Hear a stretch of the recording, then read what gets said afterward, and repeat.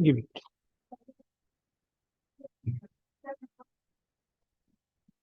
You give notice to the other side? Today you give notice. Very good.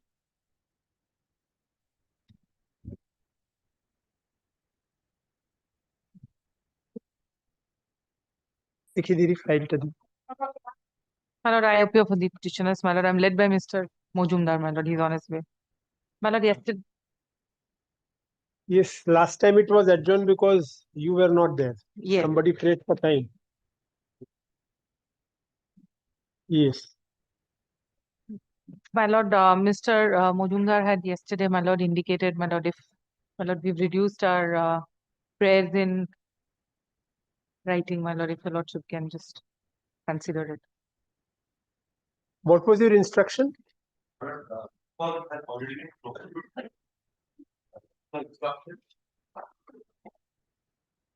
And what is this can for? The can is to bring on record that only? Yes, my lord will find the reply letter, the closure of the show cause notice, my lord, at page 131. 131. Yes, your lord.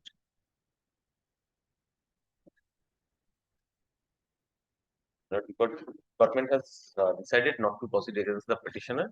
So for this, show cause letter is concerned.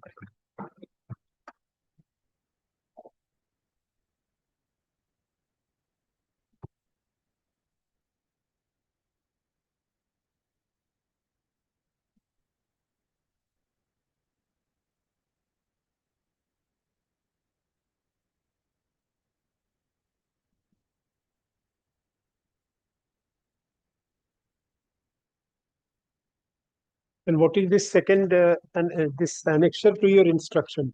This is the letter. But this is the letter they have issued. 8 October 21. 25. It's not signed, digitally signed, but they have filed that digitally signed. Page 131. That's page 131. Oh, this is same thing. Same thing, madam. This was enclosed with my instruction. Very good. And what was the subject matter of challenge in the writ petition? The show cause notice and a temporary delisting. So that both of them have been done away with. But they say that they have accorded satisfaction insofar as the subject matter of the show cause is concerned. So whatever was related to that subject matter, that probably stands resolved. Well, restricted to the contention of the show cause. Yes, only to that extent.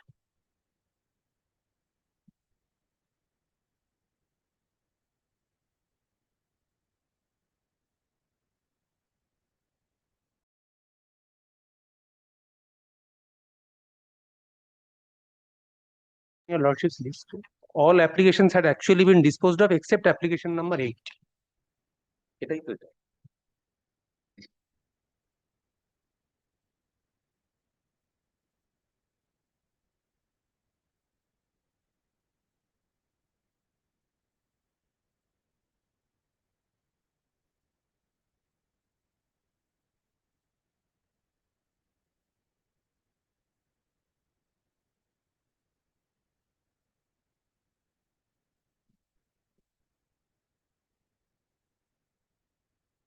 The show cause notice was not under challenge in the writ petition. Because it only says temporary delisting order dated August 17, 2021. Well, that order 17th August 21 was under challenge. Because this order. No, interim order. Interim order. Show cause notice came thereafter. Thereafter. That was challenged by a separate can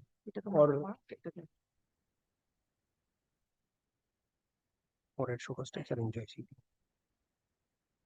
No, that was not challenged. Only that order of delisting was initial. Then what happens to the delisting if the show cause is subsequent to same the subject matter? If your lordship kindly takes the interim order passed on. Ashitu, courted record Ashitu. Yes.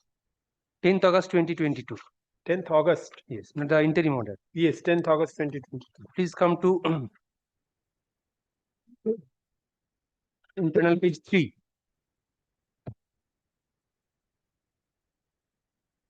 I'm sorry, please come to internal page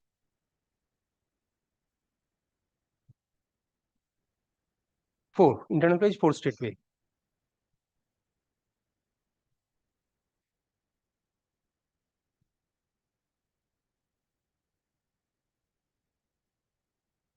Now it refers to a temporary delisting order. Please come to the last 3 lines of that page. This factor is wholly absent not only in the impugned show cause notice but also in the impugned order of delisting dated 17th August 2021.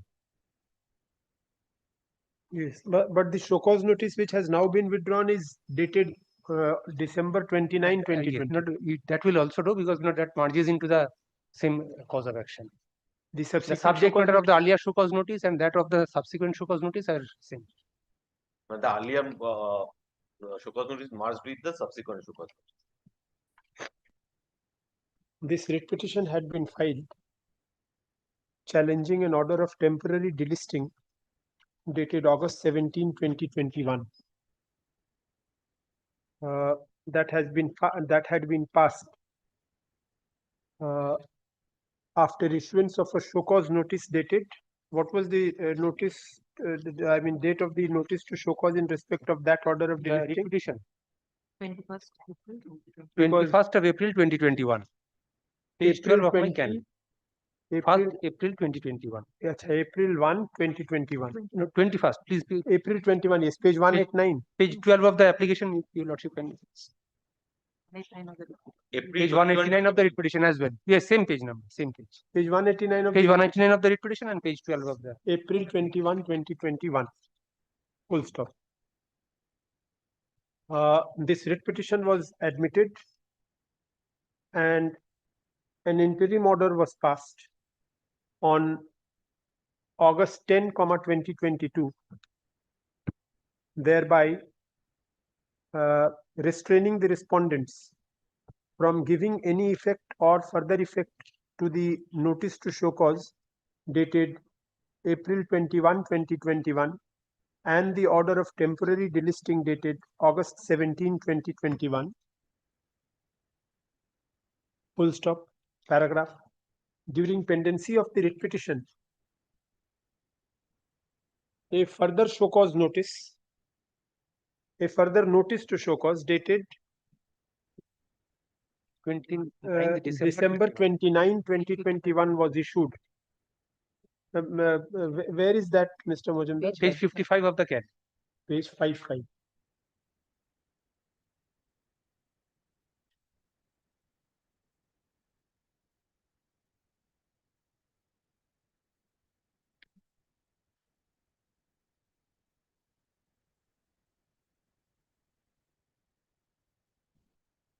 First, may straightway come to the last page of that document at running page number 71.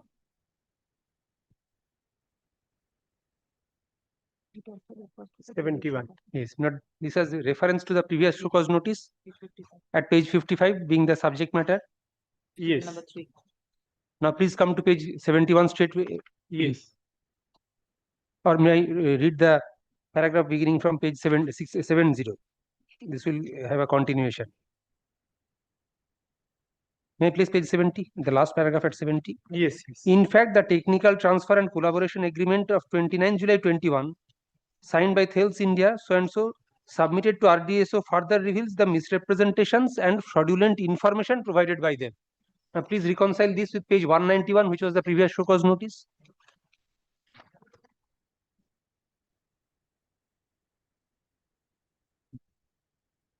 It refers, page 71 of the CAN refers to a transfer and collaboration agreement.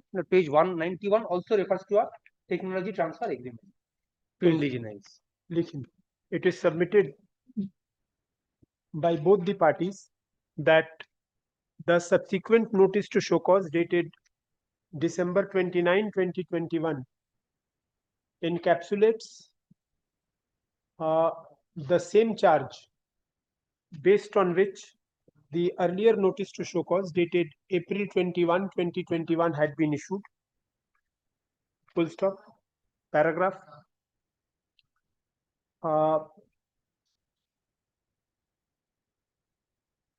the petitioner replied to the said notice to show cause dated December 29, 2021, whereupon the respondent, which is that page? Page 73 is my reply, and page 131 is the Page 131. dropping of the show cause. Whereupon, comma, by a letter dated, whereupon upon considering which, comma, by a letter dated October 8, 2025, the respondent authorities have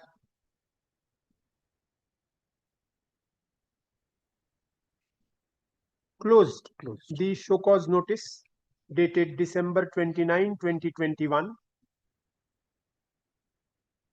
Full stop. It also The records said without conferring any right or claim Yes. of the firm against the party. Close the show cause notice dated December 29, 2021 in the following terms. বলে এটা coat করে দেবেন after scrutiny থেকে page 131 of can 8.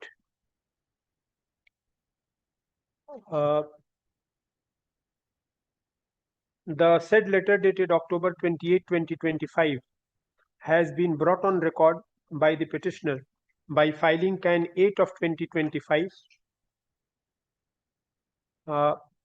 with a prayer to pass an order disposing of the writ petition upon recording that the respondent's letter dated October 8, 2025 closes the subject matter of the show cause notice dated December 29, 2025, and the same be also treated as a closure of the show cause notice dated April 21, 2025. Full stop. Paragraph.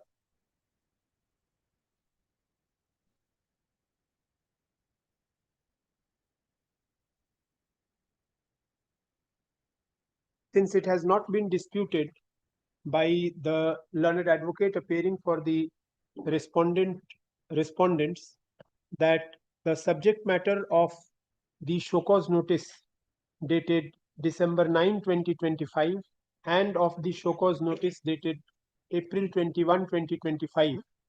29 December 2021. 2021, sorry. 29 December 2021. Actually, there is a mistake in the prayer of the application. And show cause notice dated April 21, 2021. 2025 it has been written. আগেরটাও 2021 করে দেবেন 2025 চলে গেছে আমি এখান থেকে দেখে দেখে বলে সব কটা 2021 2025 এর কোনো ডেট নেই শুধু একটা আছে অক্টোবর 8 2025 আর বাকিগুলো এপ্রিল আর ডিসেম্বর যেখানে যেখানে আছে সবগুলো 2021 Closure is of 2025.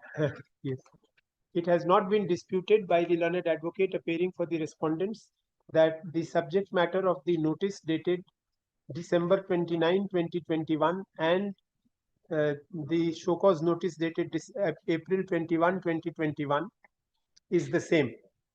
That is not in dispute. Full stop. In such view of the matter, since the show cause notice dated December 29, 2021 has already been closed, nothing survives to be decided further in this writ petition. Full stop. WPA 13026 of 2021 is disposed of. With the above observations, can 8 of 2025 also stands disposed of accordingly. Kindly record that upon instruction I have submitted, my lord. This instruction does not say anything about that. But that includes that letter of closure, my lord. Yes, it encloses. That is there in the can. That is there in the can. You are in doubt as to whether the subject matter of the show cause I'm not is the same. I'm not in doubt, and it has come through email only. So, my lord, I have given you the copy of that instruction. No, this instruction is this notice is already there in the can. Yes, it is already there. It's already there in the can, and the first page, the unsigned thing, it does not say anything about. It does not say anything about the April 2021 notice. Yes, but contention of that subsequent notice is same, my lord. So that is why I have recorded your submission there, My lord. because that is not there in the instruction. এটা ফেরত দিন। ওগুলো dispose of তো রেকর্ডে আসি কেন বলার দরকার সবগুলো শো করছে, কেন শো করবে ওটা? Already disposed of. দেখে নিচ্ছি can one the other there are the other cans have had already been disposed of. Should I give the dates note on which the what is this? Total segment. But the dates are indicated on which those cans have been. আরে ছাড়ো না। can 1 and 2 এই তো সবকটা তো disposed of হয়ে গেছে। তাহলে মেশিনে দেখাচ্ছে, ঠিক করে দিন মেশিনটা। আমি তো আবার ডিসপোজ করতে পারবো না। ওদেরকে বলে দিন কেটে দিতে, ওরা ভুল করবে বলে আমাদের আবার জুডিশিয়াল অর্ডার পাস করতে হবে। dispose of করতে।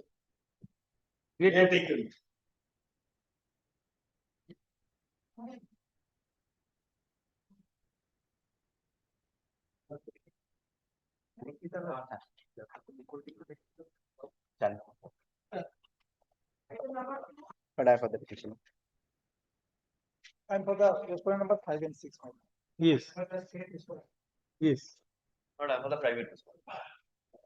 Claimant the father of the petitioner was initially owner of a land along with a structure, which was acquired for the purpose of development of Haldia petrochemicals.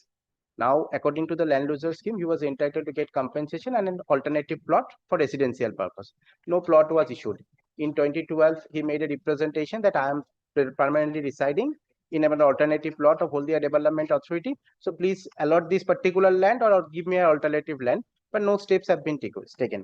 Now, subsequently in 2024, the private respondent moved a writ petition against 14 persons that they are illegally occupying a land of Haldia Development Authority. And that was disposed of with a direction that to consider their representation if they found that the private respondents are illegally occupying the land of Haldia Development Authority, then appropriate proceedings should be initiated. Now, accordingly, the Haldia Development Authority found that we are illegally occupying the land of Haldia Development Authority, and the entire issue was referred before the subdivisional magistrate and appropriate proceedings has been started. Now, till today, my prayer for allotment of alternative land has not been considered. But kindly come to page 17 first, my land user certificate.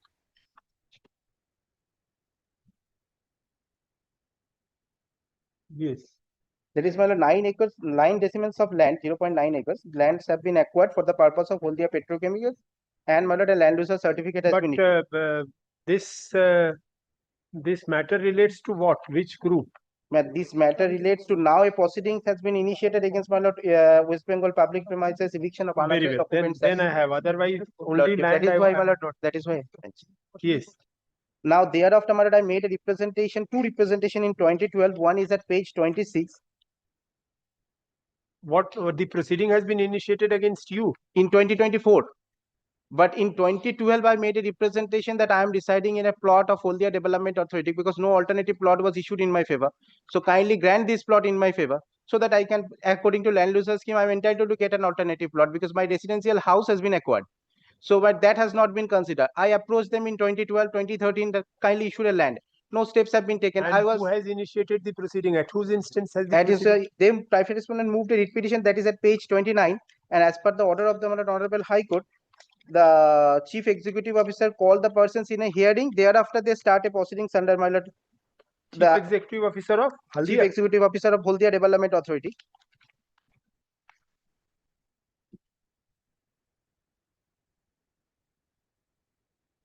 That is at page 35, the hearing notice. Yes. Thereafter, my lord, kindly come to page 34. 34. 34.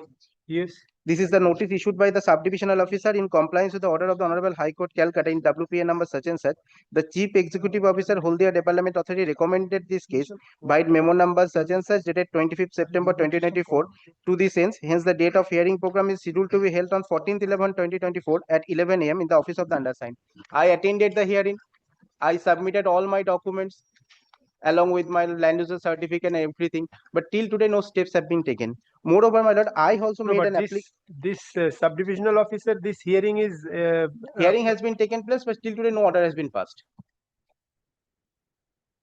So what are you aggrieved by? The non-passing of the order? You No, want I an am order agreed by because my initial two representations I have made. One is, my lord, at page, another is in page 33. Two grievances I have. First, my prayer for an alternative land has not been taken into consideration. But all of this is now before the SDO. You will, That has not been, that is I am praying today. My prayer for alternative land could be taken into consideration before passing an order under public premises. So that Unauthorized they will Documents Act. definitely do. How can I now suddenly presume that the SDO will not do that? SDO will consider whatever is there. But that before the was not SDO. the issue before the SDO, the chief executive officer, because my prayer That will definitely be an issue before the SDO before the SDO, when you have presented your case, you must have definitely made the SDO aware of the fact that you have made a representation before the Haldia Development Authority, and Haldia Development Authority is in season of the matter. You must have made this kindly consider representation one thing. before The the SDO. SDO power is limited only under West Bengal public premises. Very under well. the- So if for the purpose of arriving at the conclusion that you are an unauthorized occupant, the SDO will have to cross the hurdle of saying that your representation before Haldia is not fit to be considered, has not been considered. All these definitely will have So to be taken let into the, consideration. what I am praying today, let my prayer for alternative land also be taken into consideration at the time of hearing. Before That passing an how order, will I, hearing has already been done. done. I Now, have placed after I have You placed have my placed your documents, case. You Lordship. must have placed this case Yes, also. obviously. So how do I presume now that the SDO will not take that into consideration? I don't understand. Because my lord, whatever my prayer is, If you felt that way, you should have approached this court prior to the hearing being taken. After the hearing has been concluded, suppose in the meantime if order was passed, and what would have happened? second, my second grievance. SDO, my lord, hearing is already completed, my lord, in his presence. So if hearing he is agreed concluded with- after that, what And remains? my second is prayer there. is, my lord, the Capital private is still respondent, my private respondent also, my lord, illegally occupy 1 decimals of land. That I have also agitated before the SDO. That has also not, that representation has also not been taken into consideration. That is at page The 33. SDO will consider everything. I don't have any reason to believe that the SDO will not consider anything that you have But that is, presented I am before. only praying that SDO should take into consideration my prayer for my alternative land also. How will I ask him to do something which he has not yet done? He But is in the season whatever, of the what matter. I am should tell presuming, you? what I am presuming, And the order of court, my lord, that is the respondent number 6, consider his representation. After that, his representation as he is an illegal person. Who is appearing for the respondent number 6? Haldia Development Authority. What is the status of his representation before you? For There is a committee, it is a rehabilitation advisory committee. Well, the development authority is not the authority, my lord. who is the authority? That is the DM. ADM is the authority. Well, the development authority is not. So if the ADM is the authority, where have you approached? Because the I have approached before the Haldia Development Authority. That's at page 27. ADM is No, his land has been acquired or not? legal part. There are two parts, my lord. His prayer two parts. One, that is he is an illegal my lord, encroacher. So my lord, he is an encroacher. For that reason, my lord, the order was passed to see whether he is encroacher or not. And he is an encroacher was found. For that is the respondent number 6 sent the matter to the SDO. Subdivision Act. The subdivision officer sent the matter to the subdivision. For that is only for encroacher, to remove the encroach. That is the 7A of the unauthorized that is order. And another part, we now stated great for the sociology, that is the prayer for rehabilitation. That is ADM is the authority chairman of that committee. Advisory committee. That is the two parties there. But my lord, his prayer, that is the unauthorized occupation. As he is an unauthorized occupation. No, Mr. Day, whether he is an unauthorized occupant or not, will have to be that consideration will definitely will. Done. After that, my lord, the respondent number 6 sent the matter to the SDO. No, Now the SDO ka chalo- Mr. Dev, kindly hear me. Yes, that is. Kindly hear me. Let me complete. Yes, my lord.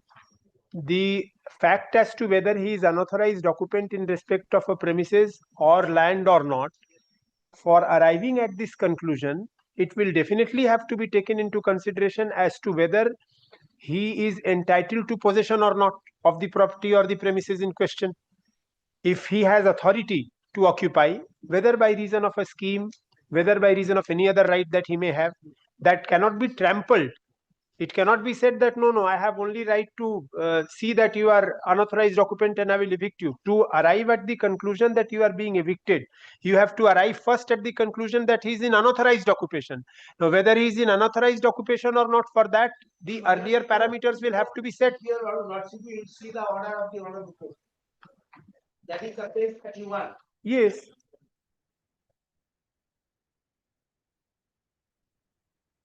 In the event, respondent number 6 refers the matter before the, that is the 6 মানে হচ্ছে হলদিয়া Maladi, that is the page 30. After considering the submission, page 30 by law. After considering the submission made on behalf of the parties and after pending the matter to record, the respondent number 6 is direct issuing prior hearing notice to the petitioner and the private respondent to cause a physical inspection of the alleged unauthorized occupation and encroachment of the subject piece of land after granting them an opportunity of hearing to the petitioner and private respondent. The respondent number 6 is of the finding with reason to the suspicion that there is an unauthorized occupation and encroachment of the land, respondent number 6 shall communicate the same in writing with reason to the petitioner and the private respondent, and then shall refer the matter to the before the respondent number 3. The entire exercise and exercise by the approach shall be carried out and completed by the respondent number 6 positive within a period of 8. Now, madam, respondent number 3. Respondent number 6 took his decision, my lord. After that, refer the matter to the SDO. But Now, that, this is direction, my lord. In the event, the respondent number 6 refers the matter before the respondent number 3.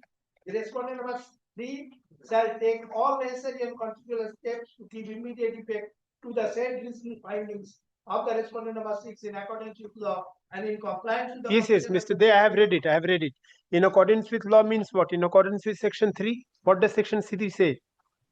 In accordance with law has to be read with in accordance with section 3 of the act. That doesn't mean that whatever section the respondent number 6 has said will be vetoed by the SDO and he will pass an order of eviction. I am not saying so. So therefore he has to arrive at a finding that he is in unauthorized occupation. Tomorrow I may have some animosity with somebody else. I am the public authority. I will write he is in unauthorized occupation, you evict him. The SDO will not go by my. Yes. So this court has said that consequential steps he has taken the decision. Now whether the respondent number 6's decision is right or wrong, that also will have to be tested by the SDO. So for that, whatever submissions he has made, whatever submission the other parties have made, the SDO will definitely consider it. That is what I was also putting to him, that there is no reason for this court to certainly believe that the SDO will not take into consideration whatever he has submitted. He will take into consideration. my lord, kindly that is And I'm praying, kindly for clarify your this portion, my lord, that so- SDO should take into consideration my prayer for my lord rehabilitation. my lord, rehabilitate, my lord, why kindly will I consider just something. now say something? Otherwise Why will I? the- That otherwise the means I'm going to SDO presume that he will not exercise his consider. option. No. SDO will This, exercise his option. first of all, you have come up with this writ petition after the hearing having been concluded. Lordship. Now, what will I say? You to rehear you? On what point? Till today, no order has been passed. Very well, no order has been passed. We So will pass that an is why order I'm in praying, my accordance lord, that with should be taken in. Otherwise, my It lord, will the be taken SDO if will it is My lord, not kindly, my lord, kindly considers one aspect. My lord, kindly consider. The SDO will pass the order in terms of whatever you have heard, whatever you have submitted will be taken into consideration. There is no reason to believe why it will not be taken into consideration. because SDO, otherwise SDO will exercise his power limited to only unauthorized occupants act. Yes, it is limited to Because unauthorized he will not occupants enter act. into this question Sir, of my we are lord allotment of. unnecessarily expanding this. It is limited to unauthorized occupants act. Whether you are unauthorized or not will have to be decided on the basis of certain facts, in which one of the submissions of yours which you have made will also be taken into consideration. So why are we having a heated debate on this? There is no question for an argument here. You have made this submission, that submission will be considered. If you have not made this submission, it will not be considered. Everything has been placed before the SDO. But very well, then he will consider whatever has been placed. My lord, kindly considers also one aspect, my lord. The prayer made in the writ petition is, my lord, particularly give me that particular plot of land where he is already I am residing. not going to speak anything on that. Whatever he has submitted, the SDO will My lord, consider this in is accordance. beyond, my lord, my lord, even if, my lord, he is entitled to a particular, my lord, plot of land for rehabilitation, it, my lord, cannot be, my lord, that particular plot where he is right now residing. I am not granting that order, sir. Why are you unnecessarily harping on that?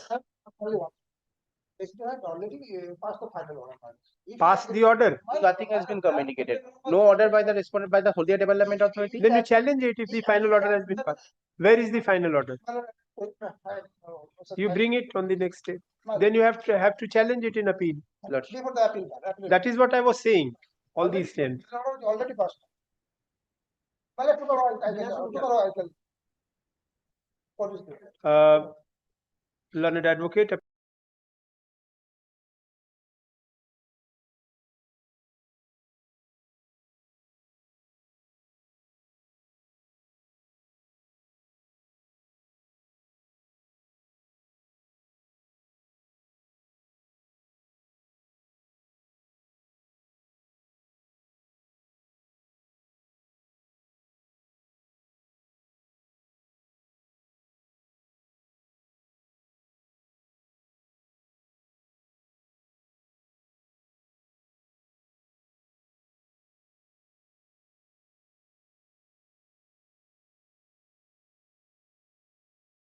Sit over 2 p.m. Then we'll finish it today. I'll grant him liberty to prefer appeal. You prefer appeal, get it set aside, whatever you want to say. Because then your other prayer may also be considered if the DM is the authority. The affidavit of service.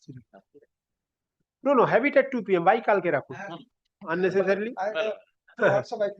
Yes. Bring it at 2 p.m. Because he'll also be having an opportunity of preferring appeal unnecessarily 2 days delay. If he is entitled to as a land loser, why should he be doubly penalized? Well, great.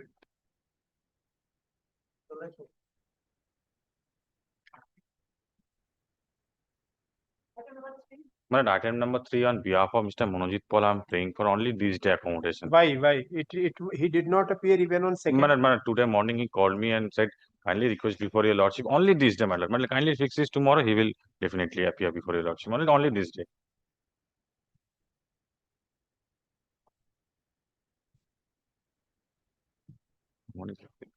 An accommodation is prayed for on behalf of the petitioner. List this matter under this.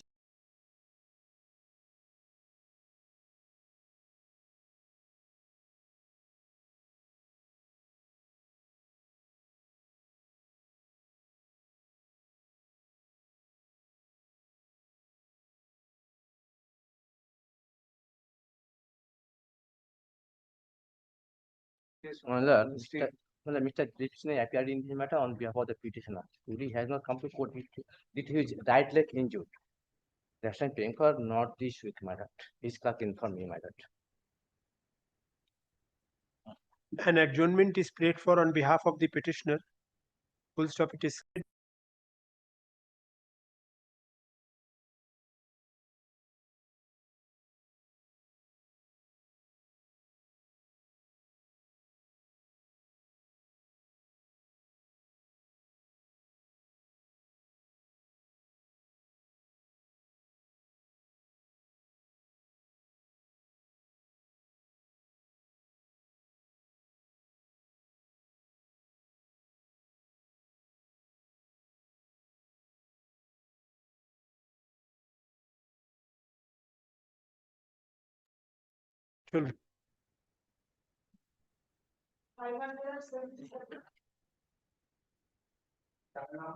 Madam, happening for the state.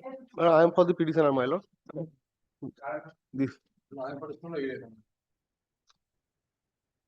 This petition has been filed for non-consideration of my representation, complaint against the private opposite party, my lord, encroachment of public road and removal of unauthorized He is appearing for construction. the state. Madam, happening.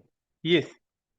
Page number 20 of my representation that has not yet been considered by the respondent And authority. the supplementary affidavit you have My filed. lord, regarding my lord materials, regarding government land, kindly have a look my supplementary affidavit, page Yes. number 7.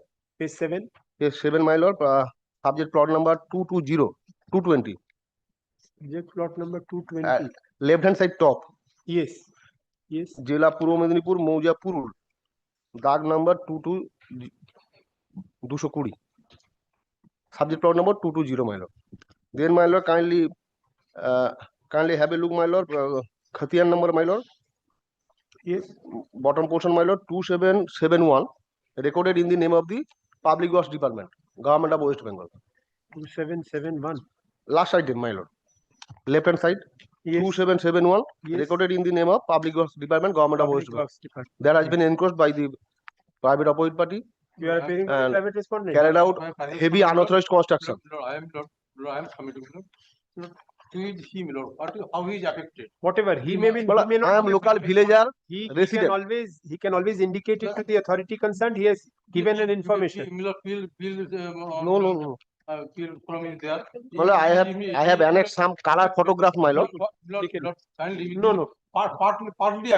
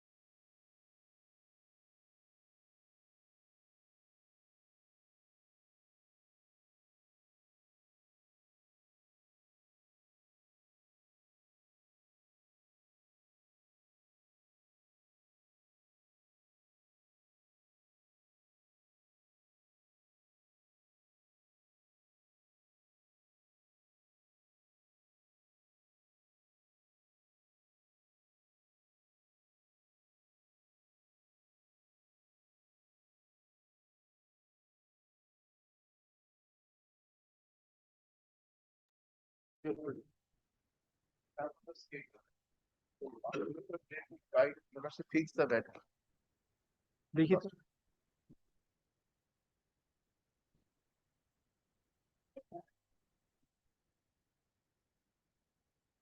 देखो, none appears for the petitioner, no accommodation is prayed for. List this matter in the combined monthly list of February.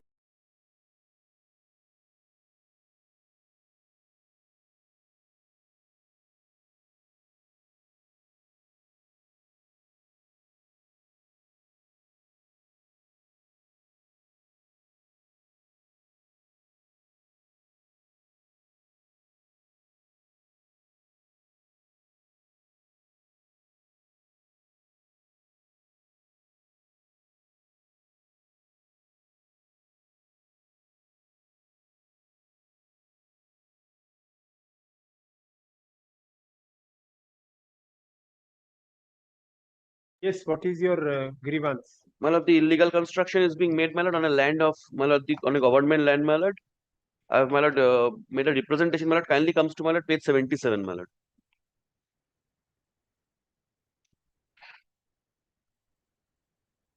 Malad, in the front portion of my land, Malad, kindly Malad, page 78, Malad, is the case, Malad, of that I have made out. Page 78 in the first paragraph, Malad.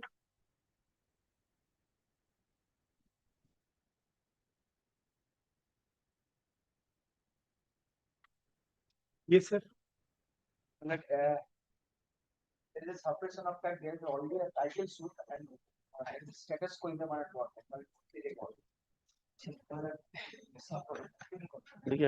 Same plot. Order আছে। He's a party. He's a party here. He's a party there. But is it a government land? No. Well, there is a title suit regarding the No, title suit civil court will not have jurisdiction if it is a government land. It is a government land or not? we are residing there for more than 40 years. Maybe, but whether it is a government land, how do you say that it is a government land? What material do you have to show that it is a government land?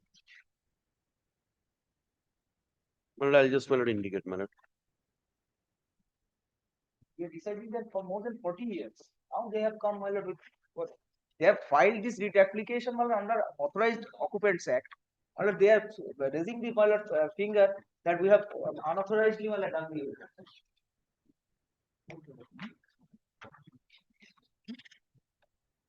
And also, my lord, we noted, my lord, this is my humble submission, my lord.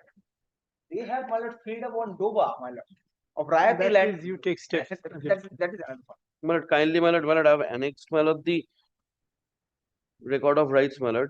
Malad, the record of rights, Malad, with respect to that land, Malad, particular that portion of land, Malad, I have not annexed, Malad. Then how do you know that it is a government land? Malad, may I come back with, Malad, the record of rights for that portion of the land, Malad? That will notice on the government pleaded, why is nobody appearing? Yes, I'll Malad. Show me how you have served.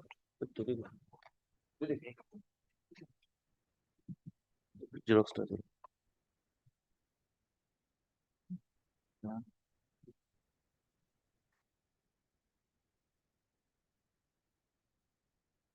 You have not served the government pleaded. You have. Where? Malad, Mr. Supratim Dhar. Malad, kindly takes up, Malad, page number 3 of the evidence. Malad, Mr. Dhar and I Malad. have said you serve it upon the learned government pleader. Malad, I have taken instruction, Malad, that Mr. Dhar and Mr. Amritlal Chatterjee is, Malad, appearing. I have served a copy on Mr. Dhar. And Mr. Amritlal Chatterjee as well, Malad. You served on the serve it on the office of the government Page pleader. number 73. Malad, kindly indicates that, otherwise, Malad, since it has already been. Malad, it is crystal clear that it is Doba in the record of right. But Malad, I've got a copy of the receipt, Malad. Receipt, Malad, that is not annexed there. Malad, I've got a copy of the receipt. After this order, 18th. No. This was, Malad, served back. What did the order direct? Malad, I'll serve. None appeals for the state respondents despite service.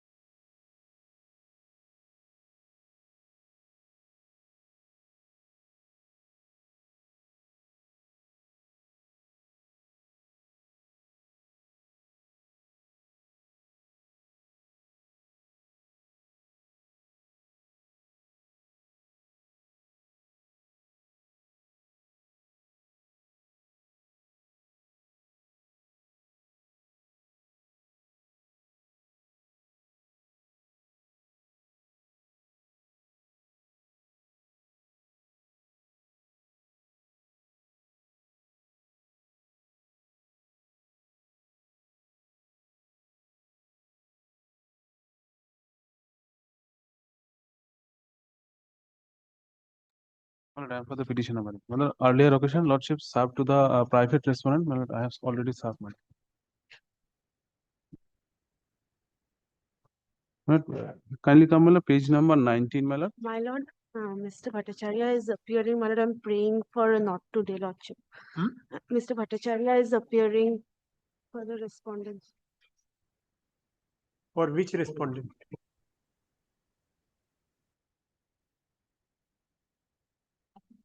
Not only one prayer, my lord, for praying for consideration of my representation, my lord.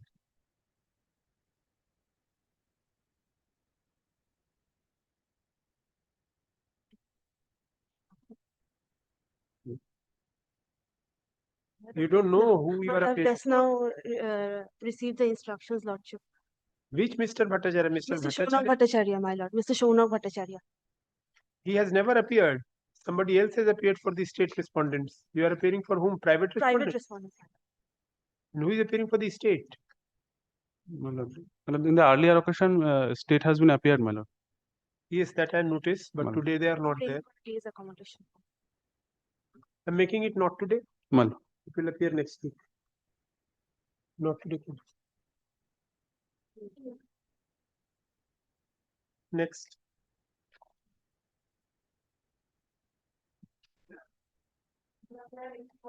In this matter, I appear on behalf. Lordship, I am appearing on behalf of private respondent number 6. My lord, is the pursuant to lordship direction, my lord. My lord, the report is very vital. Because of that, I have alleging that the private respondent, my lord, without having any authority of law, my lords, he has, my lord, the encroached the, my lord, the government land. So now, Report আমাকে একটা copy but I have annexed the page 39 regarding the unauthorized occupation of the private respondent. So my lord, may I submit one thing, my lord, after going to the report? Just a minute. এর নামটা দিন দীপান্বিতা এবং Dilip Sinha, Dilip Kumar Sinha.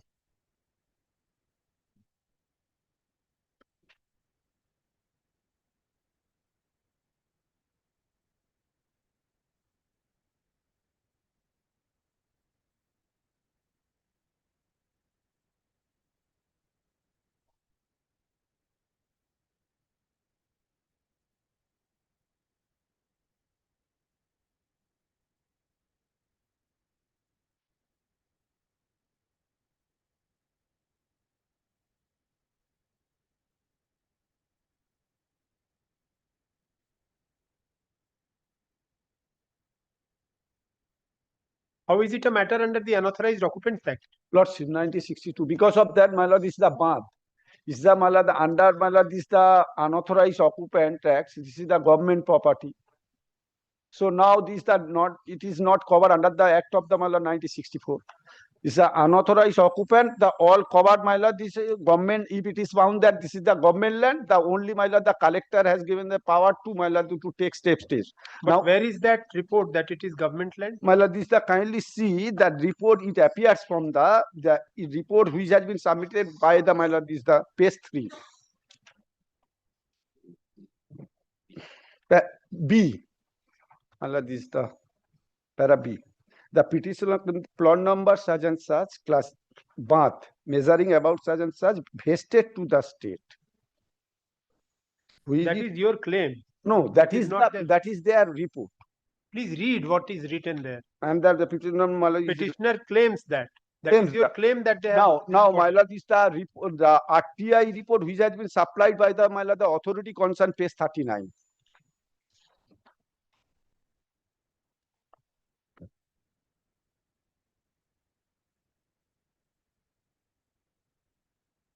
The block land and land reform officer.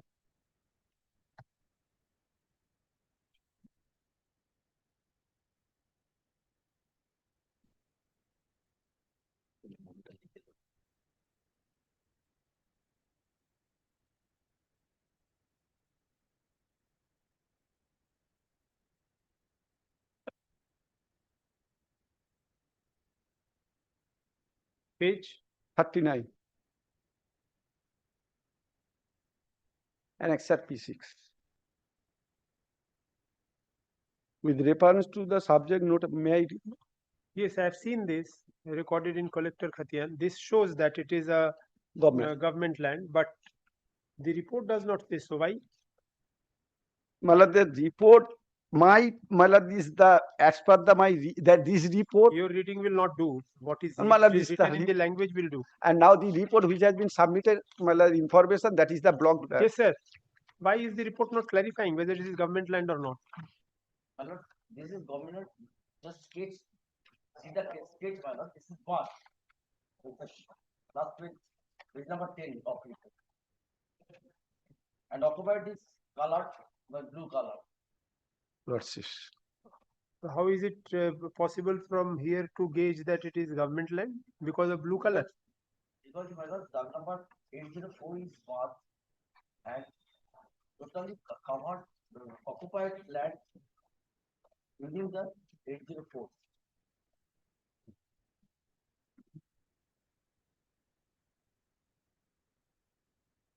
Number 1. Where do I find Khotian number 1? I have written it. Page 3, Malad. Page 3 you have written in a fashion as if it is his submission and it is not your finding. That is the problem. You have say petitioners claim that. Where is your finding? Yes. What is the use of filing this kind of a report where you write petitioners claim, respondents claim? What is your finding? I wanted it to you, wanted it from you so that you can give your finding what it is. This come page number 9.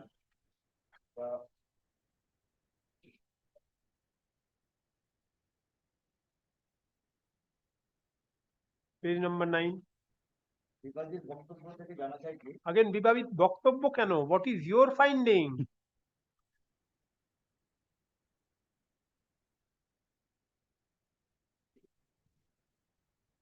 The purpose of calling for a report was to get your finding. You have written what he has submitted, what the other side has submitted. That is taking us nowhere. Again, we are at the same stage.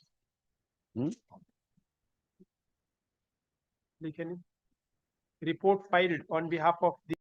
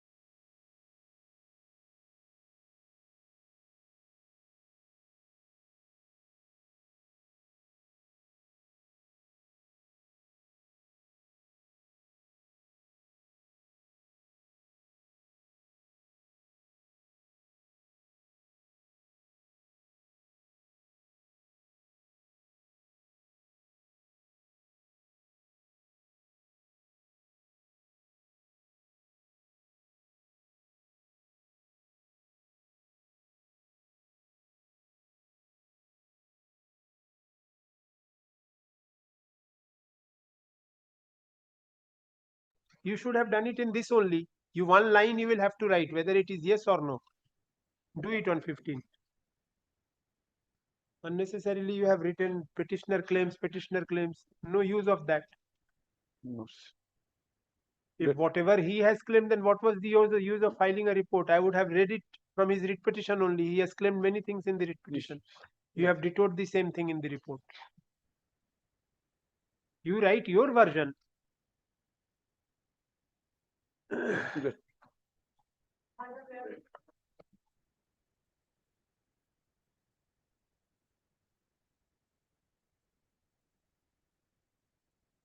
Mr. Chatterjee. Yes.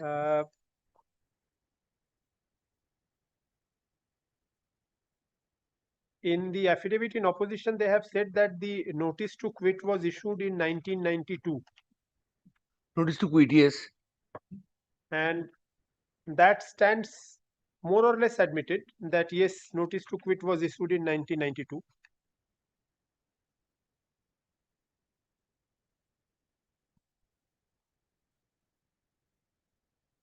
You have denied that notice to quit was issued in 1992, but Now, your is lordship it- kindly see, notice to quit, they have given the, seen that it is whom it has been sent, no, Mr. not to me. Chakraborty, I am on a different thing altogether.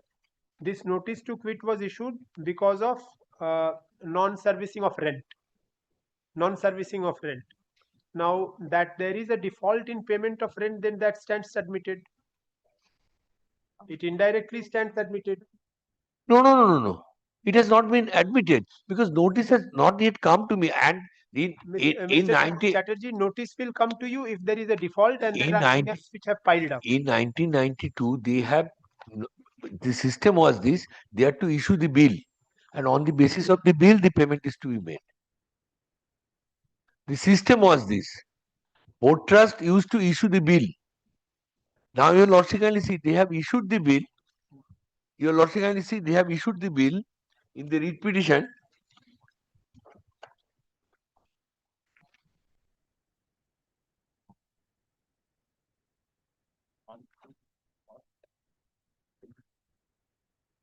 No, my affidavit in reply, these bills are there.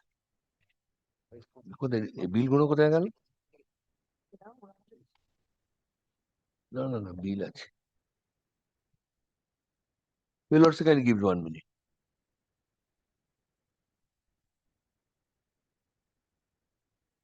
So without their issuing bill, rent will not be paid. No, they will not accept the rent. And I have categorically stated in my writ petition, they have not issued the bill since 1992.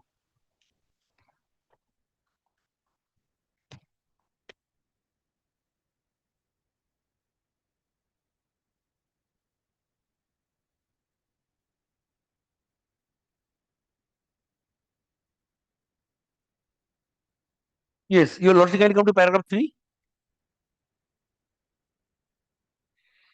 The answer to the paragraph 3. Paragraph 3. Yes. Your petitioner states that railway track has been removed in the year 1982 and thereafter your petitioner changed the type of his business from coal to paint. It is stated that Dial Automobile Private Limited has supplying the paint to him. He used to carry his business for performing the painting work for in the motor vehicles since 1988. It is further stated that authorities used to raise rent bill monthly basis and receipt was issued in favor of the petitioner which he paid regularly without any fail. The bill as aforesaid were raised up to 1992 and thereafter no rent bill was issued by the respondent authorities in favor of the petitioner in spite of repeated visit and demand from time to time in the office of the respondent number 3 and 4, but no response has been received. And what is their answer, your lordship? No, they say that January 1992 up to January 1992 bill was raised, but according to them, the default had occurred much prior to that. From 1986, there is a default. No, So certainly therefore, they have issued notice to quit. There is no question of issuing any further rent bill. your lordship That kindly is see their case. what is their notice to quit? Notice to quit shows default. Default from which period?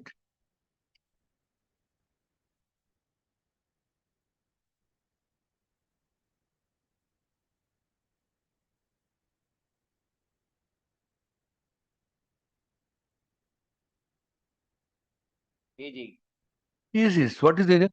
You are tenant in the tenant of the trustees on the expiry of the month of June or at the end of the month of tenancy will expire after the end of 1 month from the date of service of this notice. So, my lord, it presumes that from June 1992 no payment has been made. Not prior to that. Prior to that, no payment has been made. From June 1990, prior to June 1992, no payment has been made because June 1992 they say you give because Yes, if it is yes, for your default, notice to quit, but the notice to quit did not specify from which period the notice payment. to quit does not is not required to contain reasons. Page 14 is the reason. The application which they make before the officer concerned, where they give their reasons that we have given you notice to quit because of your failure to deposit rents, and the default is from June 1988, page 15. Page 15.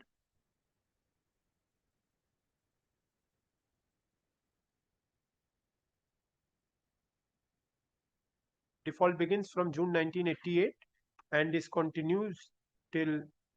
But these I have disputed that till January 1992 I have paid the entire amount.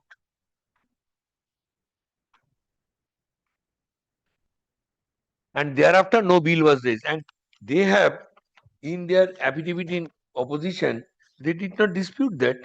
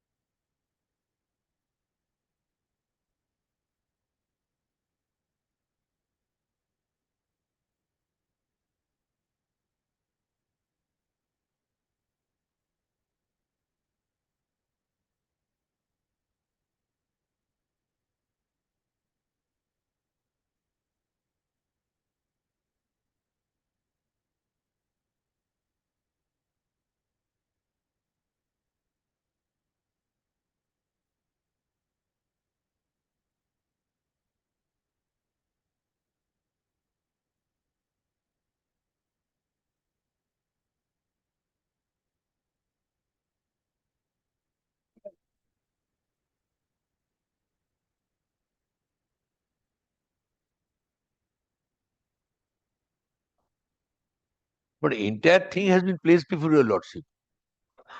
Entire thing. And your lordship is heard the matter for last 5 days. And all sorts, from all corner, your lordship raised the query. This is also one of the query previously your lordship raised, and I have answered that thing, so far I remember. And moreover, I have answered more precisely, because if your lordship kindly have a glance to notice of quit, to whom it has been served. It has not been served on me. No, I am not on the service aspect now. I am on the equity aspect. My lord, That is, equity aspect, notice if there is an admitted default. my lord, admitted default, they have to produce the document. They have given their internal memo to the officer. This is not to me also. No, that you have paid, you have to show that you have not paid. They My cannot lord, show the negative. 92. Today cannot- we are 26. They cannot, And cannot they show have the negative. no. Not show the negative. Man, You have to show that you have paid till the date you say you I have am, paid. I am not in the negative. I say, So on the positive, if you say that till June 1992 you have paid, you have to show that you have paid till June 1992. now your lordship kindly see, June 1992 I have paid, and at that stage it was, prior to that it was in the name of my father. Thereafter it has come to me. Now, my lord, your lordship has So now, Stop. Mr. Chatterjee, Now, my if lord, it is your case, if it is your case, Mr. Chatterjee, that you have paid till my 1992, lord, they did not refute that. they have refused it. No. Your lordship can see their affidavit, Yes. paragraph 3, The- page 5. Mr. Chatterjee, if there is a notice to quit in May 1992, how can there be an admission that June 1992 rent was paid? No. It is contra. No, I'm not saying so. I say, That is their case, so they do not need to deny that specifically. If their case is that due to non-payment of rent, that is their case at page 2. Due to non-payment of rent, notice to quit dated 13th of 1992. now your lordship kindly see, even assuming that from this period, what they have said from 86, 87, page 415. Because you have in the writ petition craved leave to show the rent bills, Now- show that you have paid. You have said that the bills as aforesaid were raised up to January 1992. Yes. Up to January 1992, can you show that you have paid? There was no default. 1 minute, your lordship kindly see.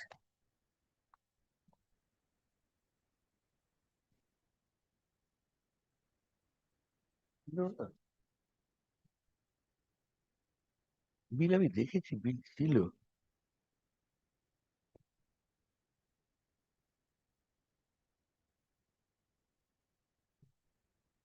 বলে একটা file Can I refer one to page 25 of Millard,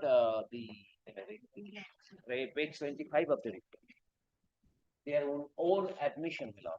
No, man, Pick of Millard, some nine bills times are with me page that I have seen. But what were they paying? unable to pay rent. My lord, that is their admission. My lord, kindly come to page 95. Page Page 25 of the writ petition, of the writ petition, yes. admitting that we are unable to pay it. From? Whatever from, dues are there. No, So no, it no, is no. admission that we Dues have are there that he also admitted on the last occasion. He Yes, said also and that that has he been will. admitted in this letter. Yes, your lordship, can you see what we have said? I have seen that. That is post proceedings. That is in 2025. My lord, here the entire case is not on the notice of eviction. Here the case is, even if the notice of eviction has been sent for non-payment Denial of natural justice. But the issue, Mr. Chatterjee, is that if there is an admitted default, how will you better your case? No. Admitted default. Now section 14, what they said, if there is default, they have to issue notice. They have to issue show cause. That part has not there. So unauthorized eviction cannot come. If that part is not there, unauthorized and not come. And they have issued a notice to me that you are default up to this.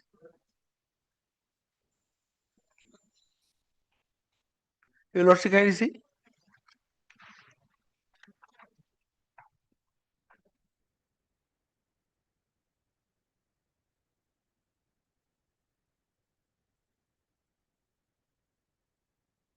Yes. Section 4.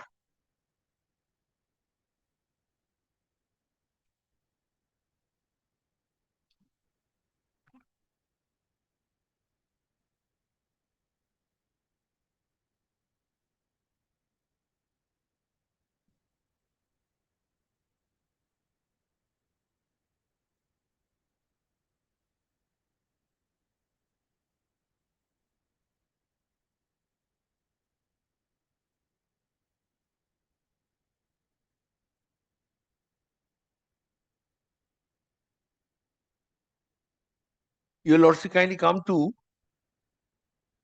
section 2. Sorry, not section. Section 2. Subsection. Section 2, clause F. Rent. Then unauthorized occupation G.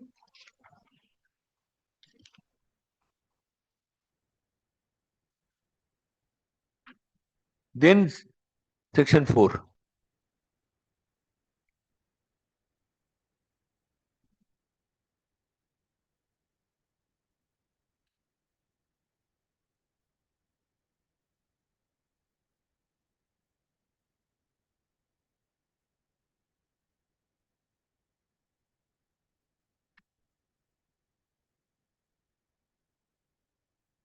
What is there in the shop now that has been taken possession of? Nothing. Lock and key.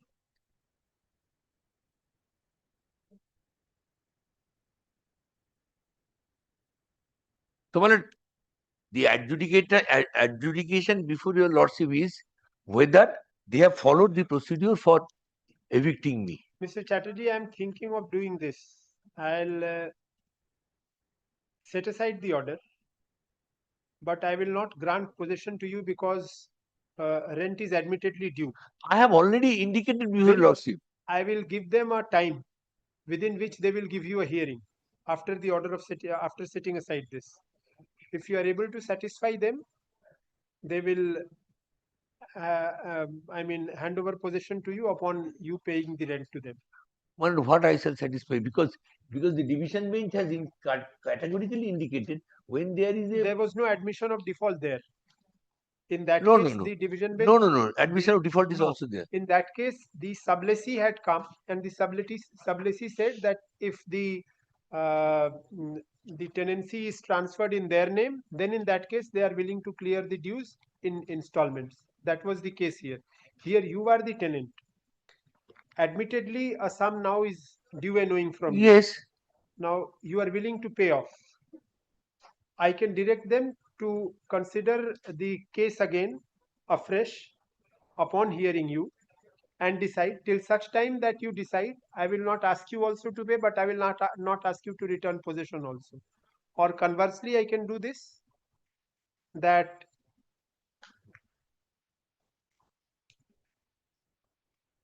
No, equity will be balanced this way only, because I cannot put the clock absolutely back when there is an admitted default.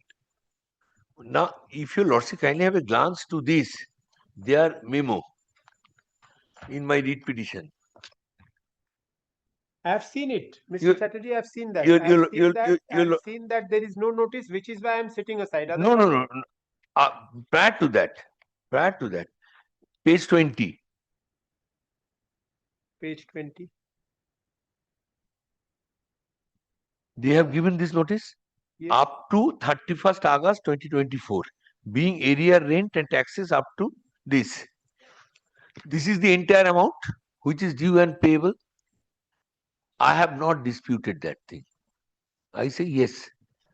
You have not raised the bill. I could not pay. But that And- also is still unpaid. No. After a part, 5 lakh and odd you have paid. Without prejudice. 5,50,000 have already paid, and thereafter they have put lock and key. Thereafter I come before this honorable court, and even then thereafter they have also raised the bill for payment. That bill also I have shown to your lordship. Your lordship can see my affidavit in reply. Even then they have raised the bill, current bill. Page 12. Yes. Page 12. This is the current bill of that month, from month 7/25, from 1/7/25 to 31st July 2025.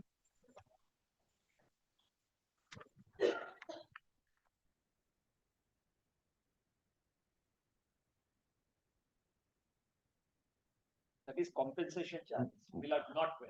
Those are compensated. That will That be is compensation that, charges, that not is at all difficult. That is different. That is different because Your lordship can give one. সবই compensation লেখা রয়েছে।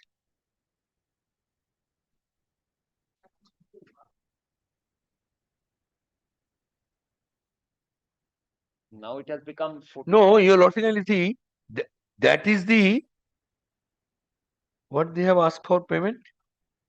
No, this is, and this amount they have. arrear rent and taxes was 9,58,000 and odd as on 13th of August 2028. 31st of August 2024. Yes. 31st August 2024, this amount has not been fully squared off even now. I have paid, your lordship can see. 5 lakh and odd, I have seen that. No, up to which period? 10/6/2025. No. This 9 lakh, your writ petition says Yes, that yes. out of this 9 Last- lakh, 5 lakh and odd you have paid. Last payment, your lordship can see, they have taken the occupation of the land on July 2025. Mr. Chatterjee, page 7 of your writ petition, Yes. out of Yes, 9 yes, lakh yes. 50,000, you have paid Yes, 5 lakh yes. 50,000. Yes, your lordship, absolutely correct. Your lordship kindly come to page 29 and 30 of my writ petition. Yes. Last installment I have paid on 10/6/2025. Yes. Okay. Then page 30. No, installment means you are paying it in tidbits. The installments have not been granted by anybody. Your lump sum payment was due of rupees 9 lakh and odd. Yes. Out of that, by tidbits, up to 10th of June 2025, you have paid 5 lakh 50,000. Yes. Yes. Prior to that, nothing was sent to us. What is the amount to be paid? You do not have an obligation. Nothing has, because if they can show, they have sent time to time the bill. Now When they have. after it was sent, Mr. Chatterjee, it was sent to you at least after in December 2024. Let us take it for let us take it to be the first intimation to you. In December 2024 also, if you have paid, December 2025 have gone. We are in January 2026. Still, the entire amount is yet to be liquidated. Therefore, equity demands, Mr. Now, that's why from October 2025, before this honorable court, I have categorically submitted that let them give us total figure up to 31st December 2025. we shall pay That the is why entire I'm amount. saying- That is why I'm saying all this will be thrashed out over there. We shall I pay the will- entire amount. on the basis of procedural. If your lordship kindly specify that they will indicate, because there is nothing to hear any further. If they hear it on the merits of the matter, then this entire exercise before this honorable court in the read court will be redundant. Has to be heard, Mr. Chatterjee. I will not decide this issue. This has to go before them because you are before me only for violation of principles of natural justice. I will not Naturally. decide the factual issue. I will not decide whether they are entitled to damages or not, whether you No, are no, no. liable to damages. I All those things are to be decided. am At all, you that's your lordship kindly indicate the specification.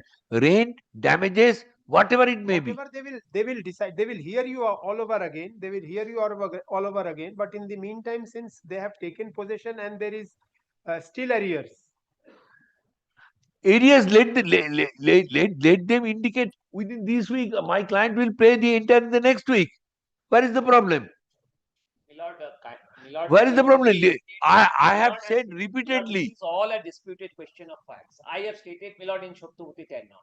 These questions, what are they use, whether damages are my client is entitled to, or there are something which does not speak of here. Milord, these are all Well, questions. damages has to be calculated. Damages has to be decided. It's not thumb. Damages you will decide. It's not thumb. Milord, that is what I would say, Milord. It is my humble submission that each court can question, Milord, that as to the disputed question of what, whether it can be adjudicated. You are not understanding the court's mind also, Mr. Advocate. I am not going to decide damages. I have said this quite loud and clear. Yes. This is because of violation of principles of natural justice that is has to go back to your authority for hearing again. This is all that I have said. I never said that I am going to decide damages. Disputed questions of fact, I also know. These questions have to be decided by the Natural Yes, justice no will doubt, not be no doubt. decided. You have violated natural justice, so you will have to rehear him. That you will have to do. You are not required to decide that. No, You have already decided it wrongly. That is why I am intervening. I'll set aside that order. That you have. The question is whether I will set the clock back to such an extent that he should be granted possession or not. I am pondering on that. That is the issue. Now, your lordship kindly appreciate one thing. They have taken the possession of the land by issuing page 30. Now, if your lordship set aside this page 30, kindly take it in a hypothetical manner. If your lordship set aside this. Mr. Chatterjee, that I understand, but I am a court of equity also. No, It no, will no. not be like I am not. I will also see that. I will see this conduct also, Mr. Chatterjee, that for all. Perhaps I am not clear to your lordship. If your lordship set aside this thing, suppose today we are on 8th of January, your lordship set aside is on 22nd of January. After 2 weeks, very well, it's no problem. In the meantime, 2 weeks, if they can inform my client or to me that what is the amount of rent is due and payable, not the damages, compensation, interest, all these things. Because in the corporation matter, when the corporation taxes are due, your lordship has seen, always court asks the corporation what is the net tax is due, not the rent, not the damages, compensation and other thing. You calculate these things separately, separate bills to be raised for this aim. Now you inform us what is the total. Where is the order impugned? What are the components that it has? This is the order impugned, page 30, position. Prior to that, nothing. Prior to that, the order which. Oh, acha. Oh, their opposition. It starts, Milord, from the three orders, Milord, which starts, Milord, page 16, page 22, and then means. Your lordship kindly come to page 21A. Page 27. 21A. This is the component.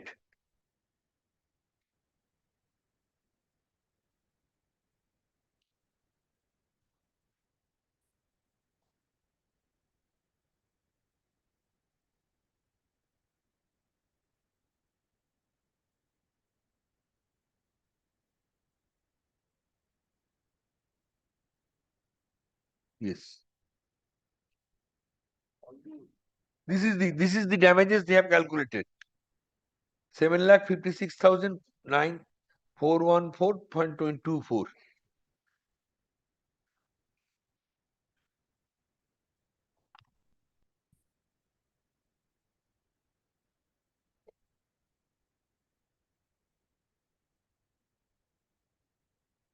Yes. Your lordship kindly come to page 30 also. That is the finding of the estate officer. I am not disputing that. And over and above, they have after that they have issued the notice up to 2024, 9 lakh and odd. I am also not disputing that. So their entire component is this.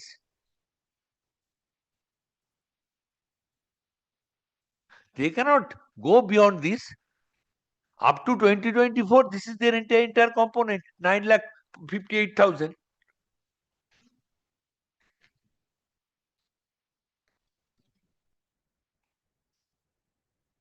Very well. Out of that, I have paid 550. So rest 458 or 5 lakh is due. My client is agreeable to pay within 1 week this thing.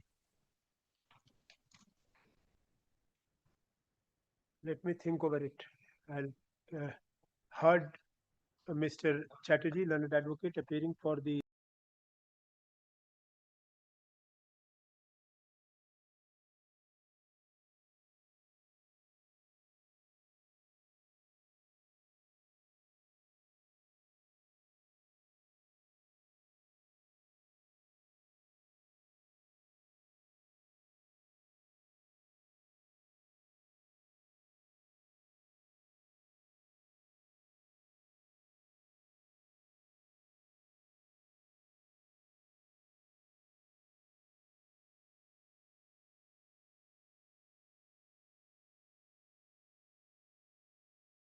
possession or not, I will have to think, because I will have to balance equities also. I will think, but I will limit the time.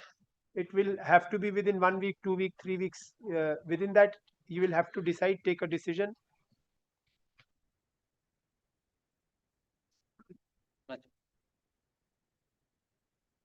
Huh? Cool. I'll come back in 5 minutes.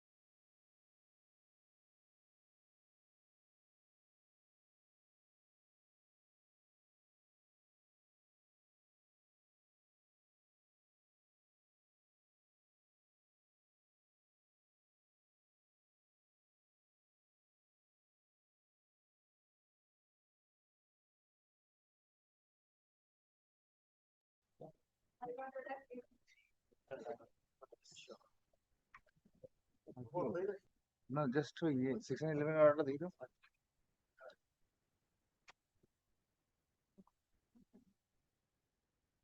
I had comments my submission. Yes. Because on that day, the order under section 11 was could not be placed. Regarding appointment of arbitrator. Now, after this order, I think matter ends. No, everything remains.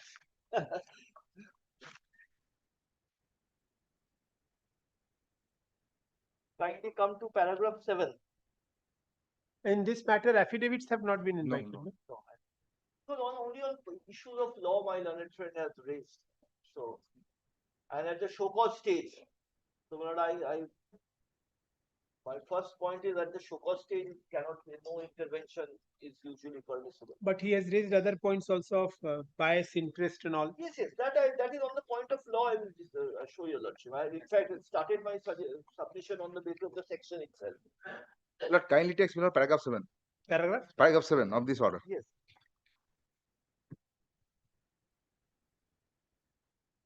May I just place it, Lord? Under such circumstances, I do not find any impediment in referring the dispute to the arbitration, irrespective of the fact that an eviction proceeding is pending before another forum. The continuation or validity of such proceeding is not to be gone into by the referral court.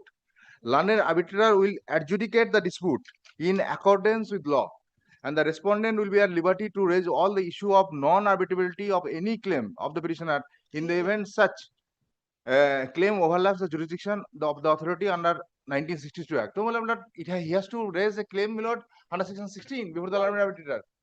Now, this point has been. If the court tribunal does not have jurisdiction in respect of an eviction claim, why will I go and raise it there? But this has been clarified. This has been clarified by the referral court. May I just place once again, paragraph 7. Well, let my learned friend finish. I'm just kindly take this order. Yes. Kindly see paragraph 3 first. Paragraph 3. A dispute cropped up between the parties with regard to the alleged termination of the tenancy or lease when the respondent issued a letter dated January 11, 2022 on various allegations of neglect and failure to pay the rental agreement.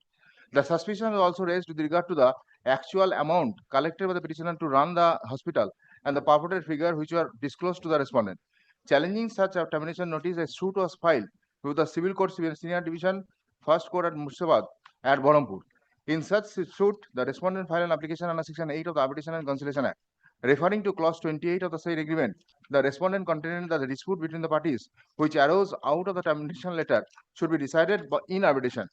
The learned trial court rejected the application and granted an injunction till the disposal of the suit. Both these orders were challenged. An appeal was prepared by the respondent before the Honorable High Court by FNM or such and such. In the said appeal was allowed by the judgment dated July 15, 2025. The division bench was of the view the dispute between the parties ought to have been referred to the arbitration by allowing the application under Section 8 of the said Act. The part of the said order impugned by which the injunction was granted in favor of the petitioner was held to be without jurisdiction, as the bench was of the view that the trial court was duty bound to refer the entire dispute to the arbitration instead of itself entertaining the suit and deciding on prayer for injunction. Such and such appearing for the petitioner submits. The specific observation of the division bench was that the dispute between the parties were raised in the suit were governed by the arbitration clause. The disputes were thus referred to arbitration. Reliance has been placed on the reasons supplied by the bench in support of such contention. It is submitted the petitioner would be non-suited if the objection is taken by the respondent with regard to the supersession of the arbitration agreement. On the prayer of the respondent, the dispute was referred to arbitration in their appeal. At this juncture, the respondent cannot turn around and object to reference by this court. The reference here will be a mere formality after the division bench has put the issue at rest upon holding that the trial court did not have any jurisdiction to continue the suit and adjudicate the dispute between the parties. Upon disposal of the appeal and as per observations made by the Court of Appeal, a notice under Section 21 of the said Act was issued by the petitioner. In the said notice, the petitioner had enumerated the dispute, which were not limited to but include the termination, area rent, audit discrepancies, eviction proceedings, denial of rent, extension, etc. Further allegation was that the petitioner had invested more than rupees 20 crores in running the hospital in the course of business, and such claim was recoverable from the respondent. Deadline has been placed on the decision of the Honorable Supreme Court, Apex Court in the matter of such and such. In support of the condition that the special statute governs the process of eviction at the instance of the respondents, the area of operation of the Arbitration and Conciliation Act and the special statute are entirely different, and the reference cannot be refused on the ground the proceeding had been initiated under the West Bengal Public Land Eviction of Unauthorized Occupant Act 1962. Mr. Sen, senior counsel appearing for the respondent, submits that the issue of eviction and terminations have also been referred to in the notice invoking arbitration. The right of the respondent to proceed against the petitioner under Section 1962 Act is not arbitrable issue, and as such, the referral court should resist from referring the dispute to the arbitration on the question of eviction and termination. It is further submitted that the lease had expired by a flux of time on July 9, 2025, and the petitioner had since become an unauthorized occupant. Thus, nothing prevents the respondents from evicting the petitioner by taking the recourse to the 1962 Act. The notice under Section 1962 Act was issued on July 22, 2025, soon after the expiry of the lease and before the notice invoking arbitration was issued. It is not in dispute. The respondent had accepted that the arbitration clause between the parties existed. On perusal of on an appeal filed by the respondent, the dispute which arose in the suit referred to arbitration. The dispute in the suit was primarily with regard to the termination of the tenancy prior to expiry of the lease. Moreover, the notice invoking arbitration appears that apart from the issue of eviction, there are other claims and allegations which were made by the petitioners, and the relevant paragraph of central warehousing were quoted by Sir Carmelot. Can you skip this quotation part? Next, kindly come to paragraph 7. Paragraph 7 says, my lord, under such circumstances, I do not find any impediment in referring the dispute to arbitration, irrespective of the fact that an eviction proceeding is pending before another forum. The continuation or validity of such proceeding is not to be gone into by the referral court. The learned arbitrator will adjudicate the dispute in accordance with law, and the respondent will be at liberty to raise the issue of non-arbitrability of any claim of the petitioner in the event such claim overlaps with the jurisdiction of the authority under 1962 Act. Under such circumstances, I appoint such and such. So we'll at this point, whether they can now proceed under the 1962 Act or not, it has to be decided by the arbitrator also. We'll kindly consider one thing.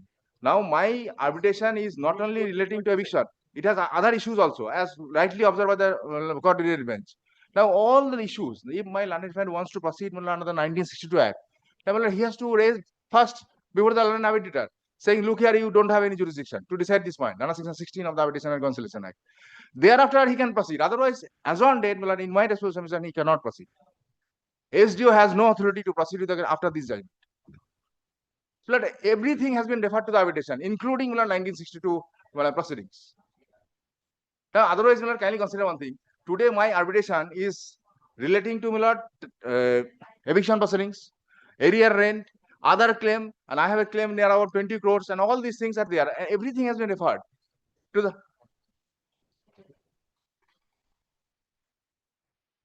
Now, ultimately, at the end of the day, termination is set aside.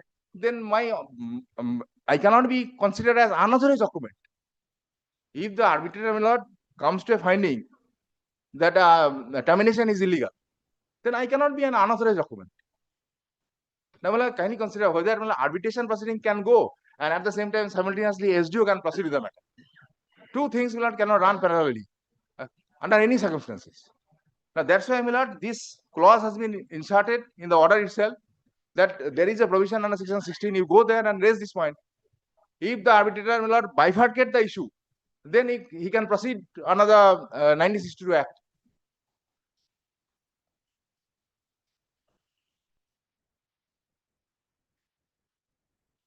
So, my submission would be after this judgment, the notice issued by the SDO should be set aside.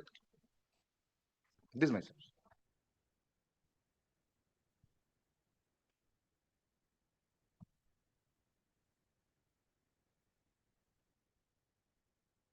But first point which my learned friend had urged was regarding whether HDO has been acting at the instance of the DM, and since even the appellate authority will also be the DM.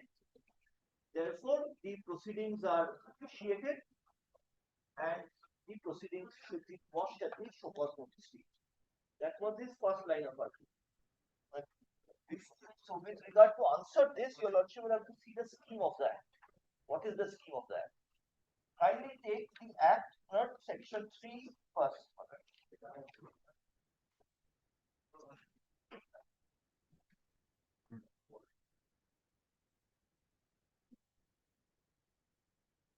Proceedings have commenced on the basis of section 3 notice. And kindly keep in mind, Manoj, this is a special act for government property. And this property is owned by Jilla Parishad.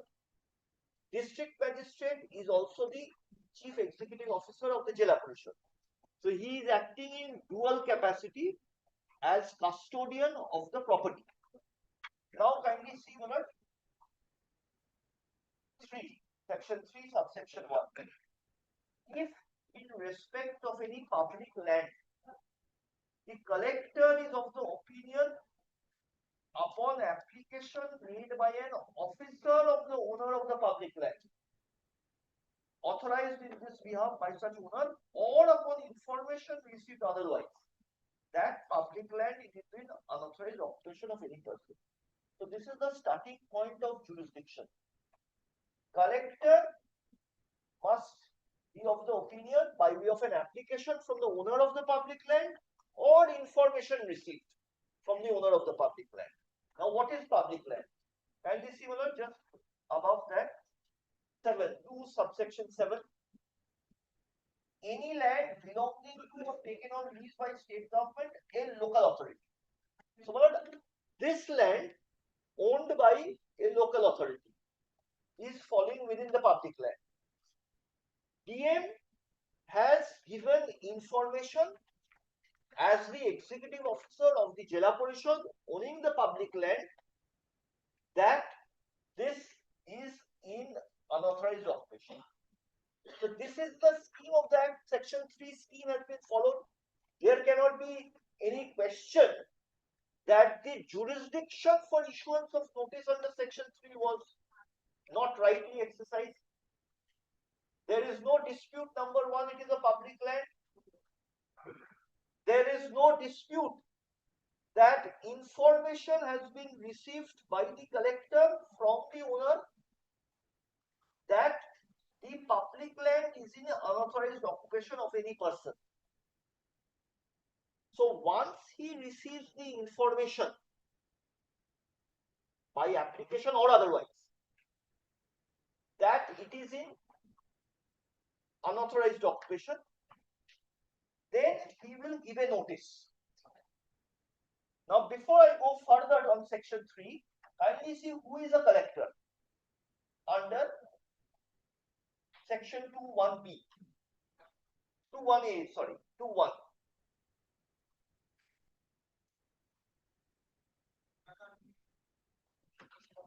Collector means in Calcutta A we are not concerned, elsewhere. Elsewhere, the chief officer in charge of the revenue administration of the district. So DM and also includes additional district magistrate, subdivisional magistrate, comma. Next part is somewhat important. And any executive magistrate specially appointed by state government to perform all or any of the functions of a collector under this act. So elsewhere, it would be the chief officer, and it will also include ADM and SDM. And if it is an executive magistrate, then that executive magistrate has to be specially appointed by the state government to perform the functions of the collector under this act. For ADM and SDM, that special permission is not necessary. It is only for executive magistrate that special appointment by state government is necessary. So these are the definition of collector. So in this case, collector means the SDM. collector definition includes the SDM without any special authorization by the state government. So, my lord, now if we apply section 3, here, your lordship will see that there is no jurisdictional error in issuance of the notice. Kindly take the notice once and then I come back to the section 3.1.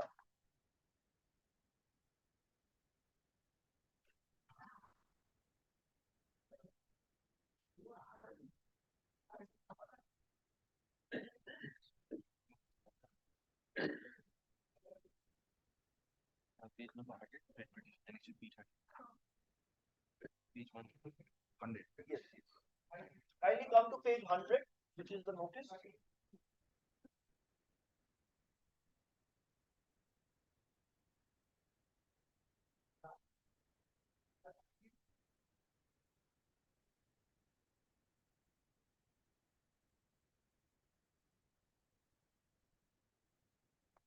Yes. Kindly see. Additional Executive Officer, Murshidabad Jilla Parishad has informed the district magistrate by this memo dated such and such that Rabindranath Tagore Diagnostic Medical Care Center beside NBSC depot such and such situated on such and such leased out by Jilla Parishad in favor of Asia Healthcare Development Center, and the said lease was terminated by memo dated such and such with the direction to give vacant and peaceful possession of the said nursing home. Additional Executive Officer has placed a proposal before the district magistrate to take necessary action for eviction of the unauthorized occupant from the premises of the invoking relevant provisions of the 1962 Act. Matter is duly forwarded by DM to me for drawing necessary proceedings. So, SDM is the acting as collector under section 2(1)(a). He has received information from DM and the ADM's proposal that the termination of lease has taken place and the person is still continuing in occupation. This is the information he has received. Based on that, now kindly see, being satisfied to that effect, I, such and such, being the collector as per provision of 2(1)(b), do hereby treat the communication as mentioned above as information and take cognizance thereof to treat it as proper and to initiate. So he is treating that information sufficient to only initiate the proceedings. And that is what is done here, and he has given a notice to show cause. So when this show cause notice is challenged, then the only ingredients which are to be seen is section 3. Subsection 1. And what is to be seen? Whether he possessed the jurisdictional requirement to issue the notice. Nothing further can be gone into by the court at this stage, at the show cause notice stage. Whether SDO had the jurisdiction to issue the notice. That I submit from 3(1), read with the definition that he possessed the jurisdiction. He had the jurisdiction. So this is my first submission. The notice issued by the SDO cannot be said to be suffering from any jurisdictional infirmity. My learned friend's second point was that the proceedings will become futile because collector, DM, appeal is also DM. This was his second line of submission.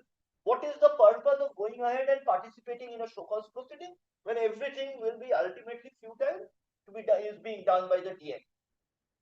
Well, now the second answer to that is, kindly take, Manoj, I have shown you, Lordship, who is the first authority?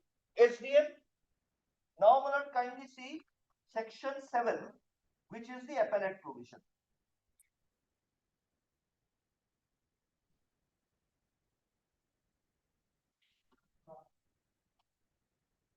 Seven 1. B. Yes.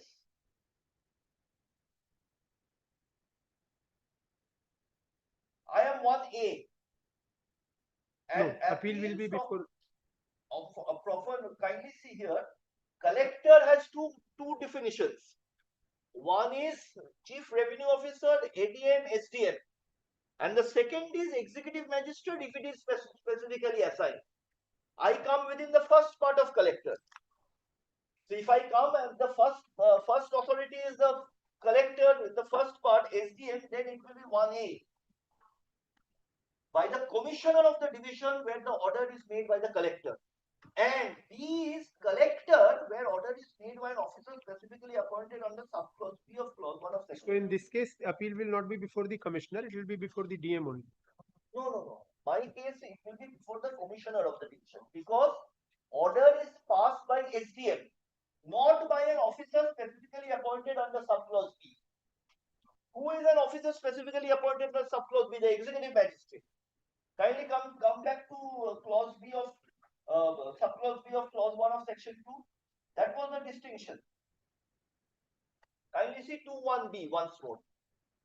Collector is means elsewhere chief officer and includes ADM, a subdivisional magistrate. My notice has been issued by subdivisional magistrate, not by executive magistrate specially appointed by state government to perform one or any of the functions. 7(1)(b) is where order is passed by executive magistrate specially appointed by state government. There it is going to the collector. But if it is in the first limb of 2(1)(b), then it is going to the commissioner of the division. So in my case, it is issued by SDM. So the appellate authority will be the commissioner. Commissioner of the division. So Lord, this is with regard to the second aspect which my learned friend argued, that the appellate authority is a different authority. And it is not a case of the collector only deciding, this district magistrate is only deciding. This is the point. Next, third point of case was not the notice. Third limb of argument came, is the proceedings are being conducted. Well, even after show cause notice, he is being dictated by DM. That is an argument which is different from a jurisdictional defect in the issuance of the show cause notice. That is not to say that the show cause notice is defective. What he was trying to say, referring to civil court order and then SDM's one particular order, is trying to say that SDM is still going on violating a civil court order. This was my learned friend's case. My submission is very simple. Kindly see what is the civil court order by which my learned friend is talking about. If an order is passed by, kindly see that order of the section 9 code, commercial code, 28th of July 2025. Yes, it is in the supplementary affidavit.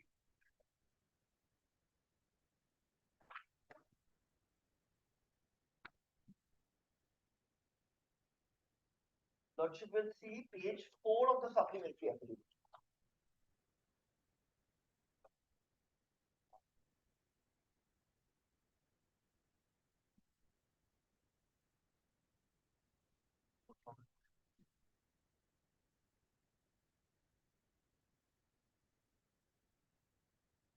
Page 4 of supplementary affidavit. Yes. But this is affirmed on 4th of August.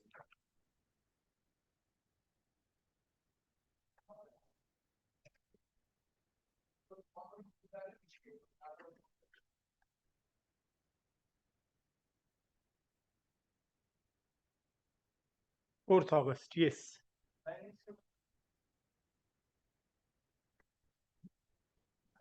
Order number 1, 28 July. Kindly see the proceeding. Asia Healthcare Development Private Limited versus Murshidabad Jila Parishad. SDM is no part of the order. Then kindly see, my lord, this is a section 9 application which has been filed. Kindly come to the last part of the order, ordering creation. By page 9.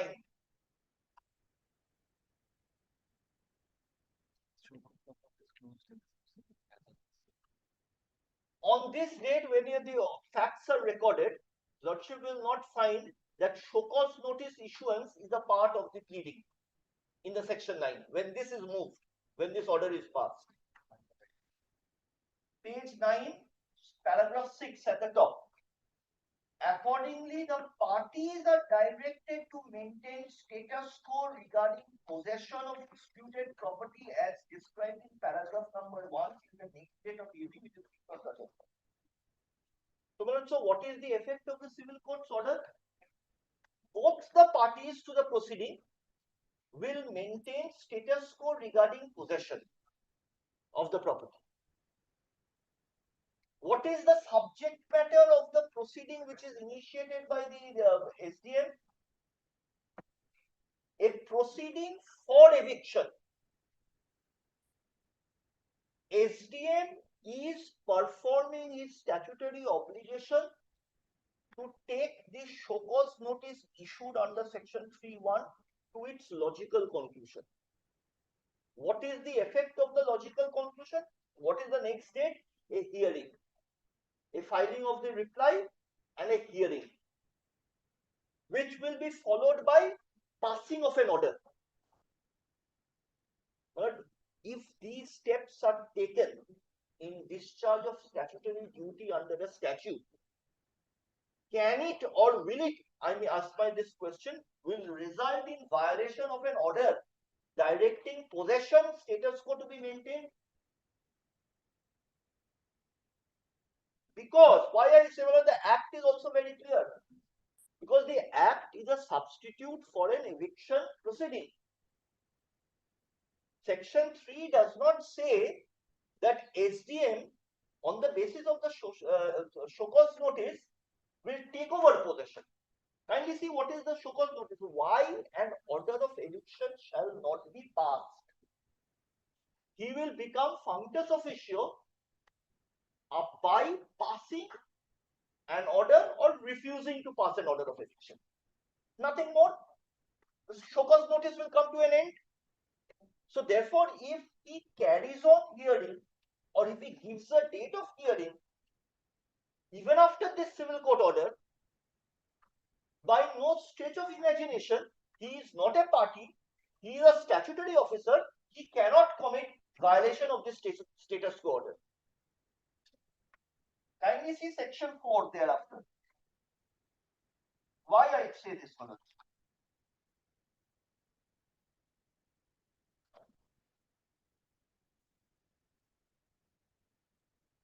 Because section 3, second part, may I just place? Collector, this up to this, it was right. The collector shall issue a notice in such form containing such particulars as they describe, calling upon all persons concerned to show cause before such date, not being less than 15 days after the date of notice as notice specified. In the notice, why an order under subsection 1 of section 4 should not be made and shall cause it to be served in the manner referred to in subsection 2. Intimation of the date shall be given to the owner of the public land and officer under this section. Then this notice, then 4. If after considering the cause, if any shown by any person in person for notice and any evidence he may produce in support of the same, and after giving him a reasonable opportunity of being heard, collector is satisfied with he shall make an order of eviction. So 4(1) is the act of culmination of the show cause proceeding. So he will have to make an order. 4(1), 4(2), he shall cause a copy of the order to be served in the manner referred to in subsection 2 of section. So I serve the order. SDM will serve the order. Up to there, show cause notice comes to an end. It is not in violation of status quo as regards possession to be maintained by the parties. Then Manoj 4A comes. It's a separate proceeding altogether. One is like up to the decree, and second is like execution. 4 is pari materia with execution. It's a separate proceeding. When an order of eviction has been made under subsection 1 of section 4 in any public land, the collector, again, by kindly see, upon an application made by an officer of the owner of the public land, will make an order. So he cannot proceed under 4 capital A unless there is an application made by an officer of the owner of the public land.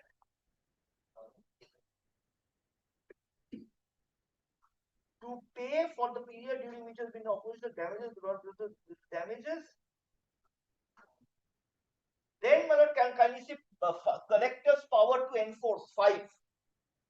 So all this SDM has not done. How is he acting in violation of the order of status quo? If at all he is bound by the order of status quo. An order is binding inter parties. It is not too much to say that a statutory authority who is bound to discharge a function which has been assigned to him under section 3 is violating an order inter parties. At the stage of issuance of show cause notice, what has he done? He has only said, no, I am not going to give adjournment. I am fixing a date of hearing. And that has been said, look at his audacity.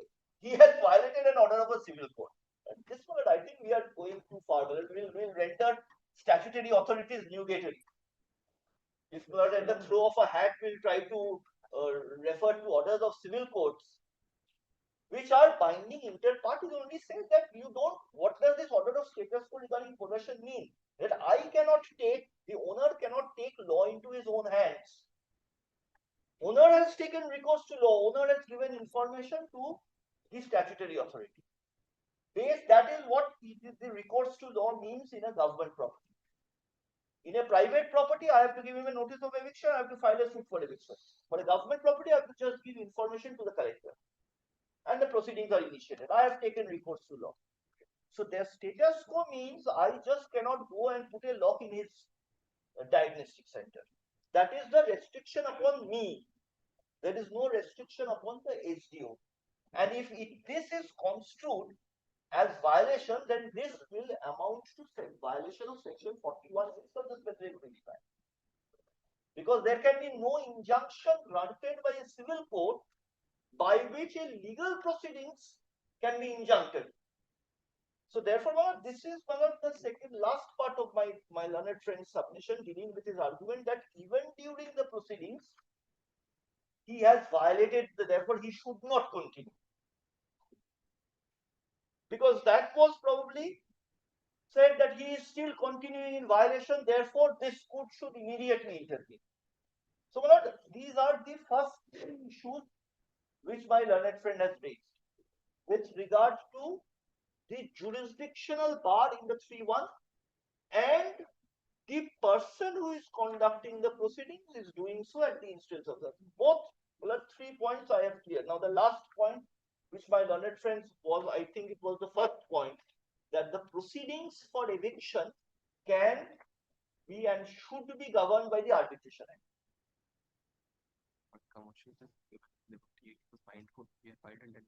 It is a matter of fact that I have asked for variation of that order of the learned civil court as per the liberty. That is neither.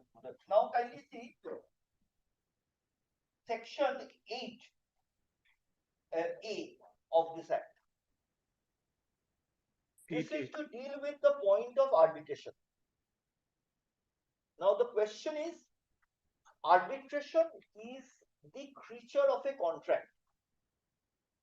If there is a contract for arbitration, then the statutory remedy under Arbitration and Conciliation Act comes into play.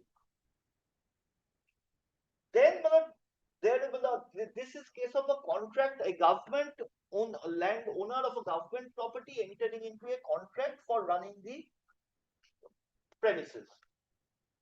At the same time, the government owner of the government land has been given a special privilege, which is to institute a proceeding for eviction.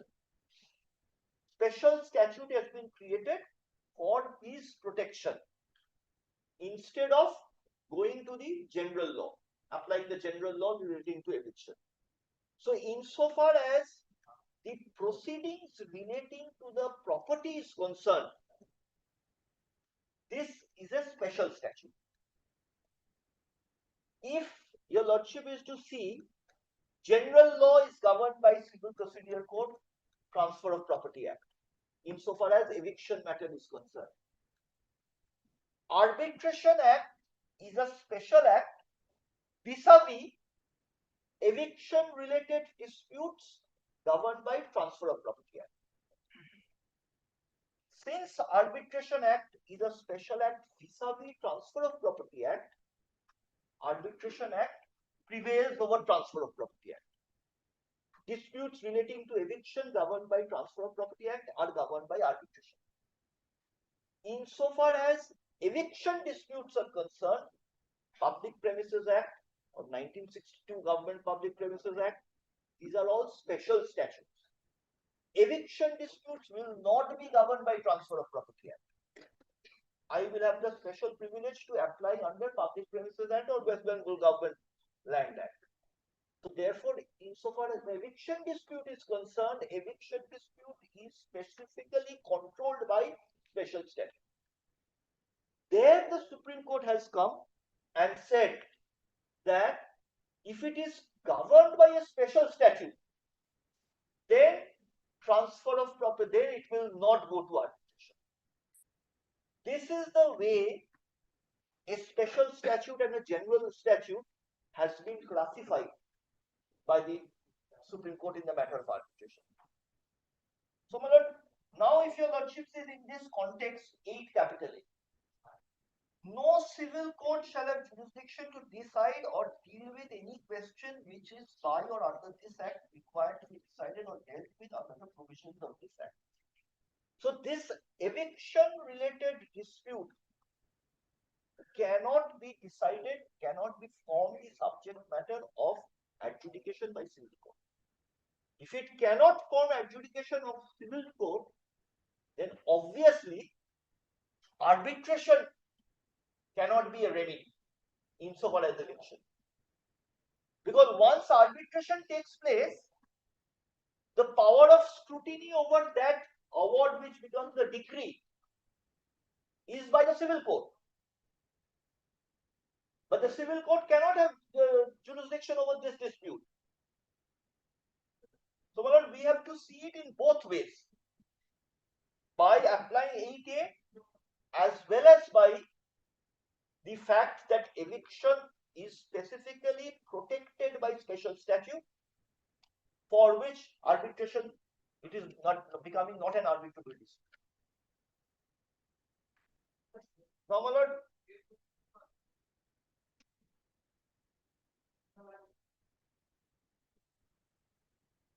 kindly come to thereafter, my lord. Now I'll rely upon my learned friend that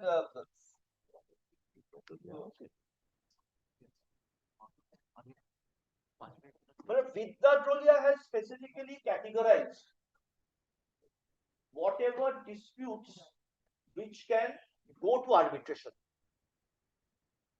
And there it has been said that any eviction disputes which is controlled by a special statute, those disputes are not arbitrable. Now, I'll just reconcile the judgment of the Supreme Court, which my learned friend had cited, that warehousing corporation. Kindly take a copy. Kindly, your lordship probably has a copy, my lord.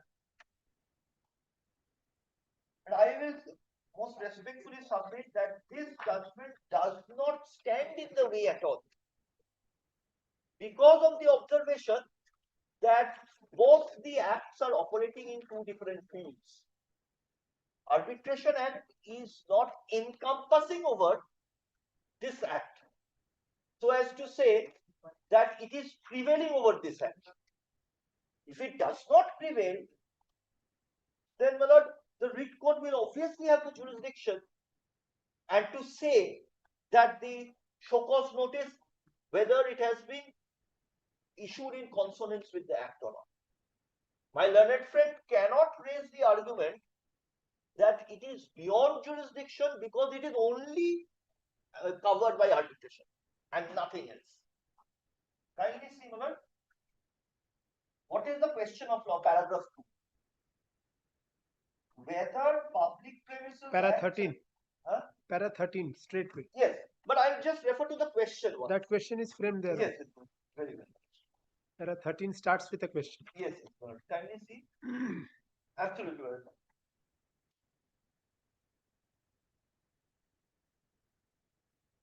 No act, practically what it says that even 1970 Act, one act does not override arbitration, neither that is what I am saying.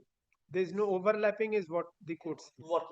Suppose my lord, what weighed in the mind of Justice Sarkar is that the 21 notice, he has other dispute which which will, according to me, which will not evaporate because I have initiated a proceeding for eviction. His claim, some of his claims in section 21 notice may arise independently of the proceeding for eviction. Mr. Sen, in a situation where the arbitrator suppose holds that the termination is bad, what will happen? Question. Because if the termination is bad, then and in the meantime he is evicted. petition will be- Third party interests are created. No, a case of termination cannot be gone into because in arbitration. Other than termination, anything can be done. Why? Because Because if I'll tell you, Lordship. because it will not be governed by the rent legislation or this legislation. What I say is that suppose, my lord, I have alleged him to be an unauthorized occupant. Only upon the termination being held valid. Yes, his case will be a defense. He can raise a defense why he is not an unauthorized occupant. And before that defense will definitely hinge upon the fact as to whether the termination was valid or not. That is what I'm saying. So that cannot be taken out of the purview of the arbitrator. But that is my case. What I am saying that he cannot raise an issue which is indirectly related to eviction. Independent of eviction, he can have a claim before the arbitrator. Kindly consider it from the point of view of the eviction dispute. Mr. Sen, let us take this argument a step further. Yes. Unauthorized eviction of Unauthorized Occupants Act, this act will kick in only when the occupation is found to be unauthorized. Yes. Now, whether the occupation is unauthorized or not is again dependent upon a finding that the termination of lease is valid or invalid. If it is a valid termination of lease, it is only in such situation that his occupation will be said to be unauthorized. So the issue of termination is related to my show cause notice. I am saying that the act says prima facie I am satisfied on the termination, and you have been clubbed as unauthorized. That is why it's a prima facie opinion. But then does this become non-arbitrable because of that? Because lease, if it contains an arbitration clause not protected by Rent Act. This is protected by rent. This is not. No, this is not that kind of a protection. No, kindly do not think in terms of protection of Rent Control Act. Because Supreme Court's Vidya Dhulia was in the context of Rent Control Act. Special statute. Special statutes in the context of Rent Act, because the context was Rent Act. It was not public premises. It is the context of any special statute. Where tenants, beneficial legislation, these things were in contemplation when the Honorable Supreme Court was deciding that Vidya Dhulia. But probably it may not be restricted only to rent control legislation. Supreme Court was consciously using the term special statute. If it is a case of special statute, otherwise the meaning of where special right is created for anybody. And it is because of government property this right is created. And in fact, section 3 also specifically says so that the issue of unauthorized occupation is a subject which is given to the domain of a special body under a special legislation. That is why I say that arbitration will survive only of claims which are independent of eviction. If you can raise a defense to the claim for eviction, that defense you cannot have an independent claim in arbitration. Otherwise, this it will be superfluous. We will have to give a meaning to the special legislation. Now,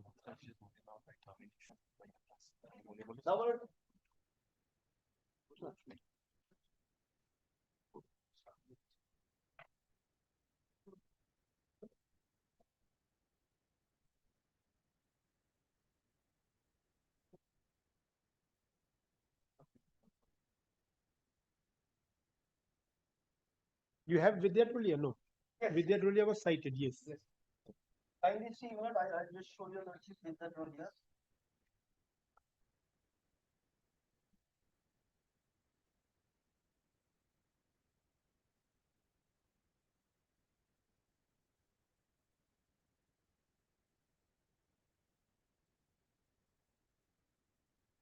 First, kindly see, Goose Island has been quoted in para 37.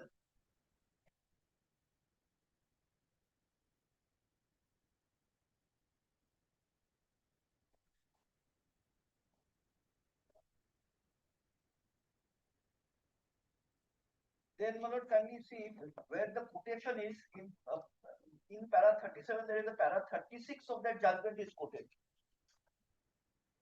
It says paragraph 37. Yes, paragraph mention page 55. I have the SCC copy actually. Yes, I have also handed over. Page 55, paragraph 37, yes. In para 37, para 36 is quoted. Yes. Well-recognized example of non-arbitrable disputes are disputes relating to rights and liabilities which give rights to or arise out of criminal offense, matrimonial disputes relating to divorce, judicial separation, restitution. 3. Guardianship matters. 4. Insolvency, winding up matters, testamentary matters. 6. Eviction or tenancy matters governed by special statutes, where the tenants enjoy statutory privilege and only the specified courts are conferred jurisdiction to grant eviction or decide the dispute. This was that is why I said it was. no. This was in Goose Island. Thereafter, kindly see how this has been expanded later. Kindly come to paragraph 51.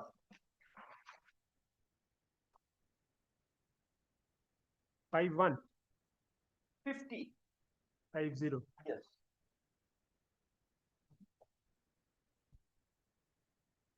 Sovereign functions of the state, being inalienable and non-delegable, are non-arbitrable, as the state has the exclusive right and duty to perform such functions.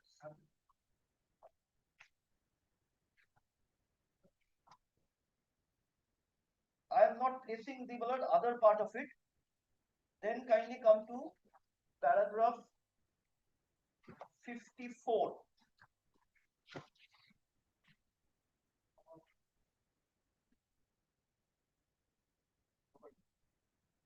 Implicit non-arbitrability is established.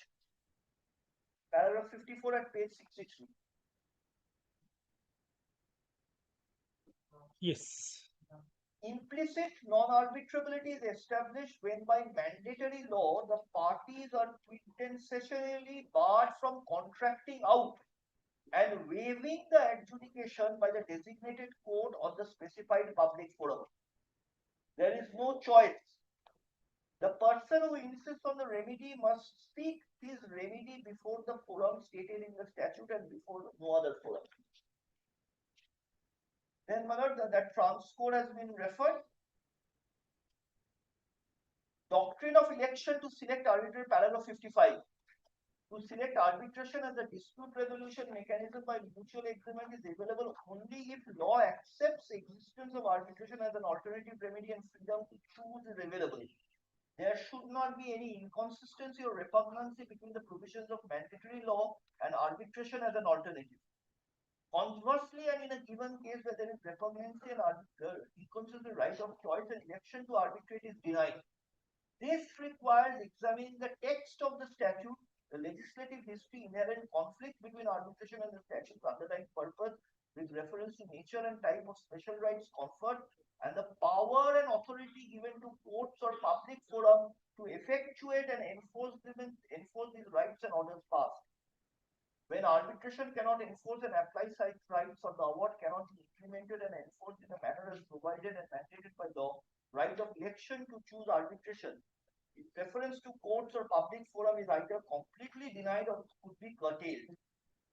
In essence, it is necessary to examine, this is what I'm saying, if the statute creates a special right or liability and provide for determination of each right or liability by the specified court or the public forum so constituted, and whether remedies beyond ordinary domain of the civil courts are prescribed.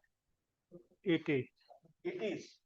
When the answer is affirmative, arbitration in the absence of special reason, it is contraindicated. The dispute is non-arbitrable. So with that nolia goes beyond mere protection of tenant under rent control legislation.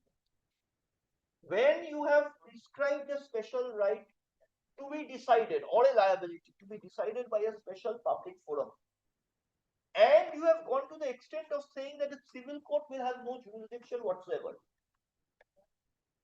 then there has to be an inference that the intention was to exclude arbitration. Kindly consider the example which I gave. Suppose arbitration is allowed, award is passed, it becomes a decree. Then civil court's interference comes in, either by way of execution or by way of setting aside. Even if not setting aside, execution must.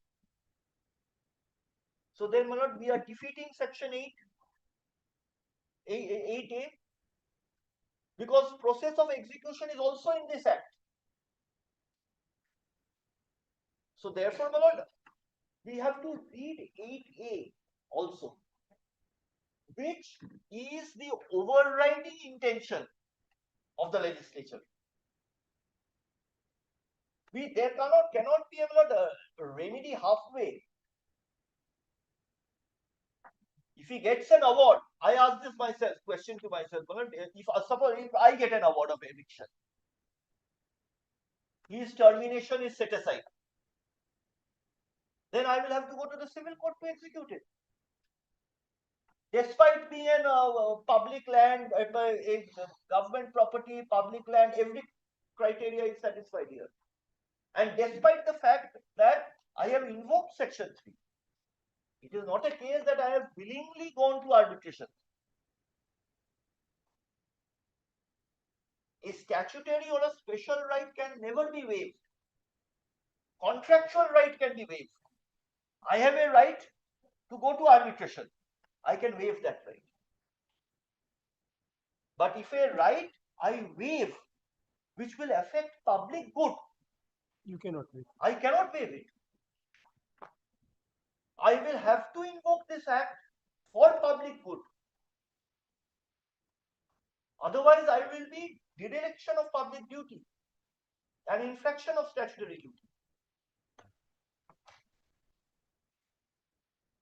So, my submission will be neither Central Warehousing Corporation nor the judgment of the Section 11 court here will show that arbitration is barred. Because Justice Sarkar also is very cautious. You kindly see paragraph 7.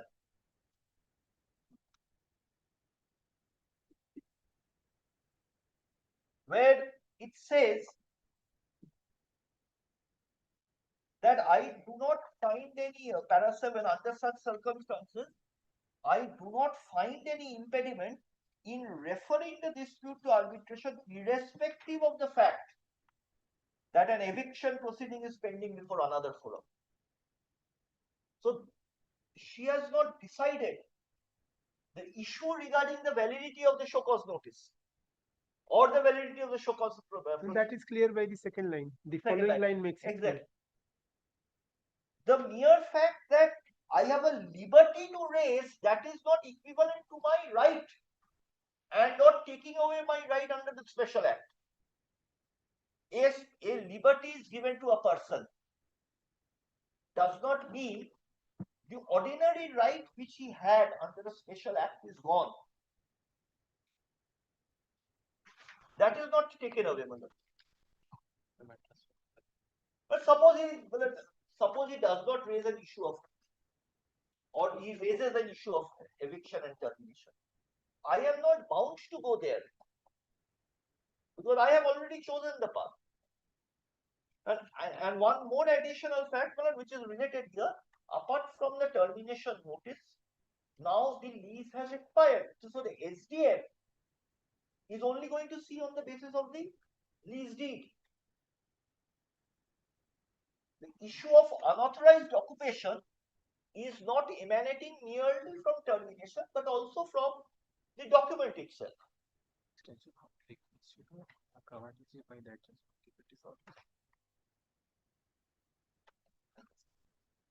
Well, I will show your lordship one judgment. This was in relation to the REDA Act in Tamil Nadu and the Arbitration Act. This is reported in 2021 SCC Online Madras. I have to copy it.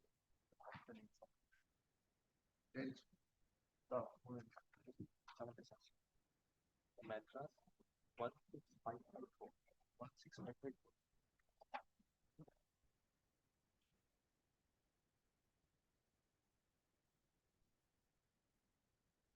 Here, Madam, the complaint was filed before the adjudicating officer of the Tamil Nadu REDA.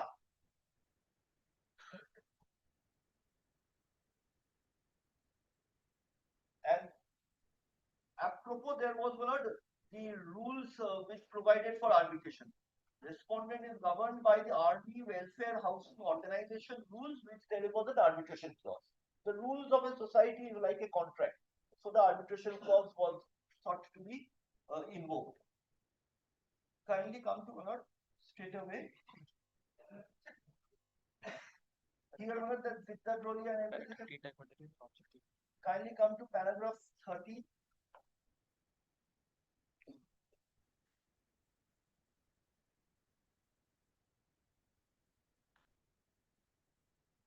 Deals with the objective of the Tamil Nadu REDA. Then, finally,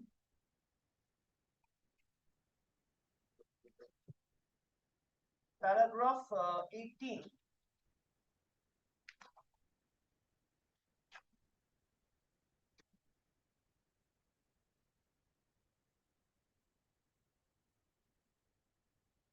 And 90. It is observed in 2020 SC Online SC 10 that wheresoever eviction is governed by special statutes, where the court offers specified conferred jurisdiction that alone can adjudicate such cases disputes are the special statutes do not apply to premises or property, and the lease tenancy created thereafter as on the date when a cause of action arises.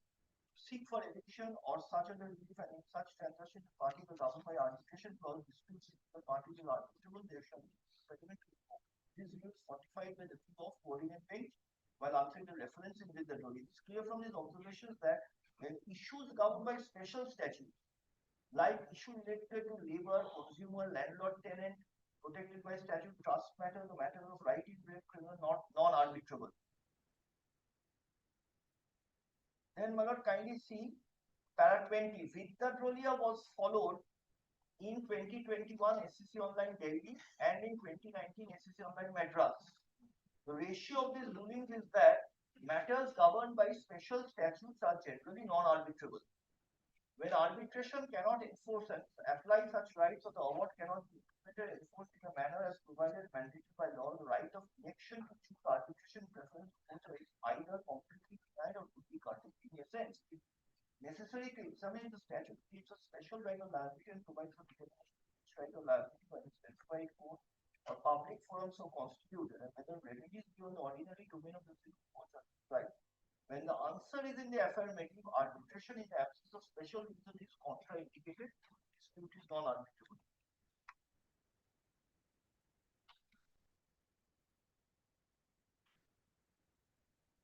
Then, word 27.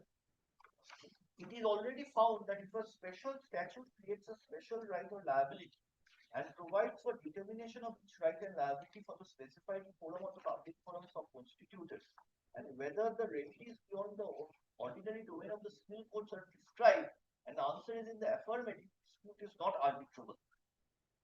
Then, my lord, paragraph 29, statement of objects and reasons of that act is enacted or establishing a regulatory authority. Is in relation to that act, then my lord, 31. Therefore, considering the nature of dispute involved in this case between petitioner and respondent, that the arbitration agreement is a one-sided agreement, no option to respond choice or appointment. Dispute involved in this case is covered under Real Estate Regulation Act, when this statute provides special provisions for dealing with disputes under the act, and those remedies cannot be granted by the arbitrator. Court is of the concept of dispute not arbitrable. But basically, it is following with the Roli of that judgment. Particularly paragraph 27. Special statute creating special right and liability and designating a special forum.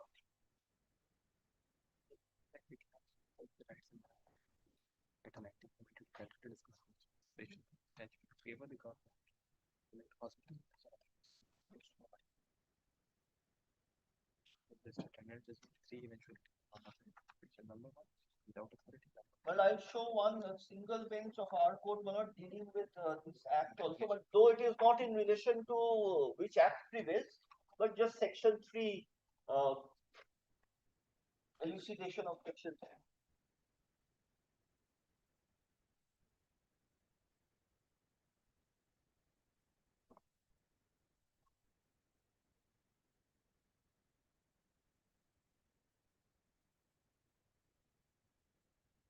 Okay.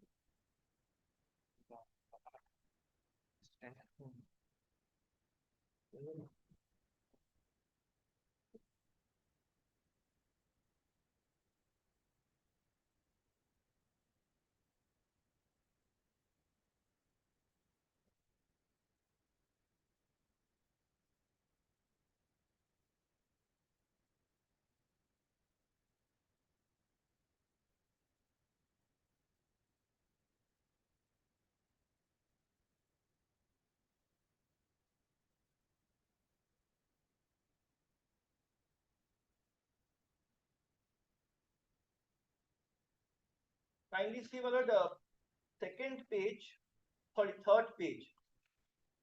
Fact remains, last paragraph at the bottom. There is no pagination.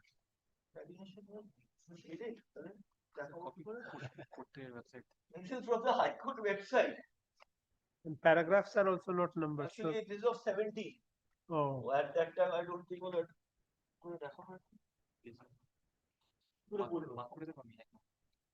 We'll go by the numbers on counting the pages. In the third page, probably. Third page. Last paragraph. The fact remains. Yes.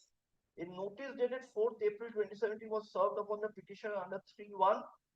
Notice reveals that information has been received that petitioner is occupying the water body even after expiry of tenure of the temporary license granted by the corporation, and therefore is an unauthorized occupation. Petitioner replied to a show cause notice on such and such. Thereafter, an order of eviction was passed by SDM. Under section 4.1 of the said act, petitioner has challenged the order in the writ petition. First and foremost point taken by the advocate is that the writ petition is that statutory notice under 3.1 is bad, invalid, illegal, not having been issued in a prescribed manner. Then, my lord, I'm not. Then kindly come to the next submission. Kindly see page 6.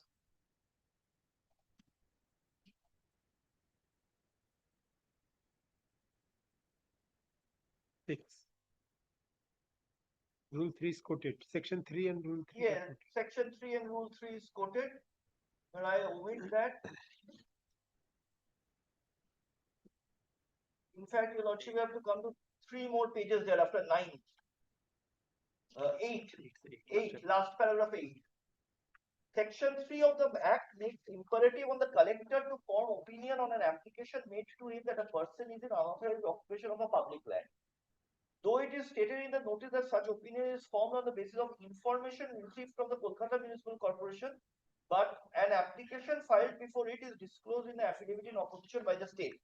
there is no hesitation in my mind that word information has been loosely used by an authority, which in fact should be construed and mean the application received by it from the Municipal Commissioner of the Kolkata Municipal Corporation, vide memo dated such and such. In our case also, he has referred to the memo he has received from the ADM and the DM. While the Municipal Commissioner of Kolkata Municipal addressed the collector, intimating that petitioner is occupying the water body even after expiration of the term provided in the agreement, and is thus an unauthorized occupier. So our also contents have been given in that memo. Then let's see, the unauthorized occupation definition has been given. The meaningful reading of the said expression makes abundantly clear that if public land is in use and occupation of any person without authority in writing by or on behalf of the owner, and includes continued occupation or use of any land on expiry of terms of such authority, is the unauthorized occupant. Said definition implies within its three eventualities. Use and occupation of any person of the public land should be without any authority in writing by or on behalf of the owner. If secondly, even if the use and occupation is on the basis of an authority of the owner, but the period provided therein has expired. Thirdly, such authority has been terminated by the owner. So there are three eventualities. I have given my case under two of them. Admittedly, the petitioner was Show cause notice was only on the basis of termination. termination. But by the time the show cause notice was issued, the third one had also come into play. In fact, I think before show cause notice already it had come to an end. But the show cause notice does not refer It to has not because been it had been terminated prior to Yes. the But its show cause expiry. notice does not say termination. It says you have become an unauthorized Unauthorized occupant. An unauthorized occupant as a definition has these three eventualities. So at the hearing, he will have to respond to all this, how he has become unauthorized. Admittedly, the petitioner was permitted to use and occupy the water body for a period of 5 years. This was extended for another year. Both the original and extended period expired in the year 2012. Yet, petitioner continued to use and occupy. The present case is certainly coming squarely within ambit of second infatuation, and such occupation is unauthorized. It is immaterial that an application for long-term lease is pending before the government until such period is extended or a fresh lease is granted in favor of the petitioner. This court therefore does not find any infirmity or illegality in forming an opinion.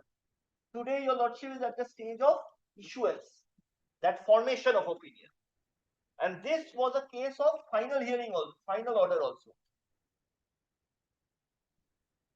Kindly see next paragraph. It is no longer res integra that order of eviction can only be passed under section 4 of the Act only after issuance of notice under section 3. The notice is the foundation and basis of the said order. There is no hesitation in my mind that if the foundation or basis is found faulty, not being in consonance, consequent with the provisions of the Act, the order of eviction cannot withstand independently. So we are at the first stage. Then the form has been quoted.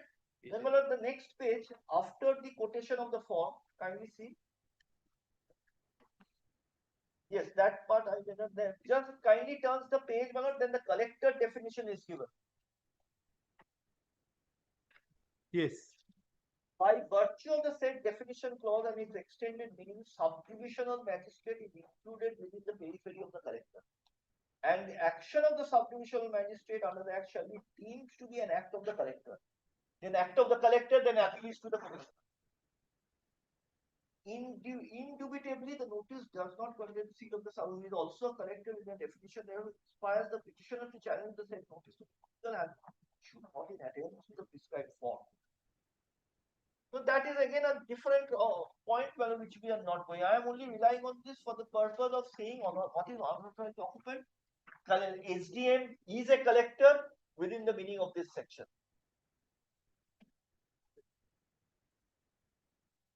Yes. 8th July 2025, the lease expired by a flux of time. 22nd of July, we have served notice. They have also given a request for extension. So we have identically covered this. As I submitted, before show cause only, the lease had expired by a flux of time. That I've noticed. I will. It has expired in 2023. 25. 8th of July 25. 8th of July 25.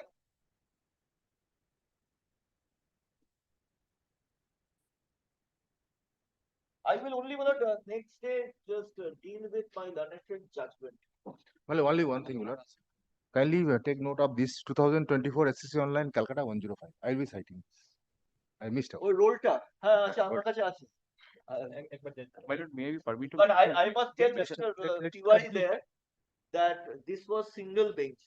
Thereafter, in the division bench, this issue has not been decided. The appeal has been decided on the question of suit for land. So this issue has not been decided. Before the division. Single bench, this point was decided and telling And that stay. single bench held that arbitration should be overriding the 1962 Act. Then there was a division bench, and the division bench held that section 9 did not have territorial jurisdiction. That is on different. You know what I mean? That the single bench judgment is more also. May not be of this point. Let us see. I also see the division bench. Very well. My lord, may I permit to mention item? Please wait, let the order be passed. Name him.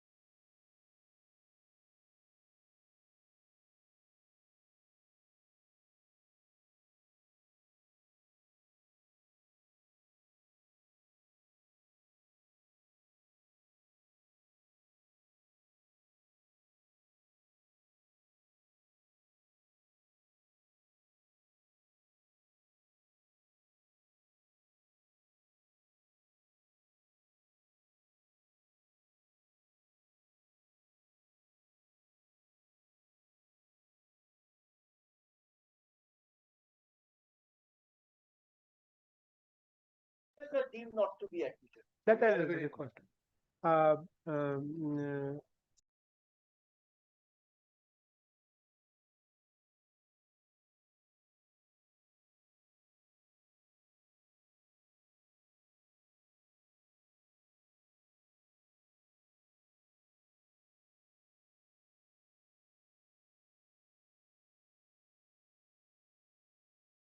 Will not be. My lords, if I may seek my lord kind indulgence and at the cost of being reprimanded, my No, lord. why? My lord, item number 16 under the heading urgent motion, my lord, we had mentioned the matter on Tuesday. There is a slight urgency, my lord. The order that we are challenging, pursuant to that order, a notice under 263 of the Income Tax Act has been issued to us, and the personal hearing date is fixed on Monday, 12th January. My lord, that is why there's slight urgency, because this hearing, if it takes place, it will have an impact on my proceeding and may render my writ infructuous. And my lord, we are heavily challenging that notice as without jurisdiction, my lord. My lord, if I understand my lord's board's 16, condition. yes. If you can bring your other side at 2 p.m. Right, my lord. Because 2 p.m. I have a fixed matter. Yes, my lords, There is yes. one matter which was passed over. Yes, my lords. Okay. Thereafter, if your other side is there, I can hear. My lords, then would 2:30 suit, my lords? I can just tell my counsels and the other side, 2:30 I can come with my counsels and the other side. Come back. Grateful, my lord. Grateful, my lord. My lord, 585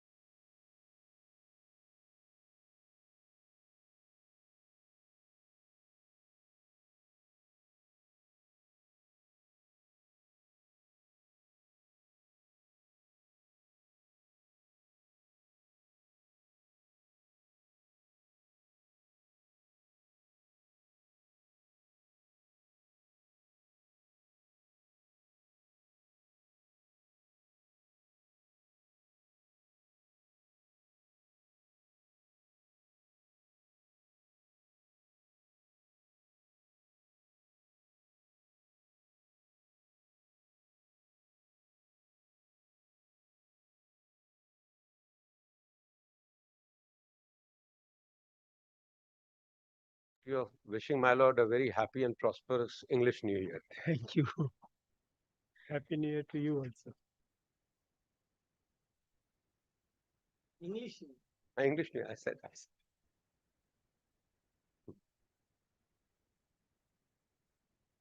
Because when my lord was on this side, my lord, I had the opportunity of greeting my lord, but now this time these are the only opportunities when I appear seldomly before my lord that I can at least so I'm fortunate enough that within 1 week of opening I'm there. That is because I fixed it.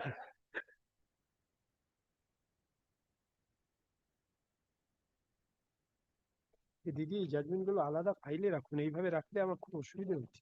সব একসঙ্গে করে দিচ্ছেন তো, petition গুলো পড়তে থাকি, বারবার বলে দিচ্ছি যে এটা আলাদা ফাইলে রাখবেন। প্রত্যেক ম্যাটারে বলতে হবে, একটা ম্যাটার করলে হচ্ছে না, যখনই হচ্ছে আলাদা করে দিই ম্যাটার, কতবার বলবো, অসুবিধা হয়েছে। দেখেন তো সব আপনি সুতো দিয়ে বেঁধে দেন। এখানে মেনশন সবাই কিন্তু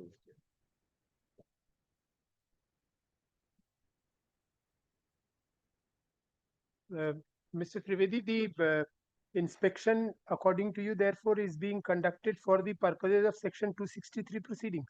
Lordship. We take it at that. Lordship. And what is the problem in not informing the reason as to why under section 263 the inspection is required? My lord, as at the very outset, my lord, what I cannot improve my case better than this, my lord.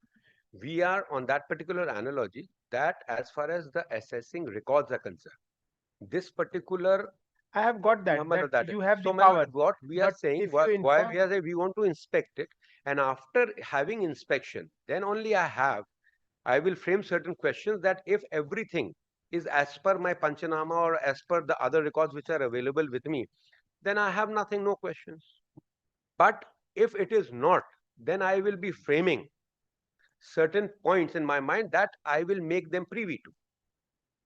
And then I will ask them for an answer. And if they are able to answer, that is what the process which we follow. So, my lord, under those circumstances, it is only, they have not challenged 263 notice. And if 263 notice per se has not been challenged, I am within my rights to take inspection of this, which forms part of the record. Now, after No, but, making inspection, but the inspection is not to be taken by the commissioner. That is not what the notice says. It will be done. It will be done. my lord, it will be done what my instructions are. My lord. It will be done. No, the notice said something else. The notice which is impugned. Put it direction, our commissioner will do it. No, I cannot direct it. It's No. your, Commissioner will do it. My lord, it's our exuberance, my lord. It's our exuberance, my lord. Will not take it.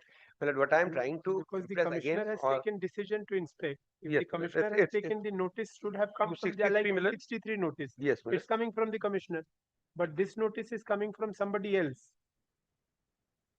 My lord, this notice is coming, my lord, maybe from somebody else, my lord.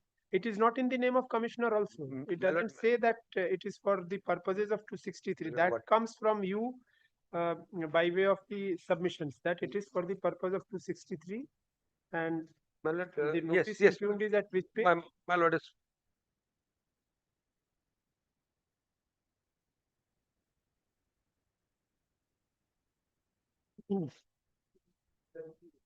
P70.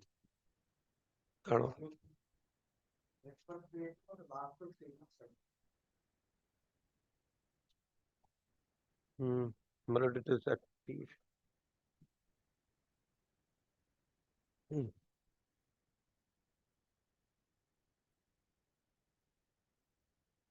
DCIT. 378, no?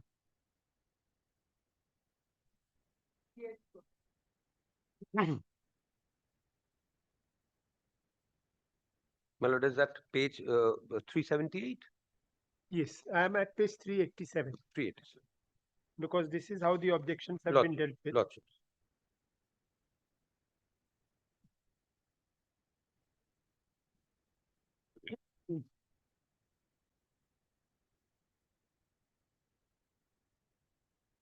Now, my lord, we have categorically stated, my lord, that this is required for the purpose of purpose of Income Tax Act 1960, if my lord kindly takes up 388, the second paragraph. The first paragraph, it has been stated that PCIT is competent to make a cause to be made any inquiry as it deemed necessary before order under section 263 so and so. And it is also been stated that the notice discloses the no statutory basis of no specific purposes. The statutory basis has already been mentioned in the preceding paragraph. As for the purpose of inspection of seized assets suffice it is to say that the department is in possession of certain information in which has to inspect the seized assets kept in the strong room. It is also stated that this exercise is relevant and useful for the purpose of the Income Tax Act. Now, Miller, amplifying on this particular process, we said that we have reasons to believe and we have an information that we need. Now, once we go through it, until unless I don't inspect it, maybe this information, whatever it is in with me, or whatever is germinating in my mind, after inspection, I may be satisfied on my own. Now, my lord will kindly not take me amiss. My lord certain questions have fallen from my lord today. I don't have this perception while I was out of this court or on the corridor. Now, when it has fallen from my lords, now I am trying to answer it to the best of my ability. I may also make submission and take leave of my lord to come another day after taking instruction. Coming on the same with the same analogy, if I go and inspect the strong room, the only reason why I am giving them on notice as of now, because that is in a strong room where allegation may come at a later instance, saying that some tampering or something has been done. No, this, according to rule, the authorities are bound to give notice to the person concerned. So it is not that the commissioner is doing something extra. No, we are not obliged to do it. Yes, he is we are obliged to do it. obliged. He is obliged to do it in terms of the rules. He is to serve notice. Notice says, the section says that it has to be done for the purposes of the act. Now, for the purpose of the act, as of now, does not have clarity in the sense that the specific purpose is only said by way of submission now, that it's for the purpose of 263. Or maybe my lord, over here also we have said, my lord, 263, my lord, this letter which my lord is having in my lord's hand at 387. If my lord kindly sees 388, the first two lines says that it is 263 of the Income Tax Act 90.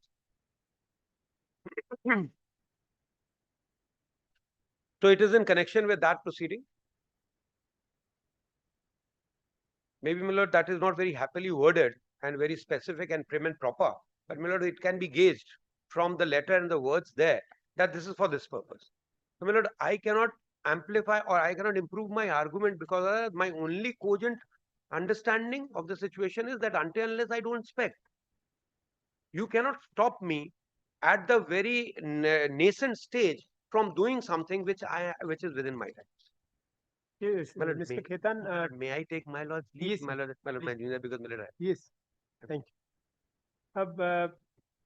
What will be the difficulty if you are present? You are given notice. You are present there. In your presence, inspection is done, and whatever is done has to be done or is done in your presence. So, how will you be prejudiced?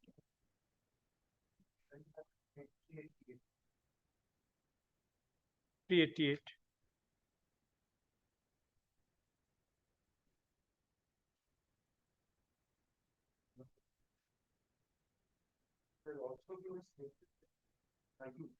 Yes. To the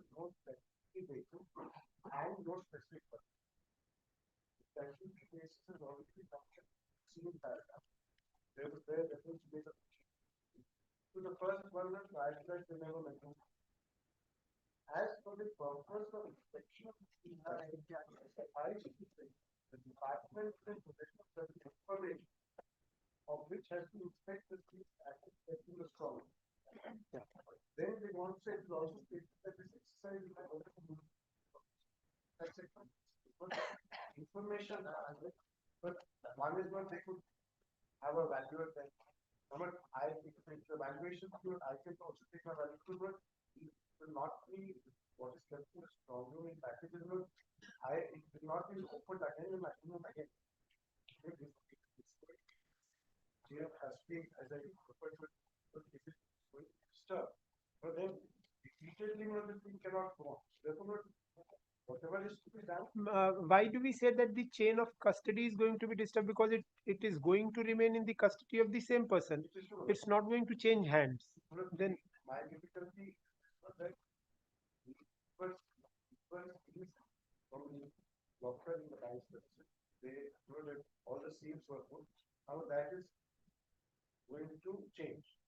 Now it is going to be now it is as provided under the rules, it has been brought in a particular manner, kept in a. Now that is going to be disturbed. But as I submitted, there are other claimants, there are other people, and that point was made in the course of the assessment. That point will not be addressed on the time and appeal. In fact, a substantial part of the gold, 19.5 kilos, state business load is a well, so what gold is stock and trade. So 19.5 kilos is now if it is for the purposes of the act, I cannot stand in the river, that is a given. But I am concerned with what is this information, because it is this, the commissioner issued the notice and section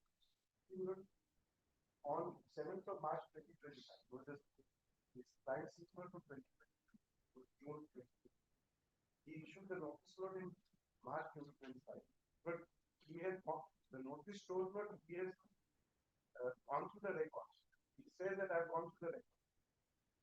Now that the record which the commissioner examines, but that must be a part record of the proceedings. Now if something has come, some information, then what exercise will be done there?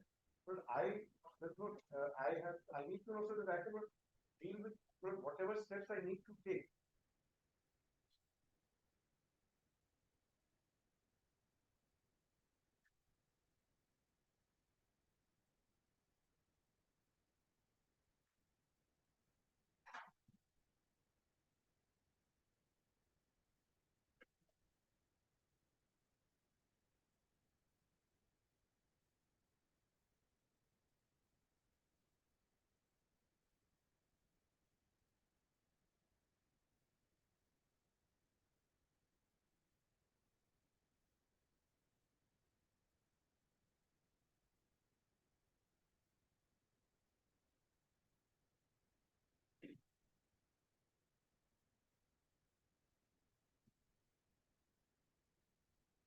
But this is the consider, if it has to be done for the purposes of the act, then I should have equal opportunity to because as far as the articles are concerned, the articles are they were examined by an expert. The department got its own paper. He has made a complete invention. Because I've shown it on the last occasion, the weight is mentioned, the gold is mentioned, but the weight values. Now, there is not a whisper so far that there is anything amiss in terms of because that is the record.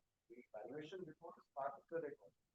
Because now the commissioner, I had a case, there's a problem with the valuation, I would straight away say, yes, let us have the inspection, I will take my value. You also have your value. So, but when it is done, my valuation is the maximum. So, they might have another valuation, but I get another. But this is the good opportunity that I must have. So, this was they are acting on some information which is very disturbing, or somebody says something. But, and they are saying it is for the purpose of the act, and that purpose is not so good. Because they are making a distinction between the power under which they are acting and the purpose for which they are acting. Power they trace it to. But when it comes to purpose, they say specifically, it is not a question of unhappy language, very clear cut.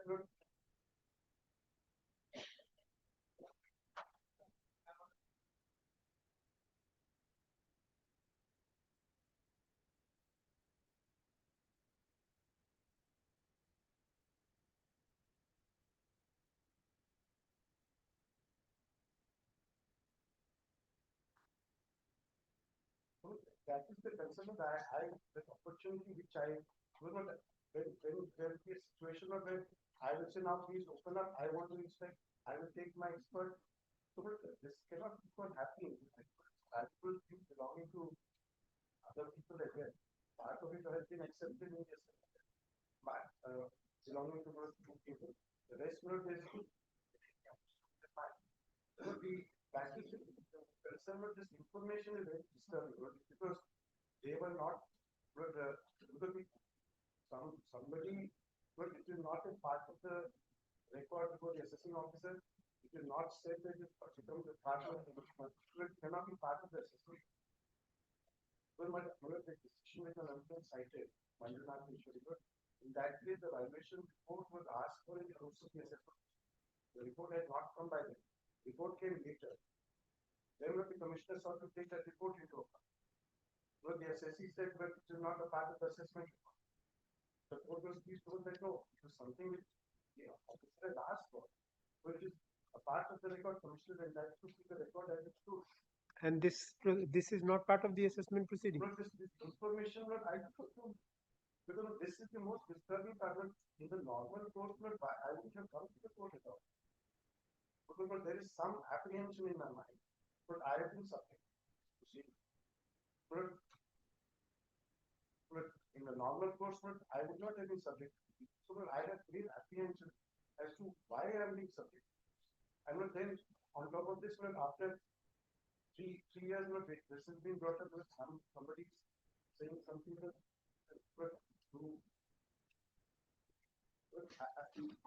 I know what case to make, I mean,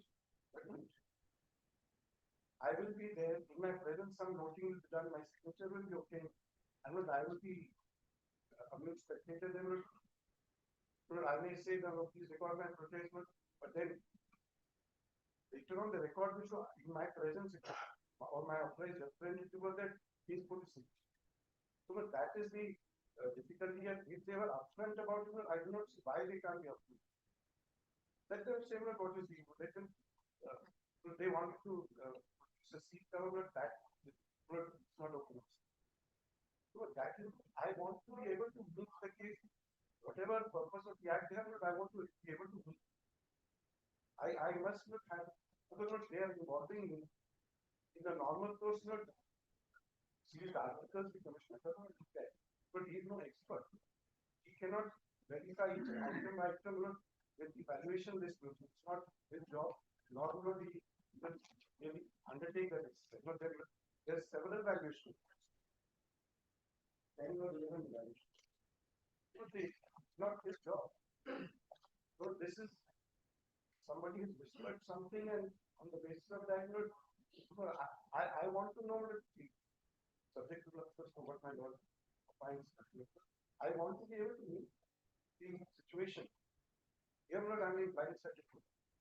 And therefore, I cannot recognize any purpose of the act. Because the element of surprise is only in course of a search. After that, the statute does not contemplate taking the assessment by surprise. Even in Amitabh Bachchan's case, which died upon, the court has observed that the records were available for inspection by the SSC at all times. Before the commissioner, so that is the open justice. That is, and I think my friend had said something about getting better information. Or I'm not sure whether he wants to say anything more. Information you are not willing to disclose. On what basis? We do not yet, we have not yet contemplated what are the no question of contemplation. At page 388, you say we have some information in possession. That information is irrelevant. No, it can't be irrelevant. You have said that as for We the have purpose said of it. We have said suffice to say that the department is in possession of certain information. Certain information of which it has to inspect from the records, not outside but then information. What problem in divulging that would have obviated the necessity of my deciding this writ petition. Milad, the question is, Milad, at this stage, when I pass the order under 263, I shall disclose it to him. But You are now going that to I take was, inspection now on the basis of an information. yes, That information you are unwilling to part with him, yes, and that forms the basis of your going to inspect. Why yes. should he not be made known about it? Why should he not be made aware about it? I mean, that is part of the assessment record. But in that case, would I like to see? Millard, if there is a question of valuation of the goods, Millard, then Millard definitely he will be given a chance No, to that he bring will his get, own value. if he is going to be given something later, then why not disclose it now that it may be this also?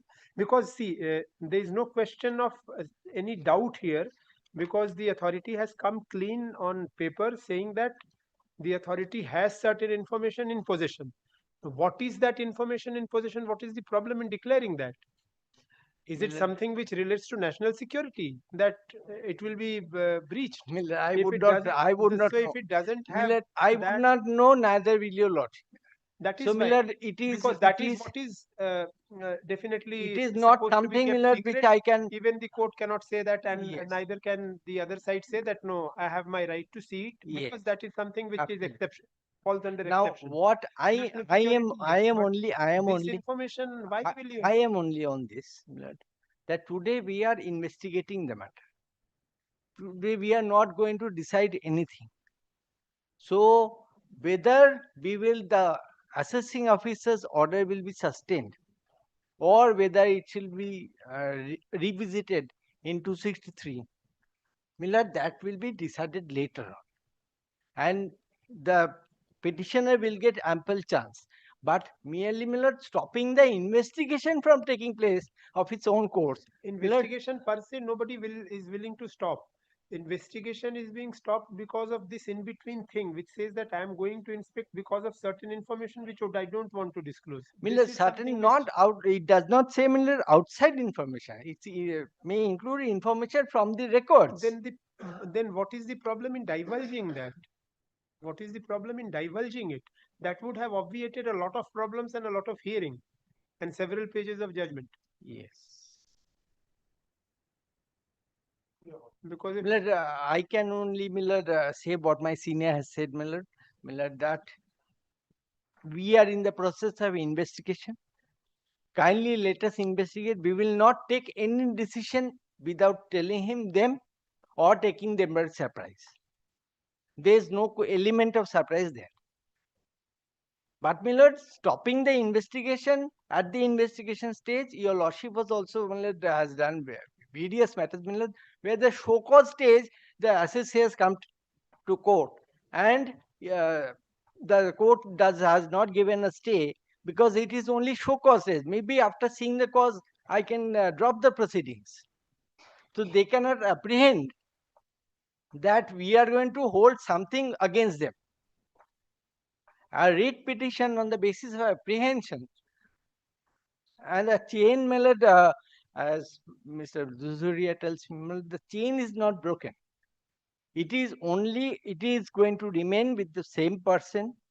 It is being opened in front of the assessee so that he doesn't make any allegation hence subsequently. Millard, and it shall be sealed in front of the assessee. Millard, I also under 263, I have the right to look into the whether the valuation is correct or not, whether all the items have been included in the valuation or not.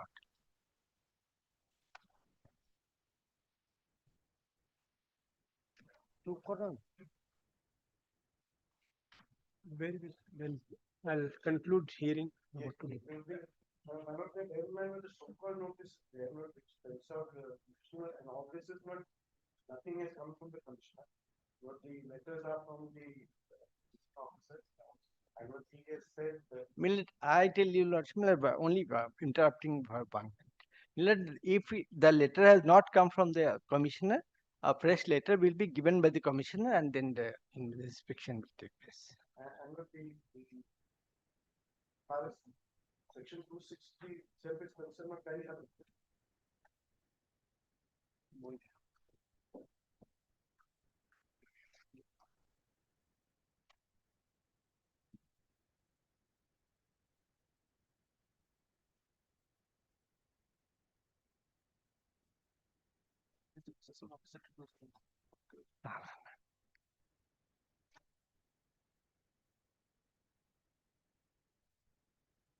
263.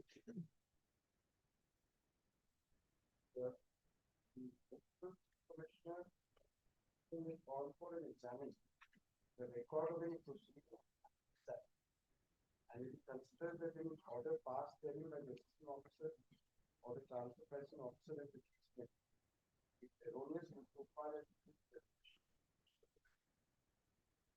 he may, after giving the assessing opportunity of and after making or calling to the such inquiry as past such order thereon the first stage is not calling for an examining the record. But that exercise not has been done by the commissioner as disclosed in the note. Then look, he is of the view that it's erroneous and it should be will give given an opportunity.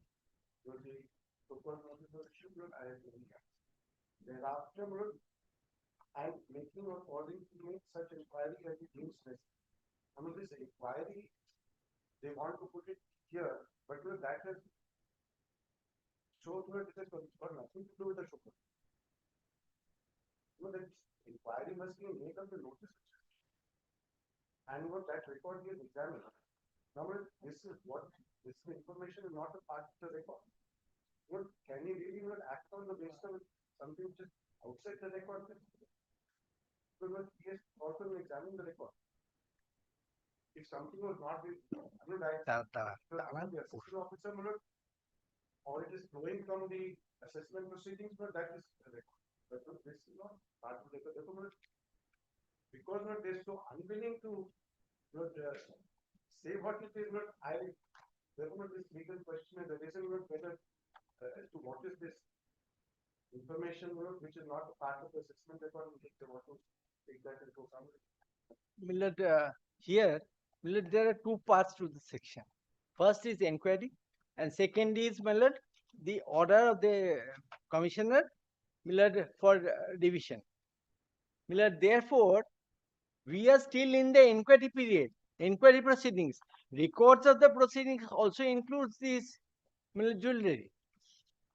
So therefore, we have not yet completed that. So whether the assessing officer was right or wrong, or there was a mistake, that only thing I will come after I finish my inquiry.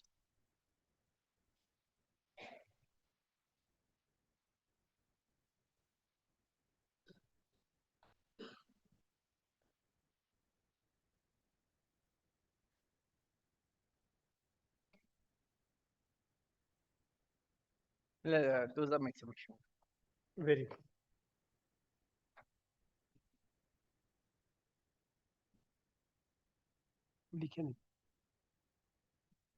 Heard Mr. Khetan, learned senior advocate, appearing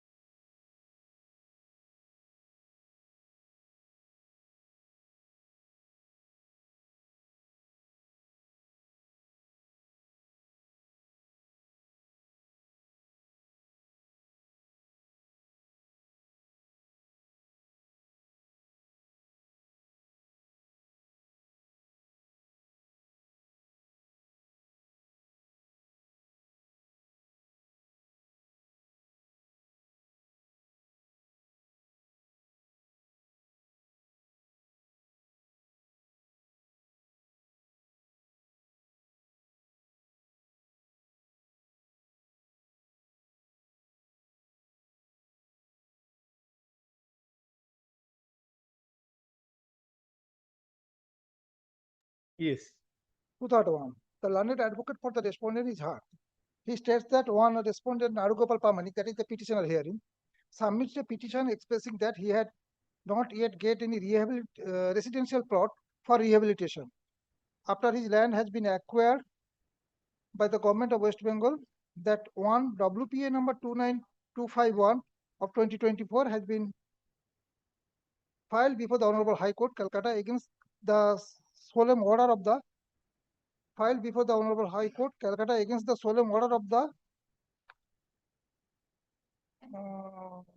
Honorable High Court, Calcutta, in WPA number 25422 of 2024. He prays for keeping the hearing of this case till disposal of the writ petition being such and such considered.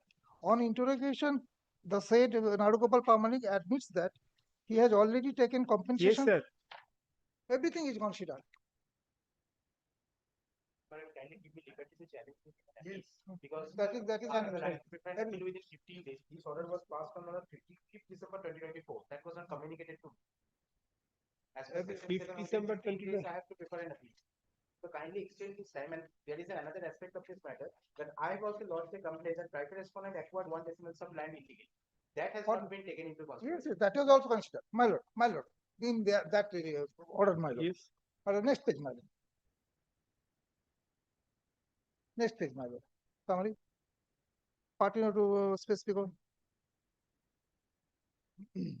Third line, my lord. The order of the Honorable received. Moreover, it appears that the CEO of the Wholesale Development Authority is the competent authority to grant land for rehabilitation. Consider the prayer of the respondents for keeping the hearing of this case is hereby turned down straightway, as the writ petition being such and Yes, such. it's there. Page 3, I've seen. Is He there. admits that he himself has encroached upon My public lord, land. everything is considered.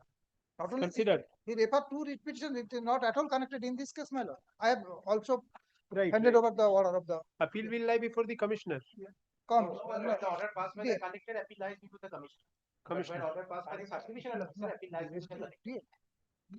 DM is the commissioner. Whoever is the appropriate authority, file. लिखे नहीं. This writ petition has been filed seeking issuance of a writ of mandamus commanding the respondent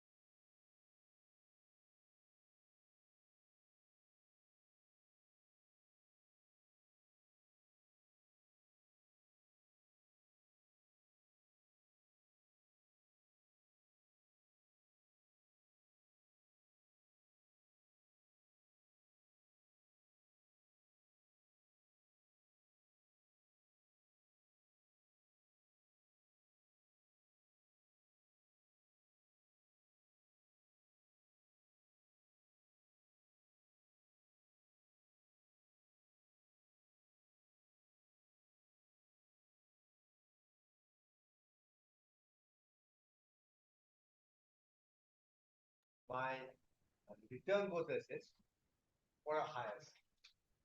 My income was something, but it was found to be more, but no taxes given because I've got carried forward. This was sometime in March 2025, 143 all. This is followed by a notice under section 270 capital for under-reporting of income. For under-reporting of income, not misreporting. 270 capital. Immediately thereafter, we do two things. We make an application for rectification under 154 and also apply under 270 AA for immunity. My rectification application is allowed, reassessed and found to be nil tax. That has happened sometime in May 2025. But thereafter, my 270 AA application was dismissed without any immunity, without giving any reasons. That didn't just affect me because just after 270 AA came earlier, 270 AA rejecting, but thereafter by 154, it is allowed, so I got no tax land. But we have, just by grace of God, my client did not want to take, apparently in December, we filed a writ petition challenging the 270 AA. Saying the unreasonable, you can't apply, I have applied within time, there is no tax payable, so there can't be rejection. Now, recently, why they were mentioned was rectification order. December, secondly, we have got a notice under section 263 for revision. Basically, disallowing my, reopening the assessment and reimposing for reopening the assessment. 263 for revision. 263 is revision. Revision. And paragraph 4 is that the reason for this is by 270 AA was rejected.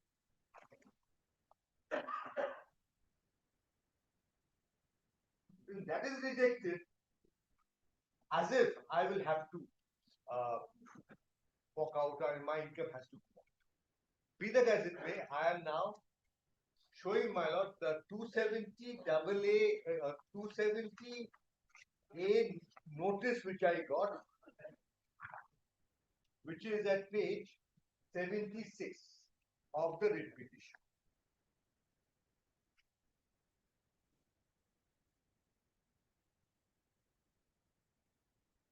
Page 7.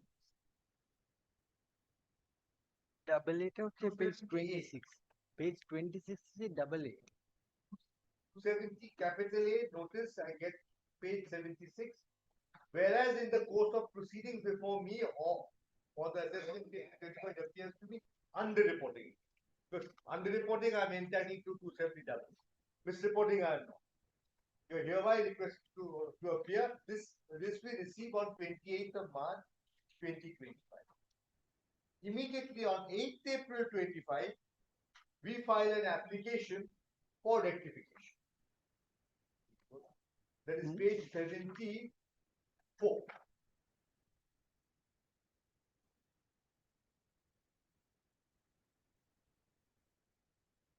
Under section 150.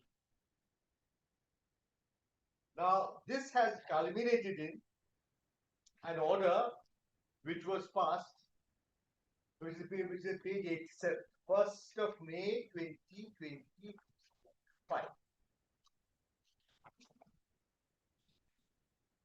If you kindly come to page 88, bottom, page 88, where is the computation of total income.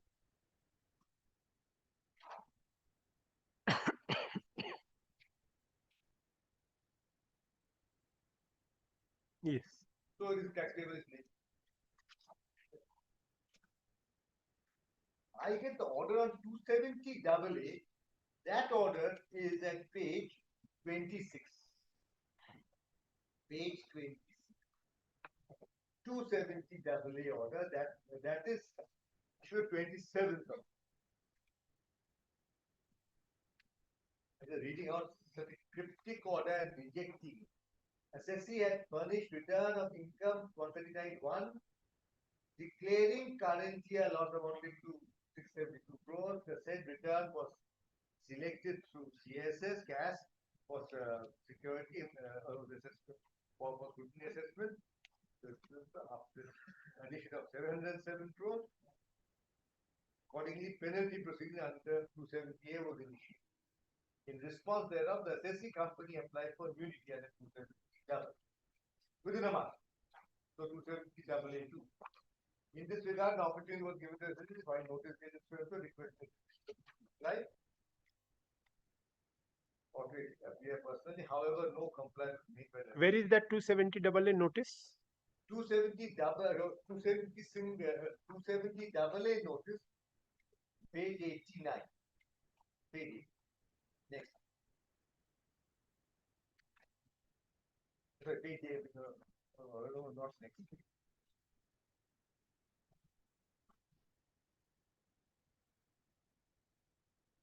Page 8.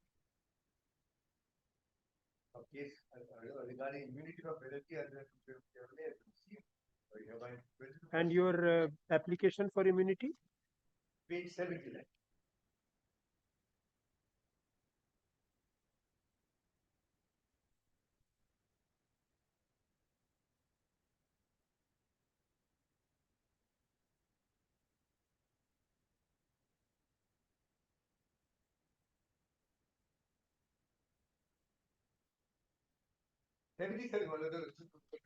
This comes 77. 77. 77 is the application. 77.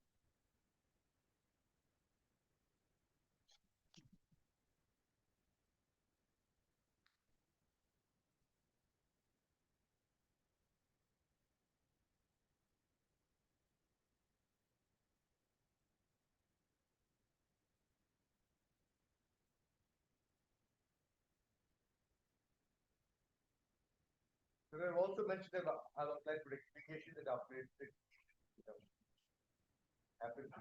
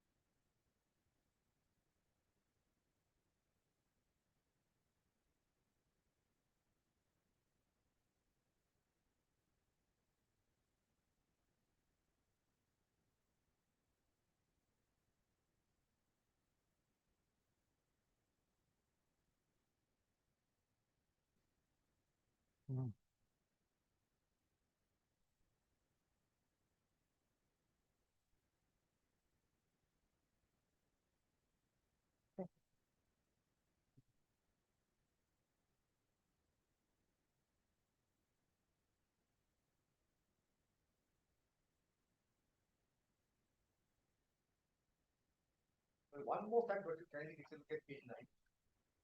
27th May is the 270AA order. On 22nd May,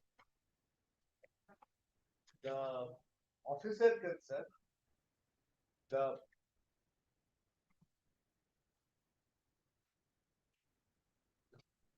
phone number have been transferred. Serial number 2 at page 9. For number 1.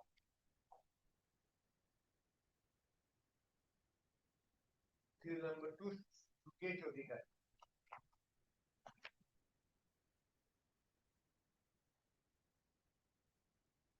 The person who passed the rectification order.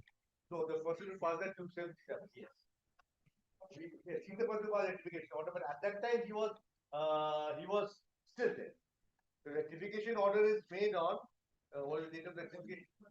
On 1st May. 1st May he had jurisdiction. Page 88. But when he passed the 270AA, rejected by 270AA, it had already been transferred 5 days before that. Well, Yes, Mr. Dutt. Once That- the rectification was allowed, Yes. then it falls within one of the conditions for immunity. Milord, It doesn't appear that this rectification thing has been taken note of because you failed to appear before the officer.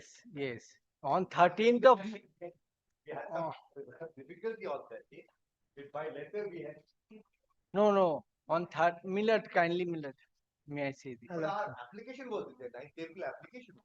No, they called you for a hearing on 8th of May 2025 and then 13th. We had, Page 26 shows no, there was one hearing of procedure 13th. 8th May was a notice of. notice dated, yes. We were not there. 13th you were not there. But then my application was application on record and Lordship has seen the condition for this is I have to apply within 1 month and pay the tax. Tax nothing is payable because for identification no tax is paid. 270 and now what condition is not fulfilled? As a state that was that judgment which says this is a valuable right and assess he has rectification. Must give specific reason. And when admittedly it's a case of under-report case, that was no tax is payable at all.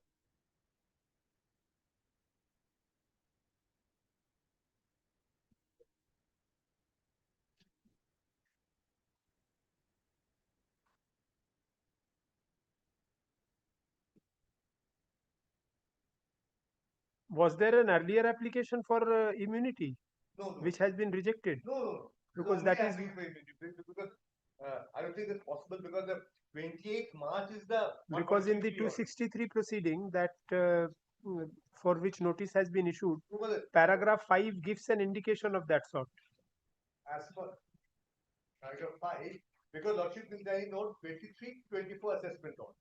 The assessment order is 28th of March.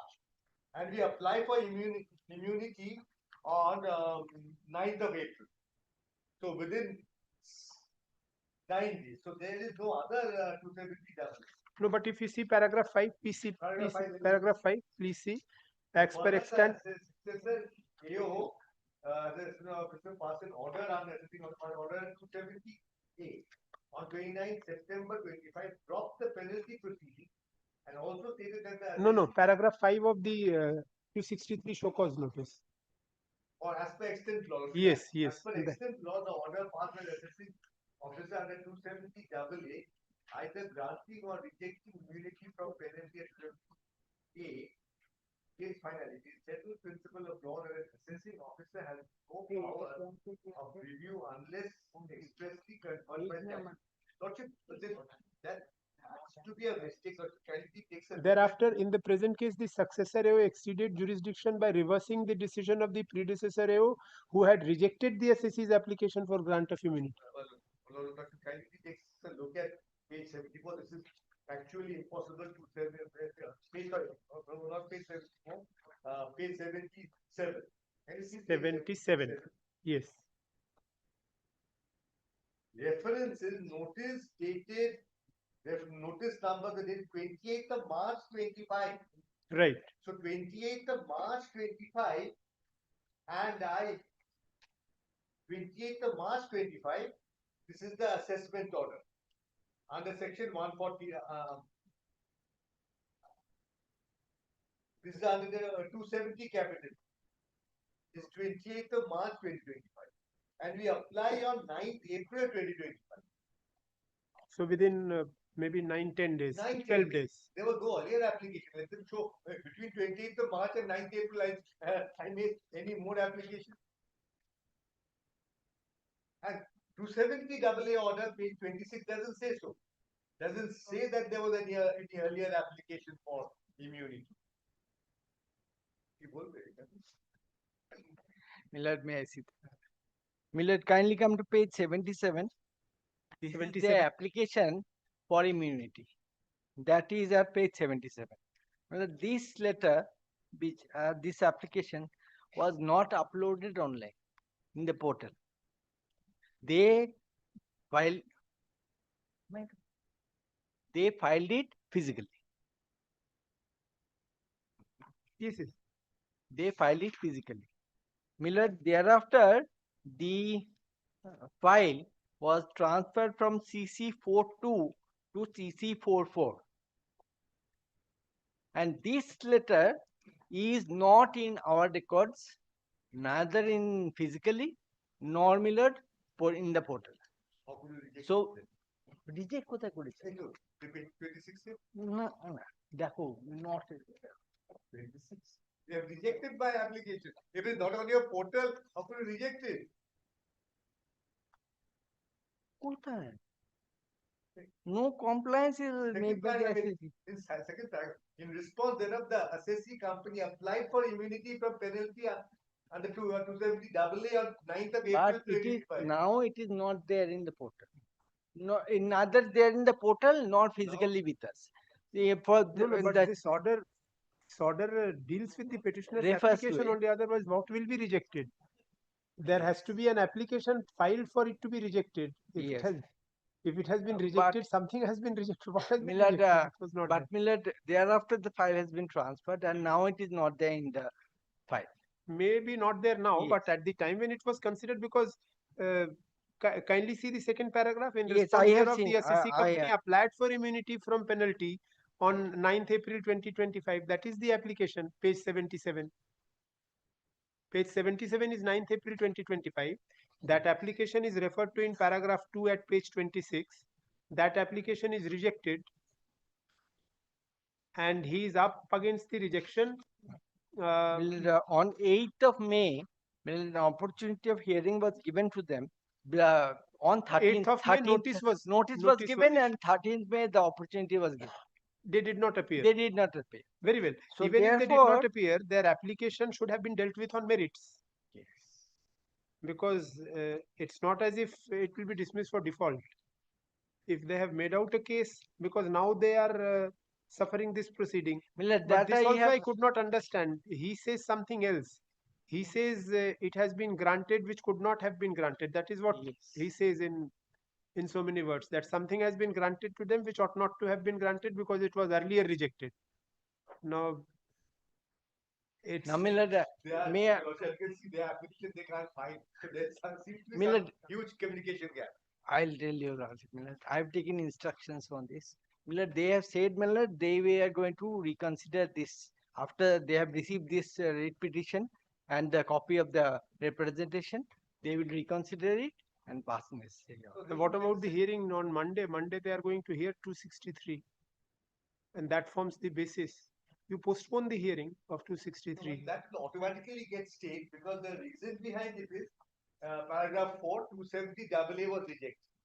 So now if the 270 AA order is set aside and they rehear, so this notice automatically has to go. Because this 270 AA order of 9th April, this with the ability to reconsider with the page 26. So that order code 270 AA. Where is your explanation, Mr. Mitra, for not being able to attend the hearing on 13th of May?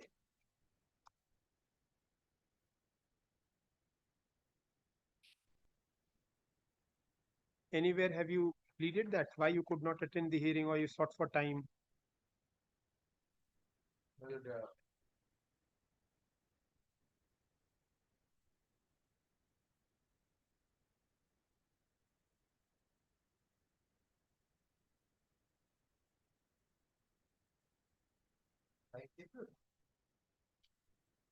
Made a representation, Lordship, there is at page 7 of my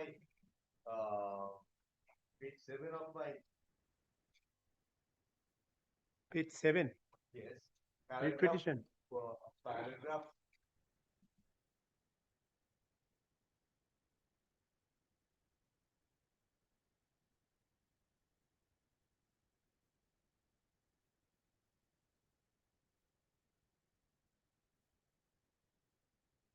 that we made a representation 90. It's a 9th April is the petition. Sorry, That is the petition. But they can't reject on the ground that I have not met the condition.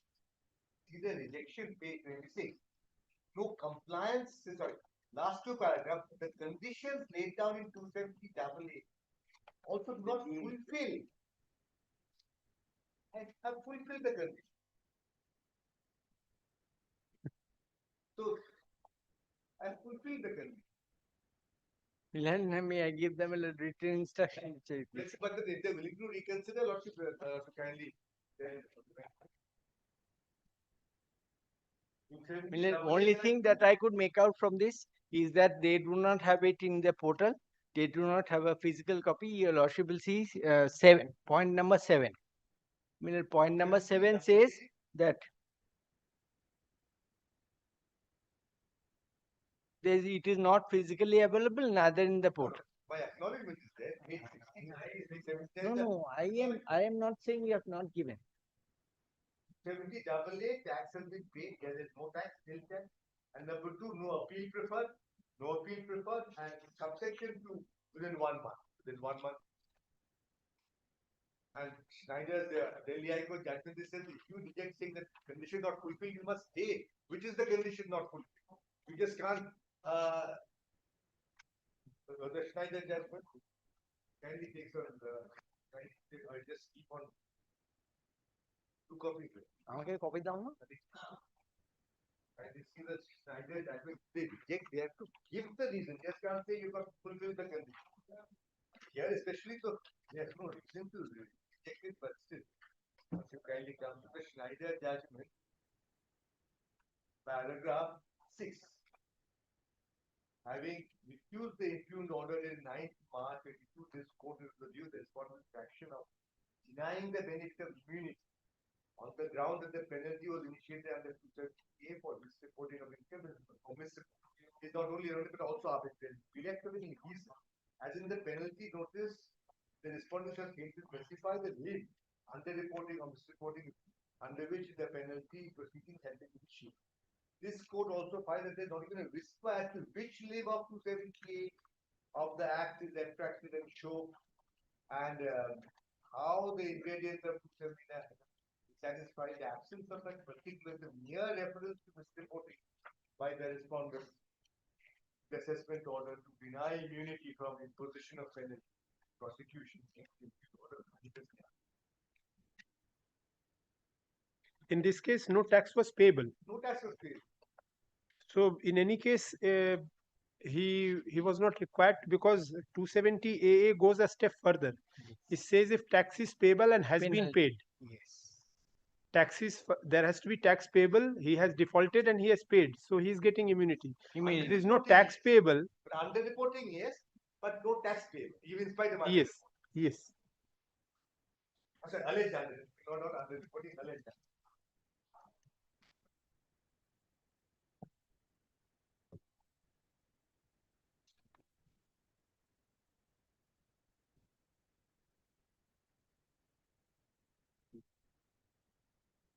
Very well. I'll take up original sites. I'll pass orders tomorrow. लिखे नहीं.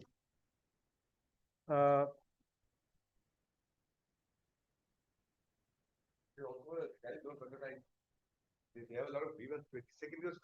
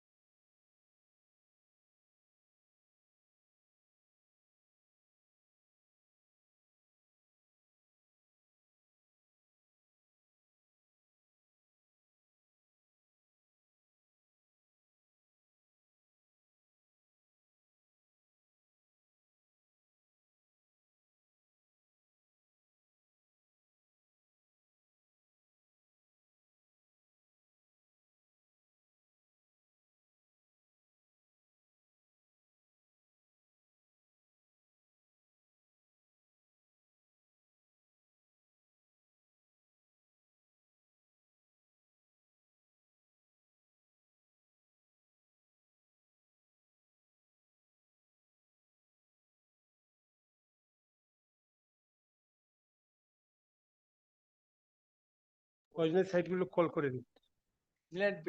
It be in the top of the list. It will be at the top. Yes. Continuing matter, I'll just finish it Right. off. I could have done it today, but then original site was supposed to Yes. begin at 2. It's already 3:09. We had a matter in court number 8.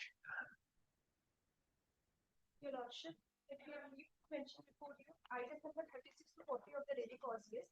Your Lordship, lastly, my senior Mr. Vinay Sharaf was directed to mention this matter in the presence of the learned counsel of Built the it matters opponent. we are. Yes.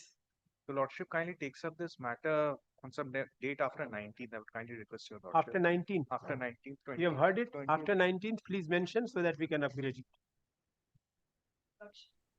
My lord, kindly fix a date, my lord, after 19th, any date as per your lordship convenience. No, let the you are ready for a date after 19th? After 19th, I am ready, your Lordship. 20th or You will argue or Mr. Chakraborty? Mr. Chakraborty, I have been instructed by Mr. Chakraborty only that after 19th, any date, if your Lordship kindly fix.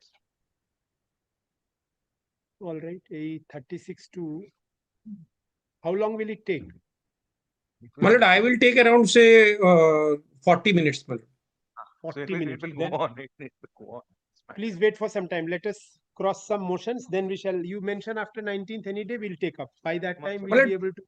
But form an that opinion. much time, my lord, I have given the maximum time because it is already covered by a circular of the GST Mr. department. Shraff, since we are not going to take it up today, after 19th, please mention. I'll take it up.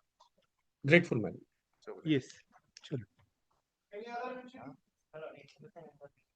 Please give. Please give. District matter, board application item number 1.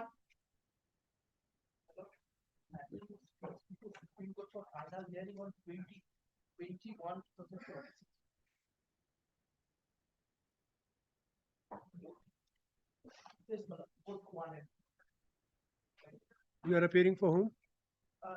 Lordship for 1 and 2 means what? Petitioner or respondent? petition.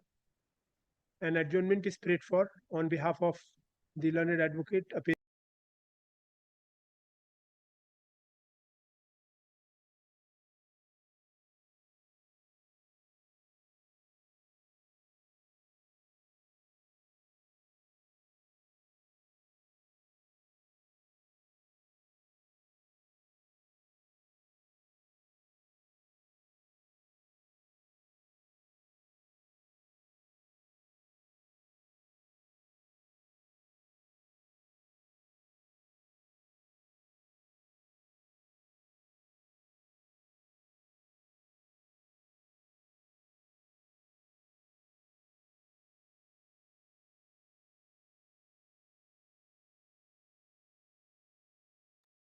Item number 3.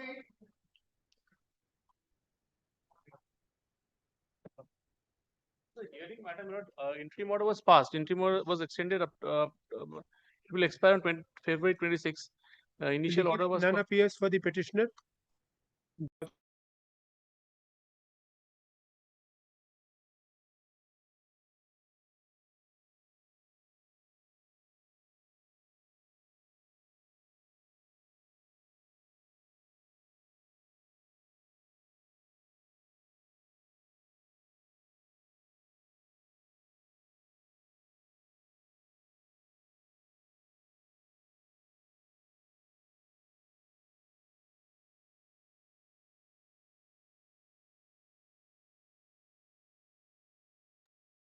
My lord.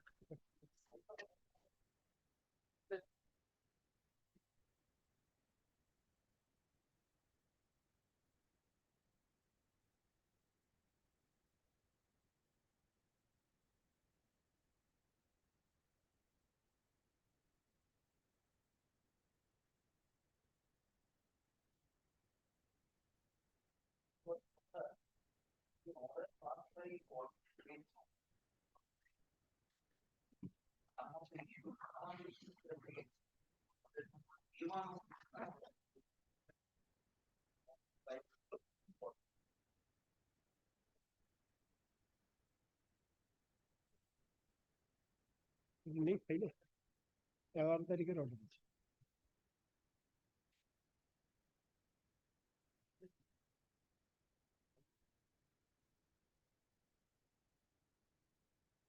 ठीक है कागज page उधर लिखे दो।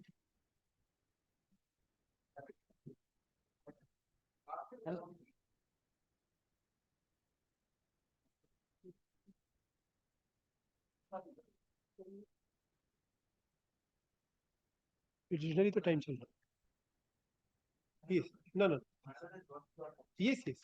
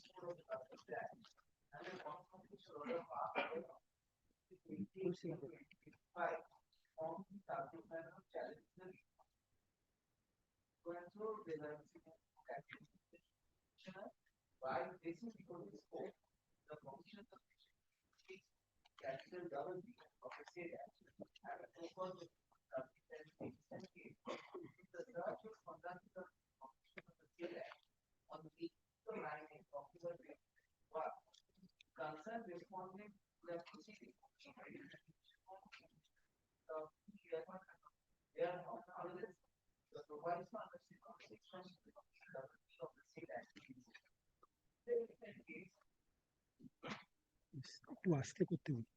Yes.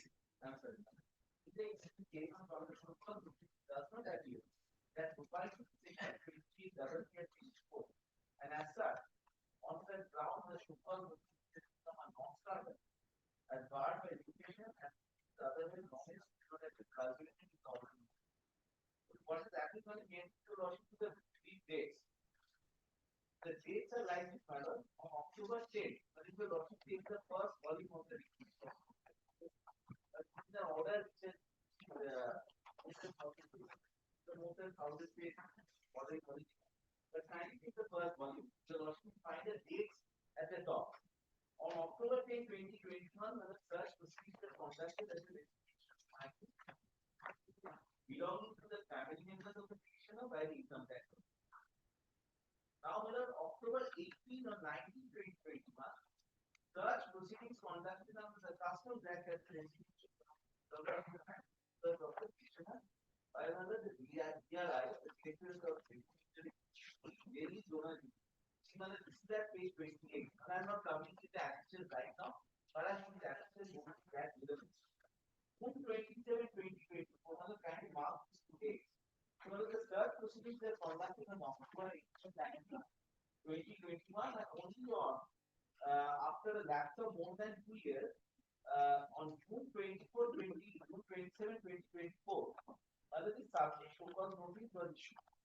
Under section 28(4), section 124 of the Income Tax Act, against the petitioner demanding differential of 8 months and 9 days from the date mandated by the provisions of section 28(w) of the Customs Act pertaining to the so-called notice issued under section 28(1) and 28(4) thereof. The interim reply was filed. I mean, I will travel a lot to only see another second interim reply, which will also be filed in the list. The last is what the list of dates? Yes. Filed in May 2025 in the list of dates. In the second interim reply, we specifically took the point that the proceedings are barred by limitation, having regard to the express provision contained in section 28(w) of the Customs Act. On May 16, 2025, the further reply was filed, and finally on May 28, 2025, the include order in original was passed by the respondent. Now, two dates are very important. Three dates are there. One is the search and seizure proceeding, which was conducted on October 18, 1921, and the issuance of so-called notice that is June 27, 2024. Then, the next whether I took this point for the authority or not, that could be evident upon perusal of my second interim reply, which will also be find at 27.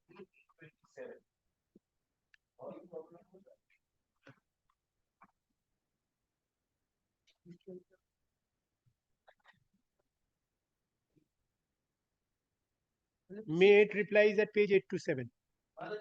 Second interim. That is at May 8.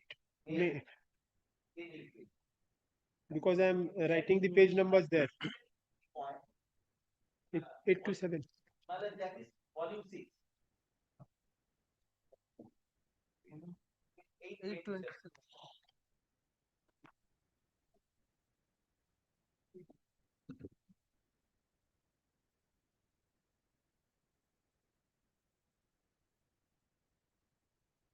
That if your lordship to Yes. page 827. Yes. Kindly my lord take paragraph B. We have page 828. B. Yes. The above state was noticed under section 24 of the Custom Act, where the demand of the differential is proposed from the assessee. It is further pertinent to mention that section 28 of the Income Tax Act, Customs Act. mandates conclusion of investigation year of initiating the investigation culminate into issuance of so-called notice under section 28(1) and 28(4) of the Customs Act 1960. For the sake of ready reference, the notice gives permission to reproduce section 28(3) of that. Remember, I quote section 28(3), and may I just read from here? Otherwise, I can just. No, I have read it. Yes. Not you have read it. Yes, yes. So, it provides so section 28 provides for extension of time. Subject to the direction given by the Principal Commissioner of Customs or the Commissioner of Customs as the case may be. Now, kindly take paragraph C. The investigation in the above state so-called notice started on 18/10/2021 should have been completed by 18/10/2023, and the same should have culminated into the issuance of so-called notice on 18/10/2023 or any time before that. It is a matter of fact that the present so-called notice on 27 June 2024 delayed by 8 months 9 days in the issuance of so-called notice. That the first provision to section 28(3) of the Customs Act 1962 categorically states that this period of for extension of investigation can be extended by any reason by 1 year. However, no such extension was granted to the investigation because the so-called notice is completely silent on this point and it is relied upon documents. No such document has been relied upon. The so-called notice dated 27 to 2024 is completely silent on the point whether the investigating agency sought an extension of issuance of so-called notice based on any reason now. It is further made clear that the investigating agency in the given circumstances had absolutely no mandate of the registration to get the extension of investigation. That the adjudicating authority, your itself, can adjudicate the so-called notice which is valid for the purpose of limitation in the issuance of the same. The question of limitation as mentioned above goes to the root of the matter. The so-called notice is honest and void ab initio. As mentioned above, the complete waste of judicial time and the order passed is on the void so-called notice to be against the principle of natural justice and would be honest in the eyes of law. Notice here is restricted subject to the question of limitation and limitation under section 28(3) of the Act may kindly be decided as preliminary issue before the proceedings on merits of the so-called notice. One of the prayer was made. This is the order in original. Then I think 1000 pages. Subject to correction. My learned opinion, they have studied each and every sentence of yours. Really goes to there. But I have not done. And nowhere it could be found that this particular issue has been decided by the adjudicating authority. A. B point is that this is regarding limitation as a matter of reason. Second issue is that several witnesses were examined. Statements of several witnesses were noted and relied upon in the order in the original of the application. specifically the petitioner made a request which is noted in the order original for cross-examination of those witnesses. No such cross-examination was offered, or the opportunity to cross-examine was offered to the petitioner. So the point A is a jurisdictional issue. Point B, whether it's a matter of violation of principles of matter. Point C, whether at least three hearing dates are to be given. In terms of a whether it is by CBI, Central Board of State Taxation. Fact is that whether the entire application procedure concluded by the 2 hearings. Actually, whether when we sought for cross-examination of the witness, since it was not afforded to the petitioner was not in a position to confront the material adduced against the evidence adduced. The preliminary issue in this petition, well, I know whether I am not charging a lot of fact of it. I am only on the point of view and violation of principles of matter. For that, mother behind one more section 28 of it.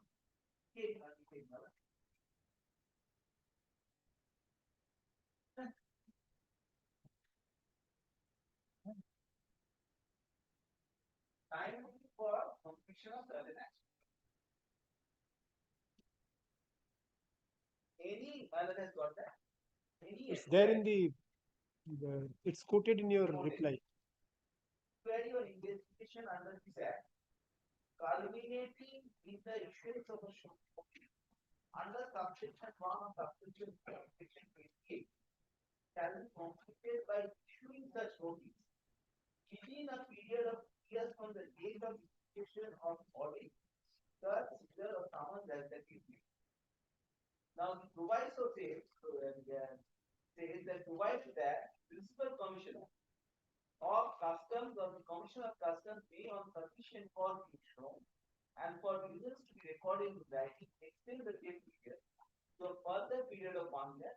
Then matter what is the period to be expressed meaning digital period spent in digital forums to be expressed, that is there in every step. Indisputably, the show cause notice was issued practically after 2 years, 8 months and 9 days from the date of initiation of the certificate. If proceeding the investigation or inquiry had to culminate into the issuance of show cause during still nothing done. But the respondent take the order to the past. Respondent subject to correction by Mr. K, obviously I understand correctly. Till date has not produced any what should I say authorization or document or any kind of tax sanction given by the principal commissioner of customs Extending the time. My critical logic is that the entire proceeding part by and it's not that when I'm giving the issue for the first time in the week. It was great and it was submitted for the application authority when it first decided as a document. There are authorities, I will place the authority. Mr. De, before proceeding further, is there any extension or not? There is none. My lord, I will reply in a different way, Lordship. This is covered under section 28, the show cause notice. Therefore, the show cause was issued under section 28, read with section 124. Therefore, the question of extension of time will not arise. Very well. I just wanted to factually verify whether we can cut short. Yes. If it's not there, we'll go the long route. Yes. Well, time takes that.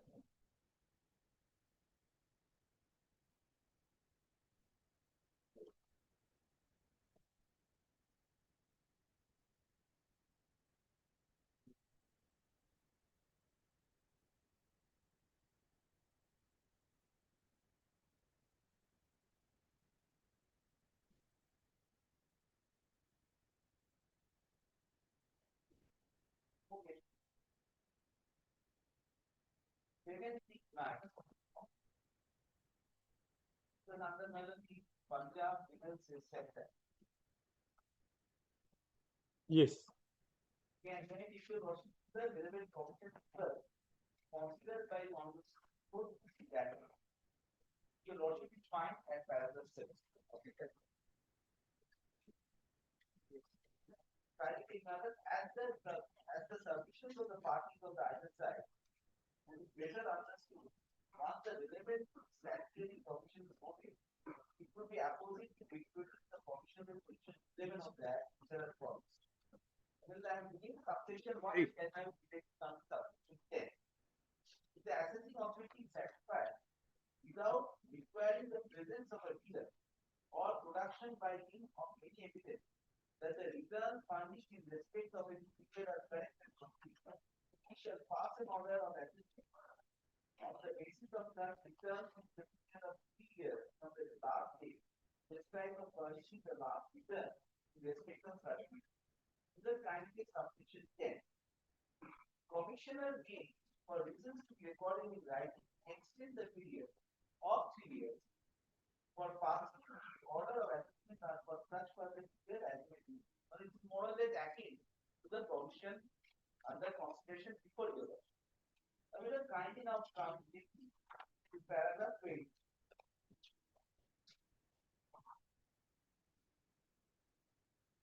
That whether it is 751 of the report. Yes. We may say at the outset that both the provision of Punjab Act are couched in a different and from which Karnataka Act of Punjab. The essence of this provision is the same. As noticed above, in supervisory scheme of Punjab Act is Calcutta, the assessment order is to be normally passed within a period of 2 years. At the same time, power is given to the commissioner under section 11 subsection 10 of the Act to extend the same period of 3 years. Once and such an extension, the order is passed even beyond the period of 3 years. Order is passed within the period significantly no upper limit.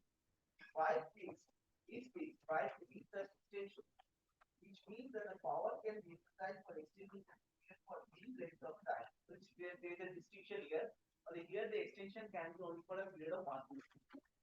Subject, however, to the condition that the commission is record the reason to justify such an extension.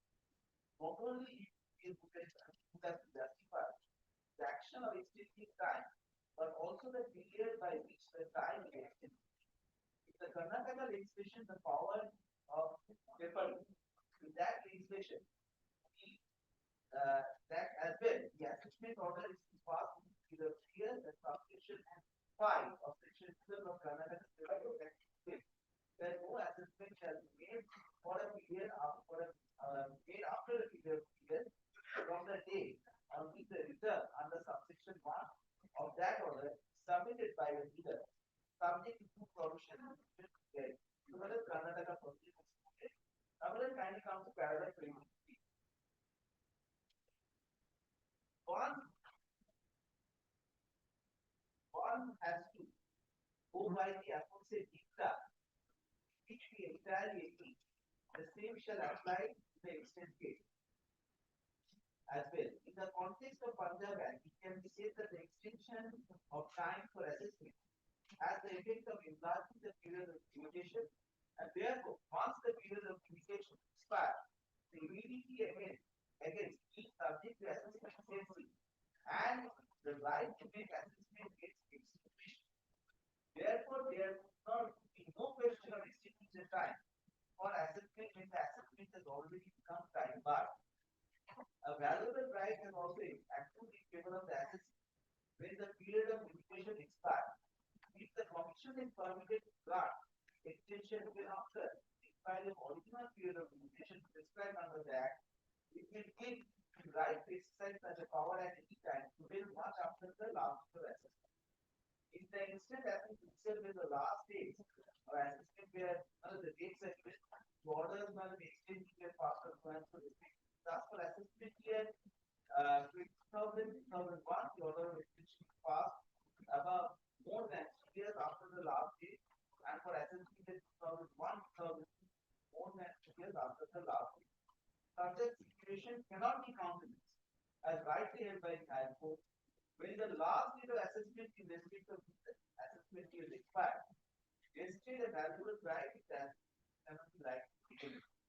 As a consequence of section 11 of section 10 has to be interpreted in the manner which is equitable to both parties. Therefore, the only way to interpret the same is that by holding that power placed in the time to exercise before the normal period of assessment expires. On the opposite interpretation, other arguments of the court involved. So, whatever extension has to be done or given, it has to be given within the normal period of limitation. So that's the law. It's almost equal laid down. Coming back to the next issue. We have taken on presentation across examination. So, kindly for last.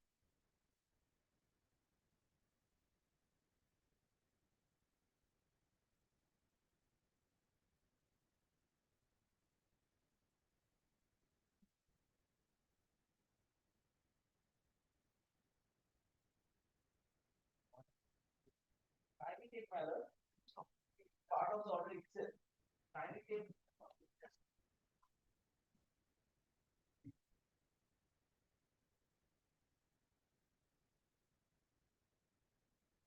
Volume 6. Volume 6, I think has answered. Yes. Kindly take 2 pages. First, payment schema.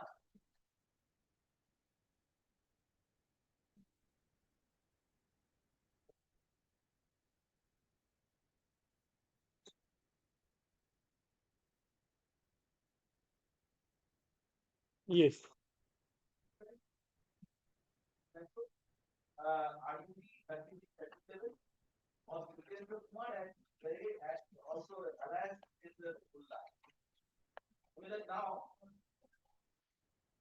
I did not cover the notion of paragraph, but I will see the notion one which is confirmation of the paragraph 8 under the head. Finally, take my lord to take the word as for the as for the statement tendered by Sri Jitendra Kumar that the present notices advise to avoid acquisition report. They are right. OPC interest learned at profit. Jitendra Kumar allow the present notice to cross examine him to ascertain the circumstances under the yes, on the Jitendra Kumar statement has been relied on at page 953 of the order. This is part of the order which is referred my request for Cross-examination. Now kindly page 790, same for this.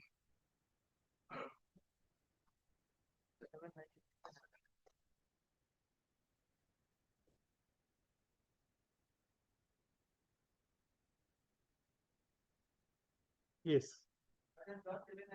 Yes. The most that following person to come for cross-examination by case of the resident stated above. OCC declares that the following person statement that is relied upon against the notice someone for cross-examination by a notice. One is reported name is Devanshi Expo. Name of the cited is Deepak Kumar. The statement of Deepak Kumar has been relied on at page 940. The next one is the importer name is Monica International.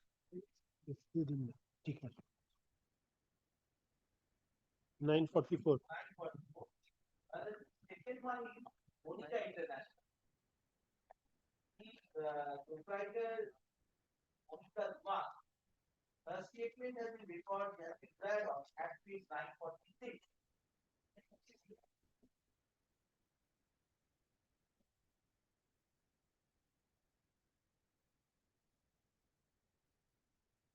Can I just read those 946. First 944, the Russian fine states first 944 statement of Deepak Kumar by the daughter. Yes. statement of Madhukar Kumar. Then, my lord, the lordship compares the page 792 the chart. Vijay overseas, Vijay fish. My lord, the fish statement was relied on at page 948.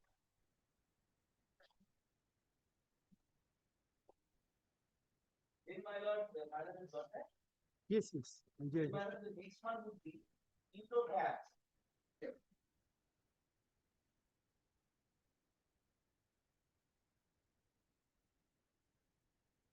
Page 933.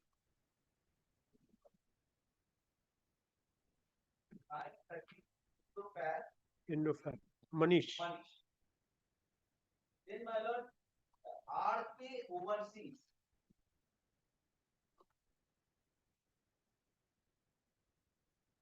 Page 937.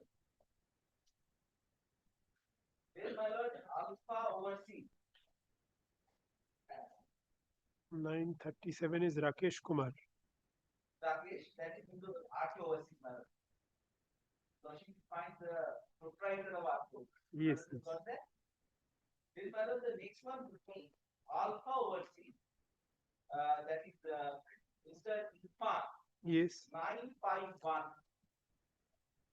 951. Yes. I'm keeping my lord this international. So I find that the statement has not been specifically relied on. But my lord, next, can you take the last one in the list? Mr. K Global. Mr. Parvis. Mr. Parvis. 953.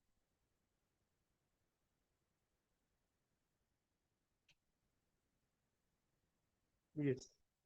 And my lord, now can you take serial number F under the same head at page 190. Ravichandra Mishra. Ravichandra Mishra is 900.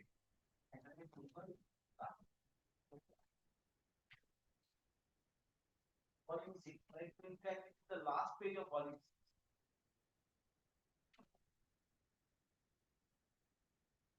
Continuing volume 7. Yes.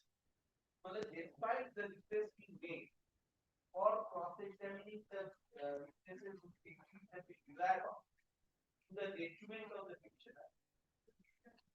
The detriment of the petitioner. Cross-examination was declined. So this is the second. The third aspect, my lord,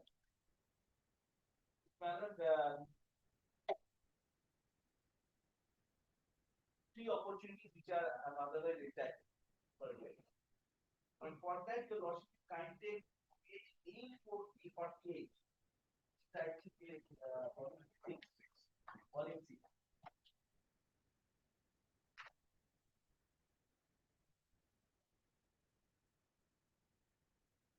Opportunity of hearing was not given or not adequately given. Actually, can be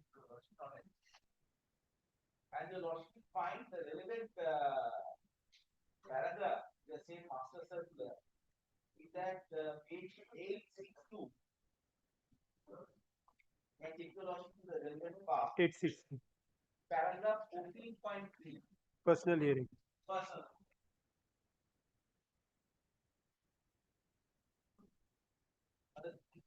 Take that after having been a fair opportunity the notice for decline that the shopper noting that it operating will proceed to fix the date and time for personal hearing that case. If the application to appear for a personal hearing by himself or through an authorized representative. At least three opportunities, at least three opportunities of personal hearing should be given in sufficient interval of time so that the OPC may avail the opportunity to have. Separate communication should be made to the OPC for each opportunity of personal hearing. In fact, separate letter for each hearing of extension should be issued at sufficient research. Adjudicating authority may, sufficient cause shown at any stage of proceeding, adjourn the hearing and substance to record. In writing, however, no such adjournment shall be passed more than 3 times to a notice. So this has not been done. You have not been granted any opportunity, or one or two you have been We have been granted count 8. Kindly count 8 of it.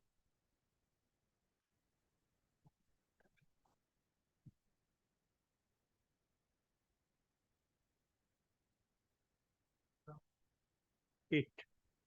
Without round 8. So also as part of that, Two opportunities have been given. so which one was it? Ineffective means Ineffective short notice.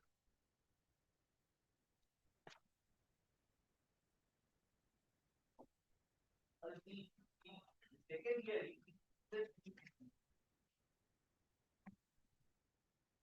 another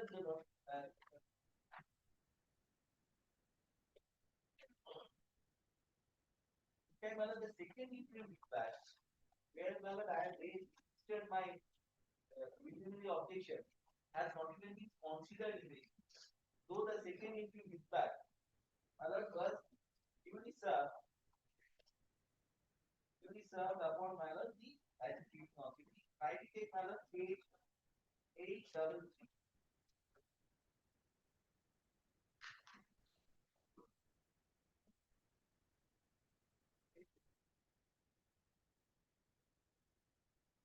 And there is an email also. Mark the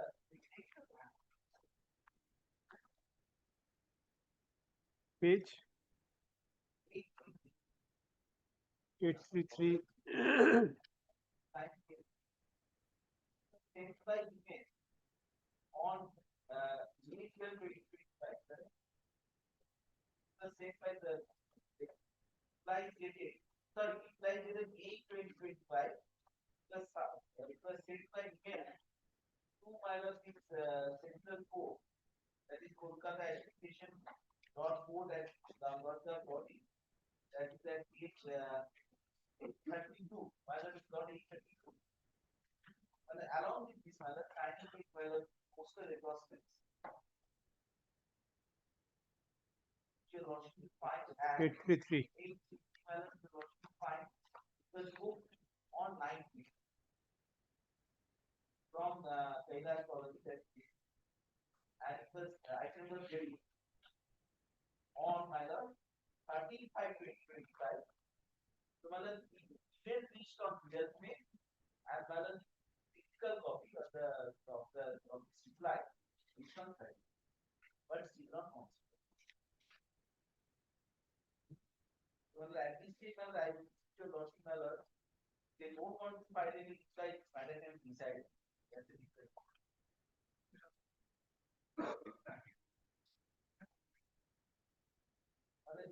Page 7 is another issue. Page? That is page 791. That is very long supply of them. 791. Yeah.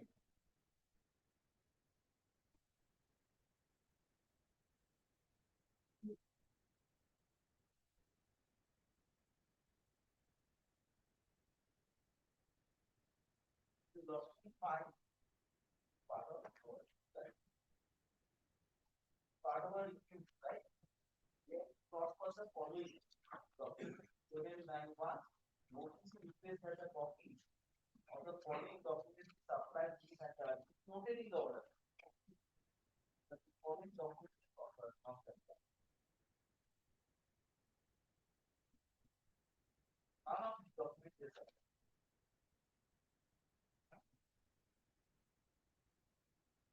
part of the same reply. First reply, then the second reply was restricted to the job. Here is another conveniently over.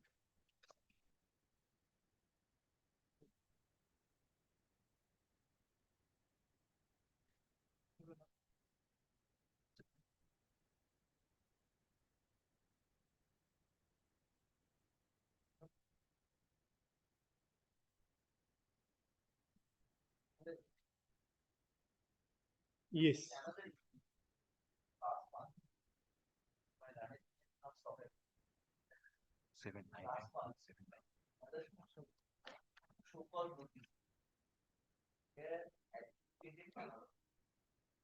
Adjudicated.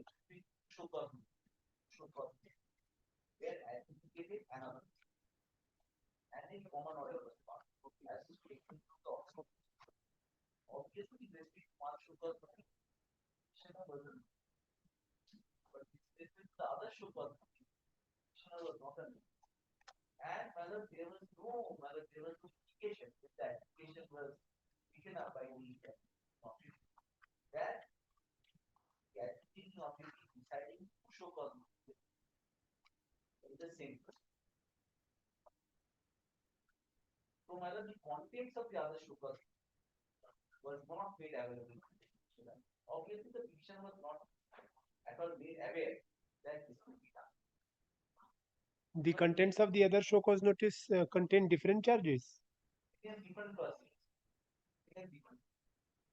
No, if the charge is the same, your answer to that will be the same. Because if it doesn't have different grounds.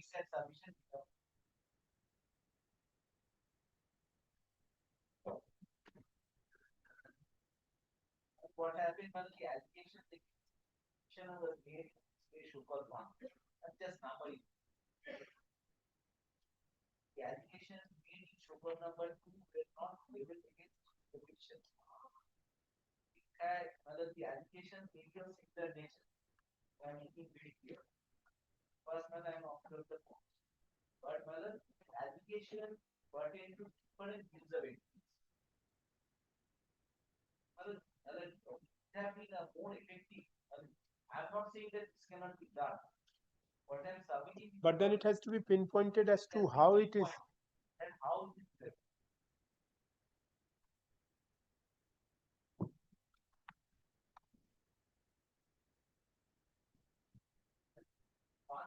The second show was in means of several customers of competition. Very important. But obviously second show was not I was not. Well, may I just summarize my points. A, my lord, the part when position has to the position. Which takes 4, subsection 1, subsection 4 of section. Once Mr. K will make submissions, I will give my reply on that. So now taking make these submissions. Okay. Then the second issue, we come to the umbrella of natural. There are several subjects. The umbrella of natural justice, find the first subject. Cross-examination. Second subject, effective opportunity of hearing, because only 2 hearings and 1 was responded. Reply not considered. Reply not considered, and lastly, Non-supply of documents. And the other one is second show cause notice. Yes, Mr. Dey. If your lordship allows us a very short time to file a affidavit in opposition, then I How soon can you come? Within 10 days to 14 days. Yes, yes. But in the meantime, nothing else. Well, the matter is pending for a long period of time. It was heard by the previous honorable bench also. And my lord, therefore, at that time also they prayed for interim order. Matter was heard at length, but there was no interim order granted Very well, at I'm that neither refusing nor granting if hearing তুই সমস্ত report I opened my submissions on day 1. The day was supposed to be submission, that is the subpoints obviously that's possible. On day 2, when the matter was supposed to matter was actual. At that stage, the order does not show record that I made a prayer for interim. No, I'll clarify it that if in the meantime necessity arises, you will pray for interim order. Very good. So that now I don't have to buy this.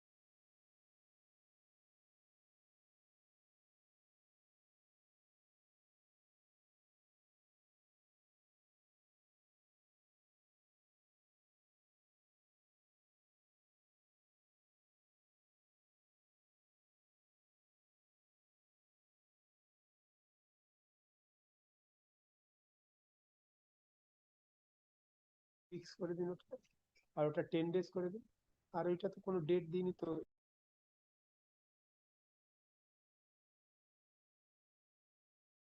Wedding.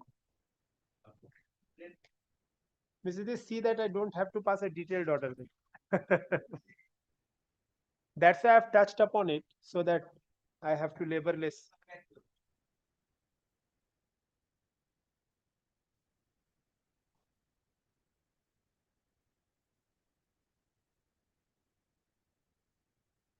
So next. Number 5.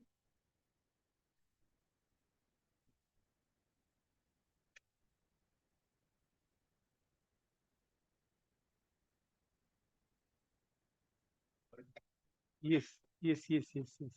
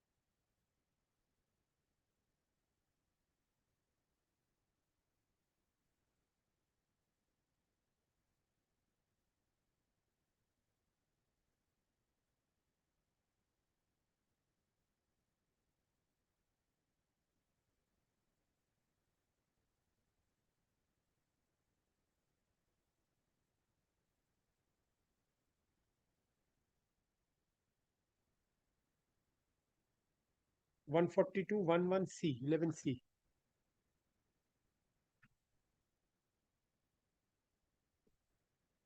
Yes.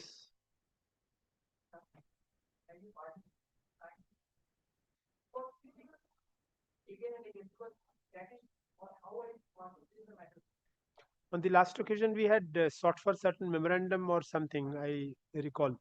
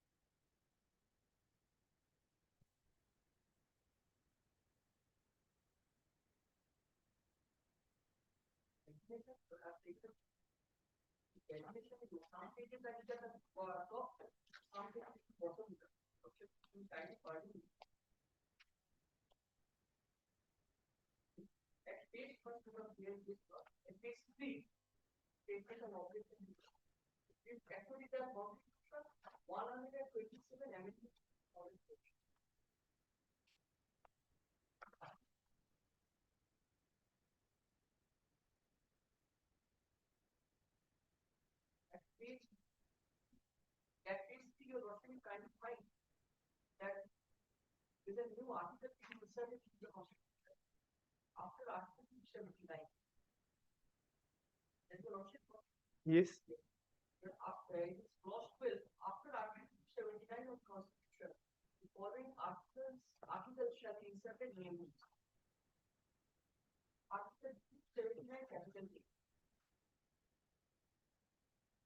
Yes, yes, I've got it. Please continue.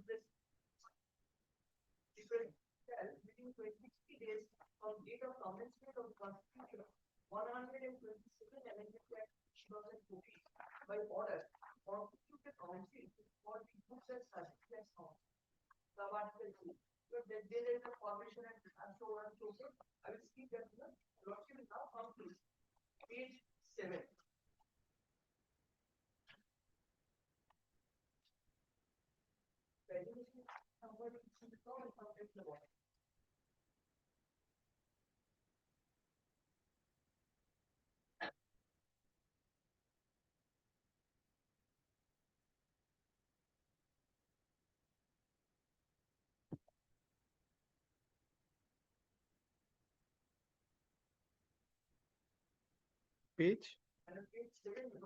I told you also the very deeply. From internet, the taxation sometimes are more drop and sometimes the bottom. The getting this statement of objects in business page 7. The taxation is at the bottom. Yes. Yeah, yeah. The Constitution proposed to be amended to introduce the goods and service tax for conferring concurrent taxing powers for the union, as well as the states union territory, with legislature to make laws for levying goods and service tax on every transaction of supply of goods or services or both. The goods and service tax shall replace a number of indirect taxes levied by the union and the state governments, and is intended to remove cascading effect of taxes and provide for a common national market for goods and services. Thereafter, you also clarify the proposed central and state goods and service tax will be levied on all transactions involving supply of goods and services, except those which are kept out of the purview of the goods and services. Clause 2. The proposed bill, which seeks to further amend the Constitution, inter alia provides for, the Lordship kindly skip the first clause, clause B. Subsuming of state value-added tax, sales tax, such as so on and so forth. Therefore, my lord, your lordship of the last officer had put a question too, that what is the background? That so far I could make a research and find out from a limited resources, these are the objects and reasons which were given in the public domain as the purpose for which the Goods and Services Tax Act was brought into the legislative domain by introduction of Article 279 capital.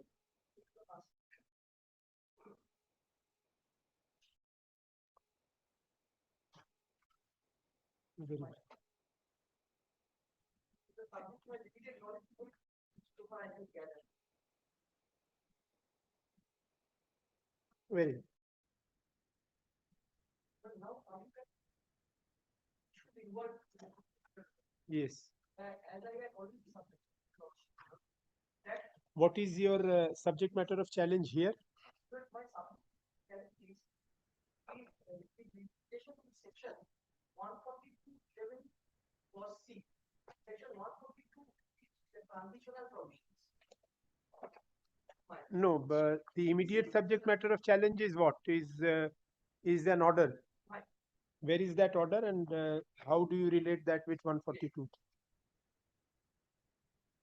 I find the order in original at page 120. 120. Right. And the relevant portion is at page 127. 120. Yes. At page 127.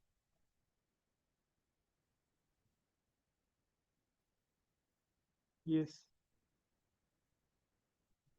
So in this,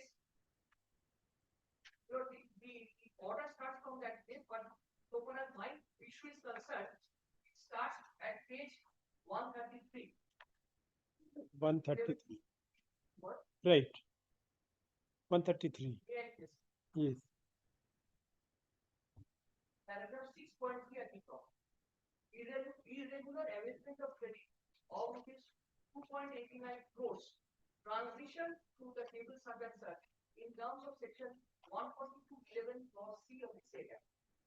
It was alleged that the said taxpayer paid service tax on the advances received, for which they raised invoices on their service receivers along with a component of service tax, but no VAT was paid to received from their customers on that part of the mobilization advance pertaining to materials, and therefore provision of section 142.11 say that was not applicable, and availment of such credit of rupees 2.89 crores was irregular. In defense, the state notices stated that they, being a works contractor, have received mobilization advance in respect of composite contract, on which only service tax was paid. However, under the West Bengal VAT Act, no VAT was payable on the mobilization advance. Therefore, since the state notices that discharge the service tax on the receipt of mobilization advance, on which no VAT was payable, GST is applicable on the state transaction, and accordingly, they are awaiting transitional credit under section 142, subsection 11 clause. Now it is mentioned, the state notices the engaged in supply of works contract services. It is stated that on receipt of mobilization advance in respect of composite contract, the state taxpayer have paid service tax. However, no value-added tax was paid on such advance, as VAT was not payable on such advance. It is observed from their file trans 1 that they have paid rupees 4.6 crore as service tax as per point of taxation in respect of service GST regime, and subsequently CGST credit of 2.89 crore has been transitioned through such and such against such payment of tax. Now, the order books reproduces section 142. Now, the lordship kindly turns over the page. Right. At page 134, after first paragraph from the top, now the adjudicating authority starts making his observations. From the above, it is seen that section 142.11a now we again reproduces the what are the requirements of the three clauses. Coming to the last paragraph at the same. Yours was a works contract. Right. That is what I commence my argument by saying that I will be repeating one word time and again, lordship can pardon. I will deeply grateful to lordship. I am executing a composite works contract. So it involves both goods and services, for which there is no provision in 142.11c. 11.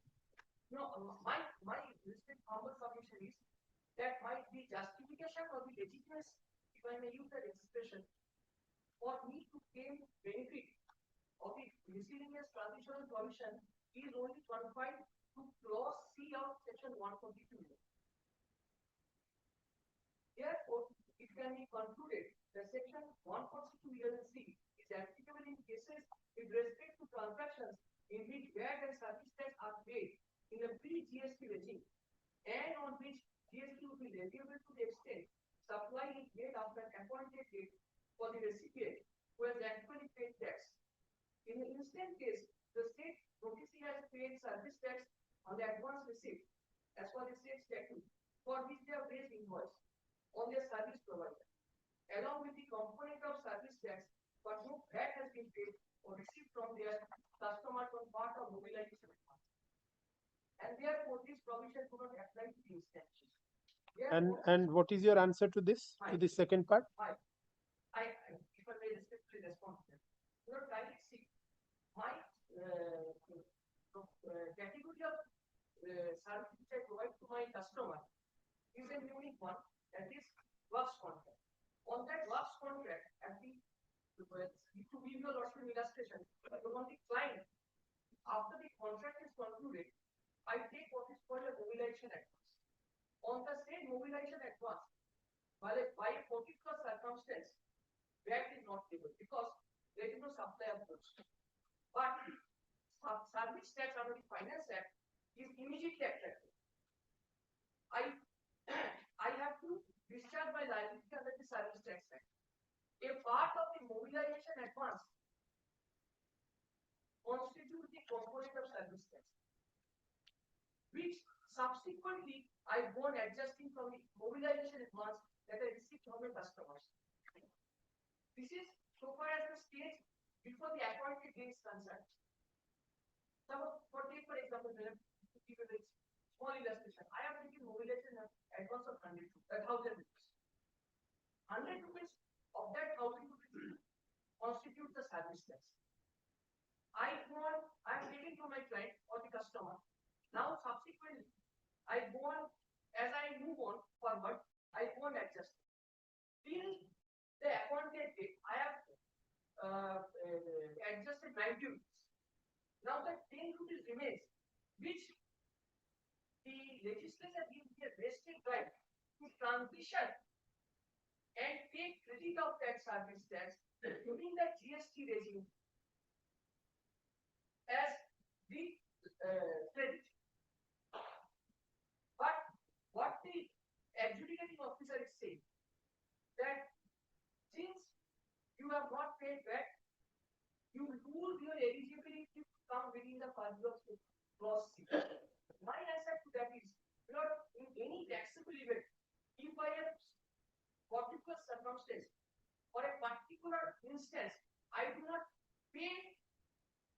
because of a life statutory interdict, I do not go out of that clause.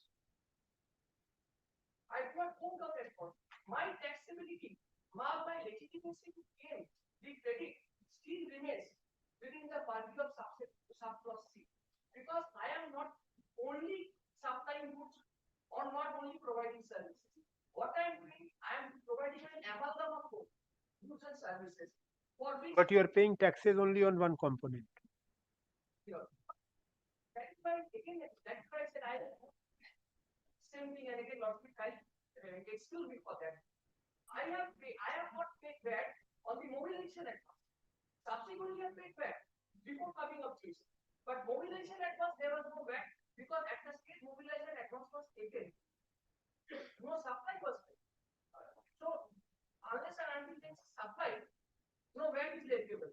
I did not pay. But so far service tax is concerned, it is another part of the same contract. I have collected the service tax. I have gone on subsequent events. I have gone on being as I have already. Where is your reply in this proceeding? My first reply is at page 91.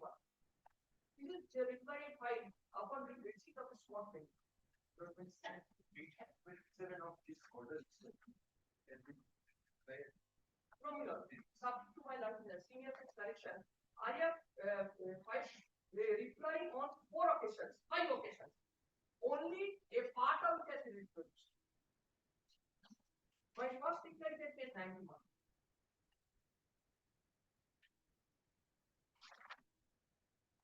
No, take me to the reply which is meaningful, because there are so many small replies. Don't make it so that we can.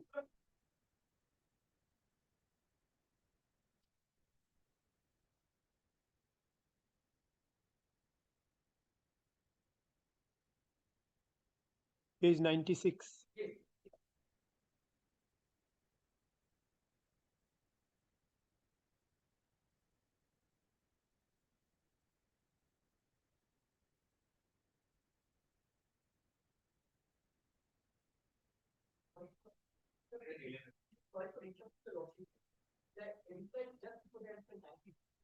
What I submitted, I'm sorry.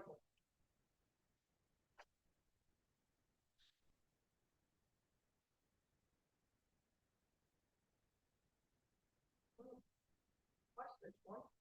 Effective, as it has fallen for my law. That is the reply to show for. Yes. That's not right.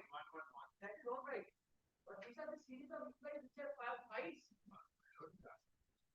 So the first was, as it has fallen for my law, effective reply. And where I get with this section and clause.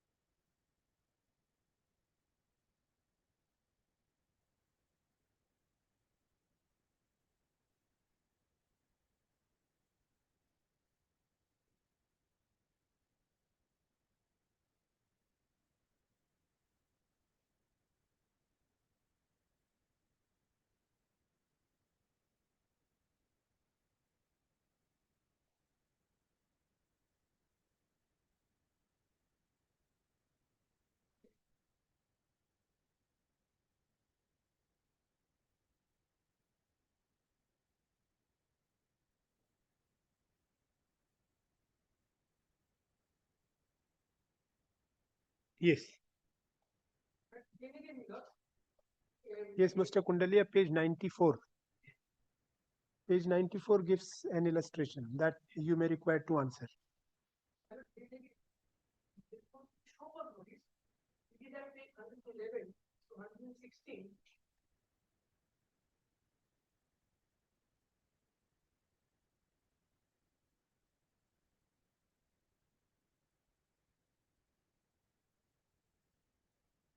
Page 111.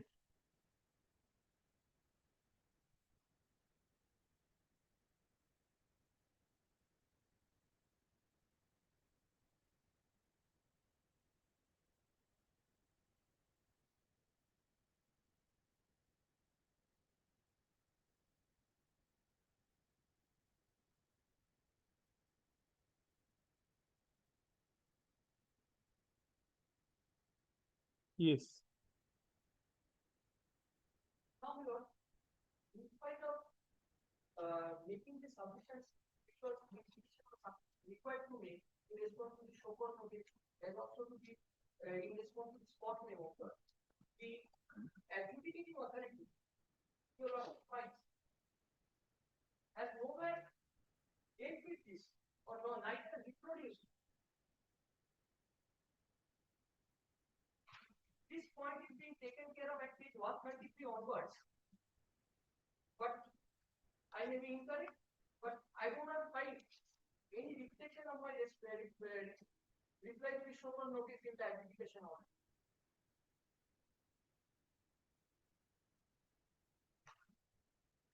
Yes, we can issue.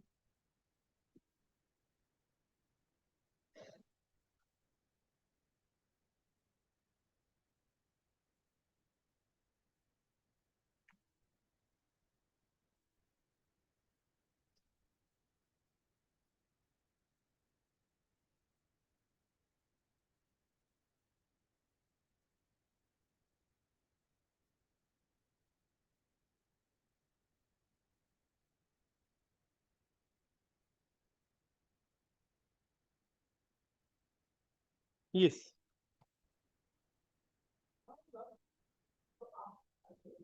So since the adjudication order has been passed, now I have come to beseeching your lordship that it is only your lordship who can interpret and create the so far as the inconsistency which I am conversing to your lordship.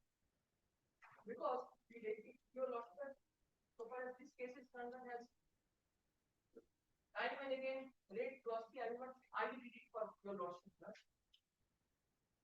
Clause C requires, that is a statutory requirement, where tax was paid on any supply both under VAT Act, Value-Added Tax Act, and under Chapter 5 of Finance. Now the legislative compulsion is that to fall under clause C, I have to pay discharge liability both under VAT Act and under Chapter 5 of Finance Act. And then what is the subsequent event? Tax shall be leviable under this Act, and the taxable person shall be entitled to take credit of value-added tax or service tax. Now, although the legislation there is a relaxation in the later part of the section, but in the earlier part of the same clause, there is a mandatory character. I have to discharge both value-added tax liability and service tax liability. Then only I can move to the next pedestal, that is GST now will be leviable, and thereafter the taxable person shall be entitled to credit of value-added tax and or service tax paid under the existing law to the extent of supplies made after the appointed date, and such credit shall be calculated in such manner as may be prescribed. Now, in my humble submission, there is an incongruous situation. There is legislature consciously creates clause A, B, and C. Since I am a lost contractor, I am not providing only goods. Therefore, in my very humble submission, clause A is not active. Since I am not only providing supplies, B is not active. Now I am left with only clause C, or otherwise I go out. It is my vested right to seek the credit. But legislature in clause C creates an incongruous position. Definitely, legislature provides the facility to claim benefit, but legislature requires the person concerned to discharge both VAT and service tax, and then only to claim credit either of VAT or service tax. This is I am beseeching your lordship, and in this connection, lordship, kindly for a moment see rule 180. The rule making authority, my lord, of the GST rules, my lord, 180. Rule 180. In my very humble submission, my lord, rule 180 is very clear. It is very straightforward, if I may use the expression. Declaration to be made under clause 3 of subsection 11 of 1%. Every person to whom the provision of clause 3 of subsection 11 of 142 applies shall within the period specified in 217 or such further period as stated by the commissioner submit a declaration furnishing the proportion of supply on which value-added tax or service tax has been paid. In my very respectful submission, rule 180 is easier and smooth. Rule 180 does not contain the nitty-gritties of section 1, clause C. Rule says that whatever you pay, you give the declaration. But so far as clause C is concerned, it is standing in the way of a works contract. I can associate myself only as a supplier or only as a service provider. I can only associate myself as an amalgam of both, being a works contract. But if the condition is not relaxed, I am inviting your lordship to read the first portion of the clause C, where tax was paid on any supply under value-added tax act or under chapter. That is what I am respectfully inviting your lordship. Otherwise, the service, the petitioner before your lordship, being a works contract, being eligible and having a vested right to enjoy the transitional credit, would be deprived of this benefit because of this legislative intent. Very well. Yes, Mr. Kundalia. For your lordship's benefit, only short note has been there. Only to assist the court. Will you be able to complete today? 1 minute left.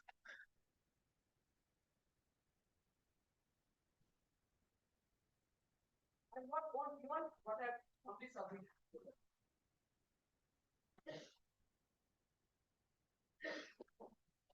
When?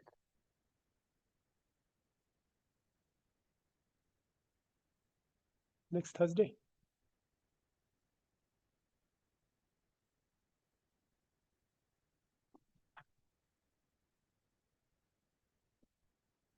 Heard Mr.